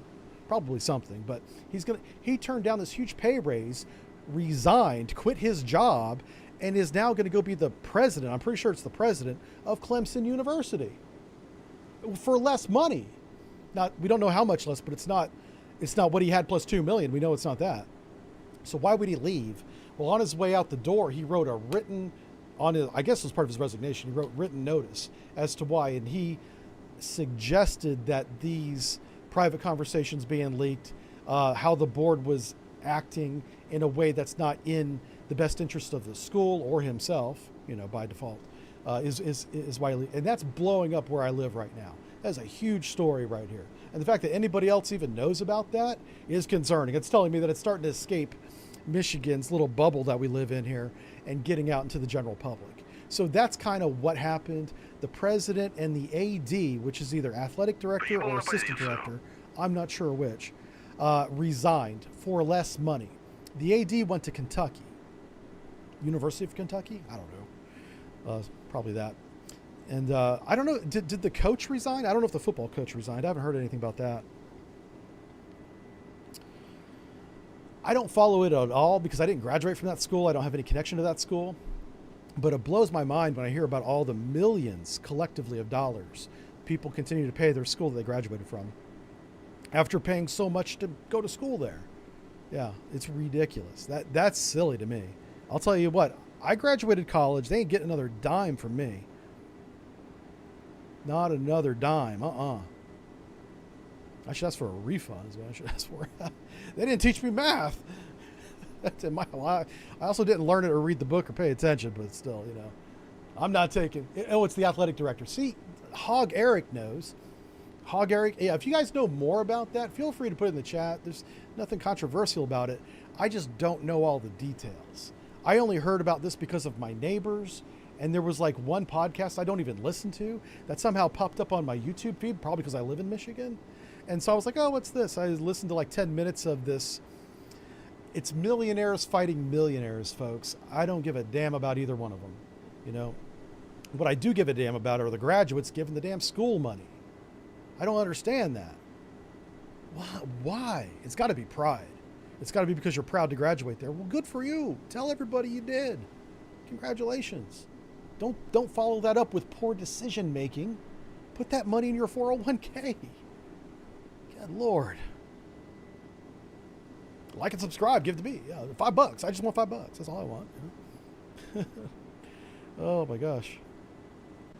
I shouldn't beg for money. I'm sorry. Yeah. This is kind of making a joke. All right, we're almost ready to shoot this guy. So it was athletic director. Okay. Good. School isn't free here compared to the U.S., but it may as well be compared to... Yeah, the U.S., our tuition is so stupid. If you don't have a scholarship, you better have a rich daddy or mommy or whatever, rich family member helping you along, because you are not going to be doing a barista coffee shop in the morning and waiting tables in the evening, paying any kind of college tuition in the United States by yourself. You're going to end up with a student loan and somewhere between $40,000 and $100,000 debt that they are cracking down on. They changed. The United States federal government passed a law, I guess. They did something to change the law of how you repay student loans. And where people were simply not paying them, defaulting on them, is now being penalized. And they've also changed how you pay. There's 2 categories now. I don't know the details of this because I don't have I paid my student loan off. I had a student loan. Even with the GI Bill, I had a student loan. That's how much college cost here in the United States. The GI Bill did not cover it. Yeah, they took all the GI Bill money and it was about 40 grand. Collectively, I paid about 100 grand to graduate with a bachelor's degree in computer science. Yeah. Holy smokes. Thank God I had a rich uncle called Uncle Sam that paid for about half of that with the GI Bill, and I paid 40 grand of it. But anyway, I don't know how people used to pay their student loans up until about this month, because this changed very recently. There's now 2 categories, I know that. And one has the potential to be forgiven someday. A politician will promise that they'll never deliver on, that you won't have to repay your student loan. And then the other category is standard payment. You're paying it like a credit card. And if you don't, they're coming after you. Bankruptcy will not protect you. And that's not changed. That's always been that way. From a federal student loan. Yep. Now, if you get a private loan, bankruptcy may be different for that. But if you got the federal student loan from Fannie Mae, Freddie Mac that everybody gets, because there's almost no qualification, if you ask for it and you're really going to school, you have to show up, you will get the money. Or the school gets the money and you get the bill. That's how that works. Yeah. Sorry for going on a rant, but it was a really interesting topic, and that's literally all I know about the Michigan State University drama. I'm not into drama at all, and I'm also not interested in the Michigan State University. So, and I want to be clear, this is MSU, the Spartans. This is not Michigan, which is a state or a football team that is very good, and they have a good program. They have their problems, believe me. All schools do. All schools have this board of directors problem, but you need the board of directors for legal reasons. Someone has to manage all that money and comply with federal and state laws. Who's going to be legally held accountable for that? Well, that's the board of directors. So it's not like they can do whatever they want. They have to make sure that the school is doing what they should do to comply with the laws. But they can also, because they have all that money and they're in a very powerful position within the school anyway, they can abuse the power, and they all do. Michigan State takes it to another level though. Whoa. That's because they do it publicly. Yeah. They're not good at hiding it. They don't even try to hide it seems. Yeah. Anyway, that's what's going on. And if you're into that, definitely look it up. I'm sure it's interesting and dramatic. It's just not my jam. I don't find that stuff interesting at all. Let's turn on some radars. I find that interesting. Let's get you up to like 66,000 feet, right? Tell this guy to turn his radar off. Let's make sure we still have good solid contact, and we do. And then we're going to tell this guy to RTB. Return to base, baby. There's no schnapps in the bottle, he says. Well, we should fix that. Maybe we should launch one more Forger. Yeah. So what are we doing here? We're waiting to get in guns range, right? Let's go and get Ognivoy up. Let's change the formation a little bit.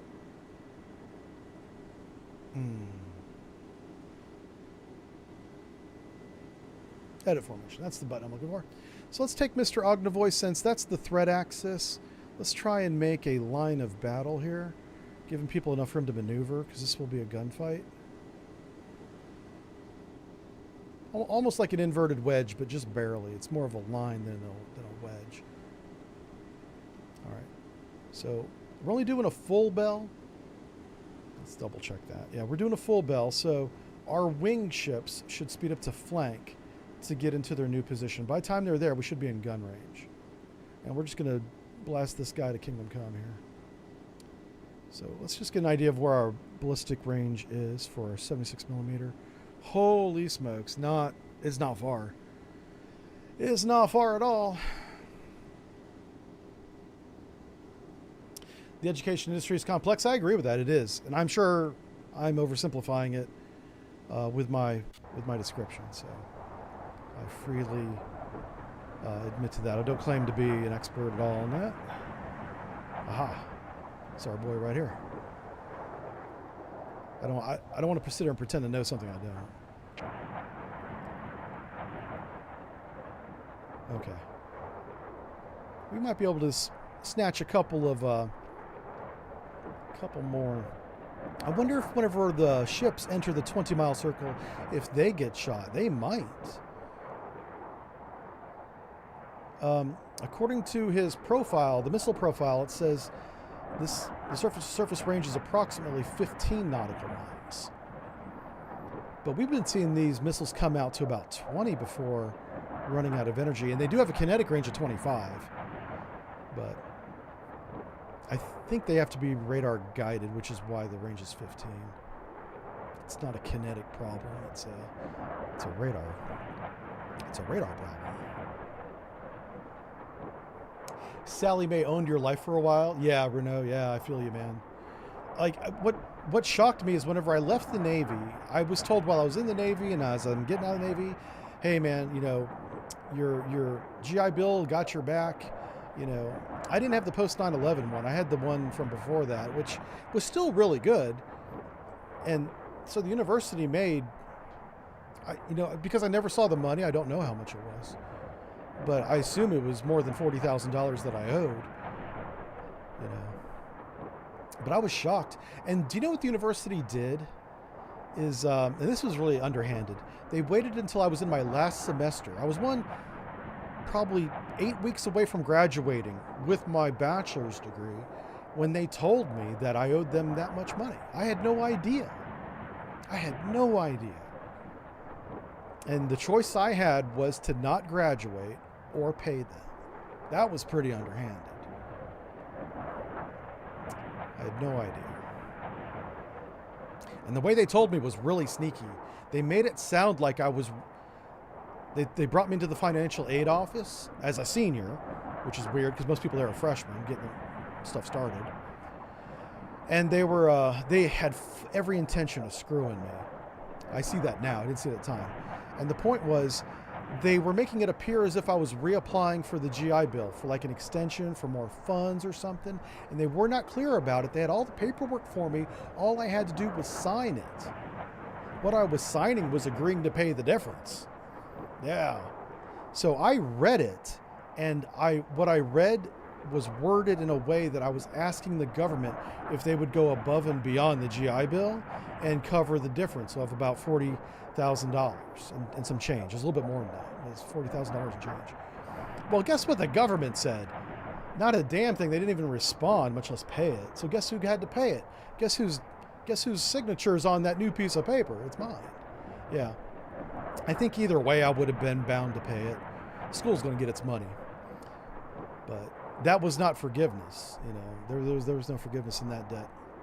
It ended up turning that $40,000, which the school collected in a lump sum, by the way, ended up being a student loan that I became legally responsible for, that I couldn't declare bankruptcy on. Yeah, that was shady as hell. And I wish I had more warning. I didn't understand. Keep in mind, this is a school I had been going to for over a year. I'd graduated, or I'd left the Navy with basically 2.5 years worth of college credit. And the school took almost all of it to their credit. So I had a really good rapport with the school for over 18 months. No problems. I was a top student. I graduated top of my class, but that's not saying much. They were a bunch of dum-dums. I mean, and I'm not being mean. They really were. They were pushing the pinnacle of the dullest knife in the drawer. I was surprised they were even allowed in the kitchen, to be honest with you. How did you get in the school? I'm not sure they graduated high school. I mean, all of them. That's the only reason, because I struggle with math, and that's a big part of it, right? Especially computer science. But my graduating class was about 45 people. And I was the top guy. I had the highest score. I wasn't proud of it, though, because I knew it was a very low bar. Very low bar.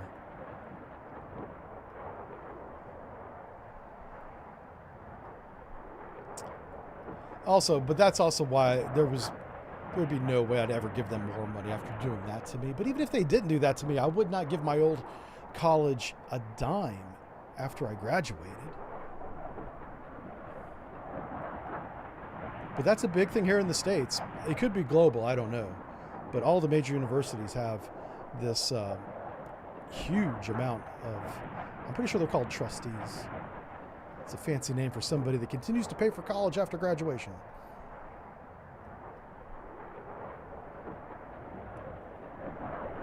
Your country truly has two industries left, gambling and fraud. Yeah. I was surprised. Gambling in the United States is more than 50% of all the money spent on entertainment right now. That includes movies, streaming services, books, pretty much everything. Over 50% now is gambling. I've never been a gambler, and thank God I'm not, because that is a fool's hobby. However, if you're looking to start a YouTube channel, making a gambling one's probably a good idea because there's more people doing it. You'd be very popular. I don't know anything about gambling, so I'd be really bad at it. Let's change direction, burn some energy on this missile. Yeah, take that, missile. Oh, what happened? Oh, you fall down. The missile fall down. Oh, missile going away. All right, let's do it again. Есть занять высоту. 3000. It won't be long before he just starts shooting these missiles right at my strike group. It's gonna happen pretty soon. That's one of the. I could almost send in a.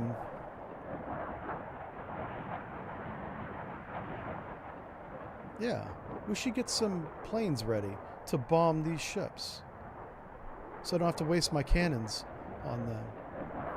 I'll put a bunch of dumb bombs on these things. Yeah, I agree with you, Kermie. Gambling and fraud. It's really sad. Есть занять высоту. We're a good country. 500. We have so much potential, and we're just squandering the hell out of it. It's almost criminal. But I still love it. I still love where I live. Long time lurker. Uh-oh, somebody's about to speak up. First time to catch you live. Love your channel. Quick question to you. You are not much into CMANO. Oh, no. I like CMANO so much as that I've been playing that since like the 2000s. I played CMANO before it was CMANO. Or is it, maybe it was CMANO and now it's something else. They did change the name though a couple of years ago. I like it. I just don't stream it because it's this. What's the difference between this game and CMANO? Well, there's actually a lot of differences. But Есть занять высоту. the reason why this game is very streamable is this. This is what this game has that CMANO doesn't, is a 3D model that people can look at and go, aha, that is what this means. Command Modern Naval Operations has this, and it does it very well, better than anything else out there, by the way. But to be entertaining, you got to have this. And I was beating that drum 15 years ago.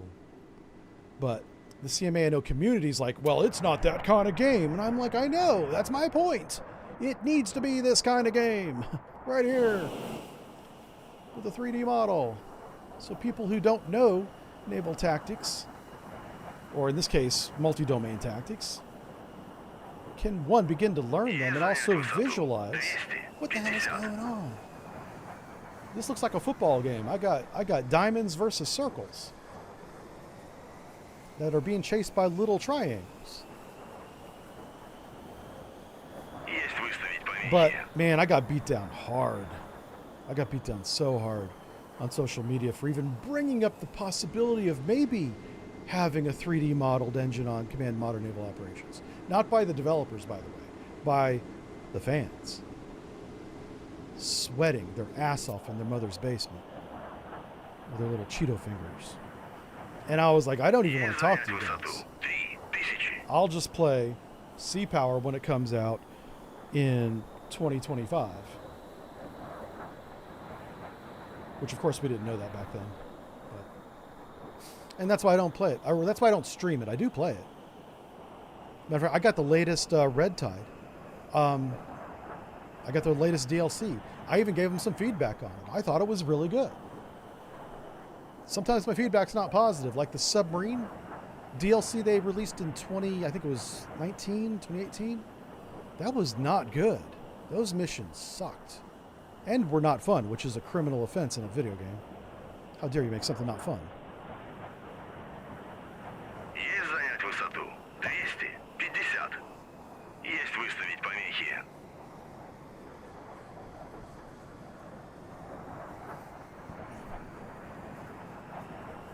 So that's the long, overwinded answer to why I don't play CMANO on stream. And if they ever do put a 3D engine to it, I'll definitely stream it. Uh-oh. He's still coming after my airplane, so that's good. Let's steer him away from my ships. I don't want him to accidentally land on my ship. It's this missile right here.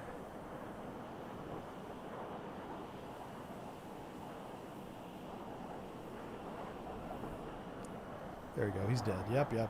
Gotcha. Haha. Oh, do it again. He's got to run out of missiles. He's only got 16 of these. Есть занять высоту. Oh shit. Okay, he's in surface attack mode now. All right, boys. Oh, I can't put you in weapons free. Let's pause it. I'm going to try and shoot a missile with a missile. I'm not convinced this is even going to work. I have 77 of these bad boys. Let's see if I can actually do this. Залп. The missile coming at us is very small and very fast. And I'm not sure I can do pretty much anything. Есть выставить помехи. What the hell? I told you to shoot, dude. What are you doing? Pause. Hold on a second. He's not shooting. He may say that he's probably saying it's the wrong weapon for that type of engagement, and he's not wrong. I'm just trying to use this weapon. Otherwise, we're going to get pummeled with about 6 of these tiny, tiny missiles. Zushabusha. There he is. 114. Yeah, it's a tiny missile, but it does have a warhead. Получили попадание. Papadanya! No! Alright, how much damage did that do? Ugh, more than I would feel comfortable with. Holy crap. Alright, well, that's not good. That's not good at all. 7000. At least we're trying to defend ourselves now. I don't know why we had to wait till we got hit with one before we start shooting back. What the hell's wrong with you guys? Yeah. Playing. Oh, the Harpoon on the Amiga. Yeah, I don't know if I played Harpoon on the Amiga. I played Harpoon on the PC though. When it had the little video clips, you would launch a missile, little missile would come out. Yeah, I see how much we're missing. Uh-oh. Yeah. This is another air defense missile. 7115. Oh, Chaff got that one. Okay. Chaff got that one.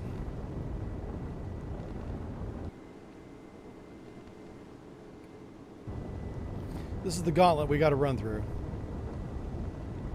This is why I was using the airplanes to try and drain this magazine down. 7116.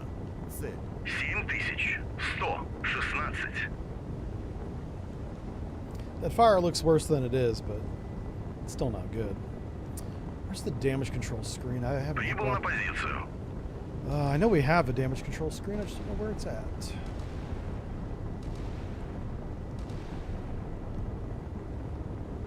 Oh, now we missed. 7116. There you go. Point defense. Yeah, get him. Получили попадание. Ah, no, Papadanya. Everyone's Papadanya today. Oh, no. I'm on fire. All right. Where's the damage control screen at? Come on. Here we go. Damage control. Yeah. All right, so we're on fire. 7117. Okay. Nothing seems damaged. We have that new, that fresh char smell in the hallways now, which is nice. Covers up the smell of communism. Arguably better.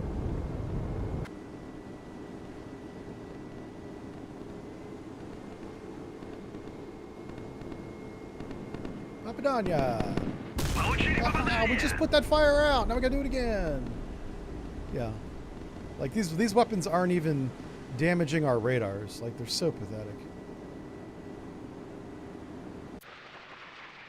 This is the missile, by the way. Yeah. Very fast, very accurate, but tiny little warhead. 7118.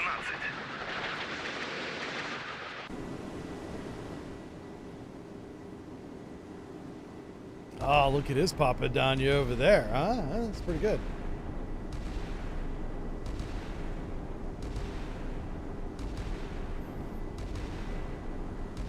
I'm about to go to weapons hold because 7118. the weapons we're expending on these little missiles, Получили попадание. Papadanya, no, are worth more than the thing we're shooting down. Oh man, he's on fire. Yes, he is. All right, are we within weapons range yet, please?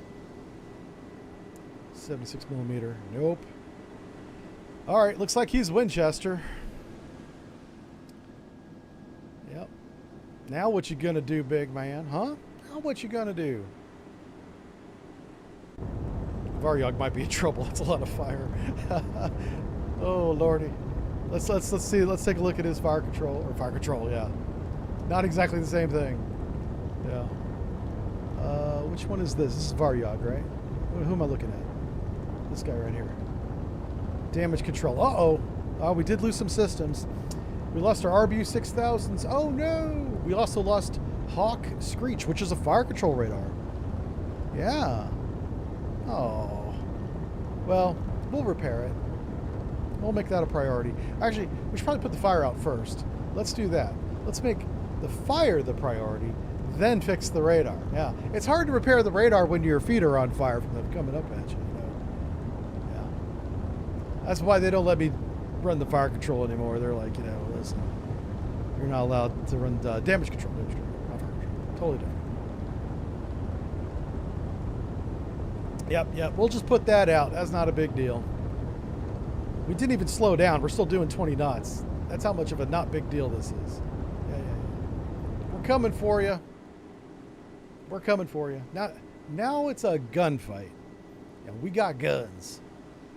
We got lots of guns. I'm curious if I do this. If I did a salvo of 8, I could probably sink him with this. I've got 70 of these missiles. I don't mind shooting 8 of them. Let's just see what happens. He has no air defense now. He has nothing. He doesn't even have a CWIS, close-in weapon system. Yeah. This missile is empty. And so is this one. But he does still have a cannon on the bow. But I'm about to burn him down with a bunch of these SN-3 missiles. Oh, also, I meant to launch these. Hold on. I gotta get a couple. I gotta get a couple. Flight deck. Let's go Forger. Let's go Strike Heavy with the big bombs. Launch all 4 of them. Oh, what happened? Oh, now who's popping down you now, huh? Yeah, you popping down you. All right, stop shooting them. Let them sink. Ceasefire. Check fire. Oh crap. Well, okay. I guess they'll just sink faster now. Oh my word. Yep. This is but a flesh wound. I know, right? Like the Soviet ships are built as if they expect to be damaged and on fire often. Now, to America's credit, we're really good at keeping a ship alive after it suffers a lot of damage, but this is too much. This is too much. Yeah. That's gonna hurt. Yeah. Oh boy. Well, listen, this is starting to become a little embarrassing. I didn't mean to shoot those last 2. Maybe even the last 4, but the last 2 I certainly didn't mean to do that. Oh no, the captain's boat is all messed up now. Well, he's not gonna be happy. This is the Richard L. Page. Is now a reef. Yep. All right, so let's get our planes up in the air. Oh, we're still making them ready, aren't we? So all we gotta do now is sink these other guys. Let's see how Varyog's doing. Oh, Varyog stopped to put the fire out. Good job, Varyog. Clouds are doing something weird. Okay. That's messing with my head, so I'm going to stop doing that. Huh. It appears the fire has spread. Let's take a look at the damage control screen, see where we're at. See what's going on here. So what's happening? Oh my god, that's not good at all. Huh. Well, that's really bad, actually. Holy smokes. Hey, we still got our AK-72, AK-726 gun. And our rudder still works back there, wiggle wagon. Oh boy. Well, Hawk Screech radar has failed. Oh boy, that's not good. Yeah. Huh. Well. We might have lost that one. Возвращайся на базу. What was that call? I don't know what happened. Let's go ahead and tell him to leave the formation. And you guys are going to stay at speed. We're going to finish these merchants off and see what kind of grade we get. Yeah, if we lose the Varyag, that's a shame. Kind of didn't want to lose her. Didn't expect to be honest with you, because those little missiles, they don't do much damage. But it was the fire that did the damage. So yeah, we're finally taking them off. Прибыл на позицию.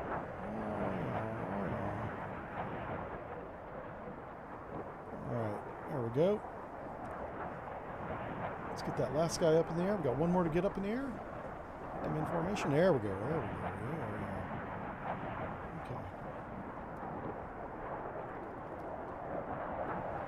Вас понял. Курс I'm going to split these up into two ships and bomb each one of these, and that will be that. Hopefully we don't lose the Varyag before that ends, because I'm sure we won't continue to have that next campaign, next mission, if it sinks.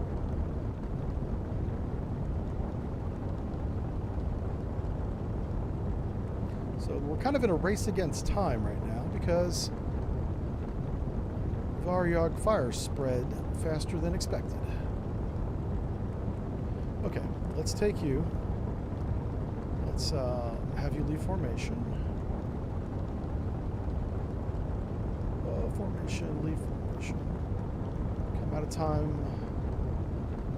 Grab that. Bomb him. You bomb him.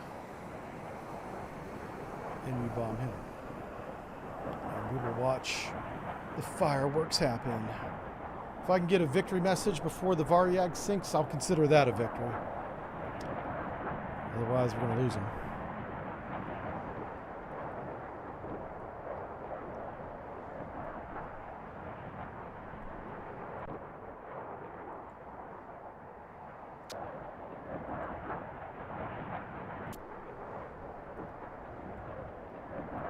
Here we go.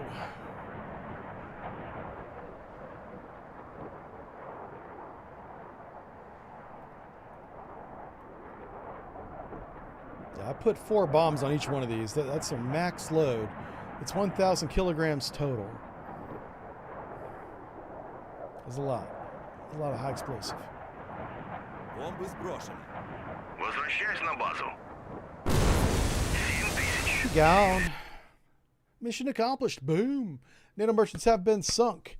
All crews have gained proficiency of seasoned, and I did not lose the Varyag. Hallelujah. Oh my God. It'll be interesting to see what we have in the next mission, because a lot of those systems are damaged beyond repair. Yeah. And I am going to quickly exit this before it... actually, let's save it. Yeah. Okay. I'm going to exit this before it sinks the last ship we have. So yeah, it just registers it as damaged, not sunk. And decisive victory. All right, cool. I'm gonna take it. I'm gonna take a W on that one. Yeah, I did not expect the Varyag to almost sink. That was kind of shocking to me. All right, let's see what NATO reacts. Okay, we assess that the Soviets have deliberately opened the southern oceans to naval warfare. Yeah. Okay, the guns of Port Louis. Where is that? South Africa. Okay. Well, I'm not going to hit the play button because I don't want to know until next time. But next time we play Sea Power, we'll do mission number 2, the port of St. Louis, and see what state the Varyag's in. I secretly hope it's back to full health with full complement of weapons, except the surface-to-surface missiles we used in the beginning. The campaign told us we would definitely not be getting those back. Yeah, but the surface-to-air missiles, I think we get those back every mission. We'll find out next time. All right, everybody. Thanks for watching. This has been A lot of fun. We started off with the Gulf of Sidra. We ended up playing this new dynamic campaign, which is great. And if you don't have Sea Power, I recommend checking it out. It's pretty good, pretty fun. All right. Thanks for watching, everybody. We'll see you guys on Monday. Monday's our next stream. See y'all then. Bye-bye. Bye-bye-bye. That's our thumbnail. Gulf of Sidra, 1986. The day we struck back. The American Empire struck back at little old Libya. Took them out. All right. Have a great one. Bye now.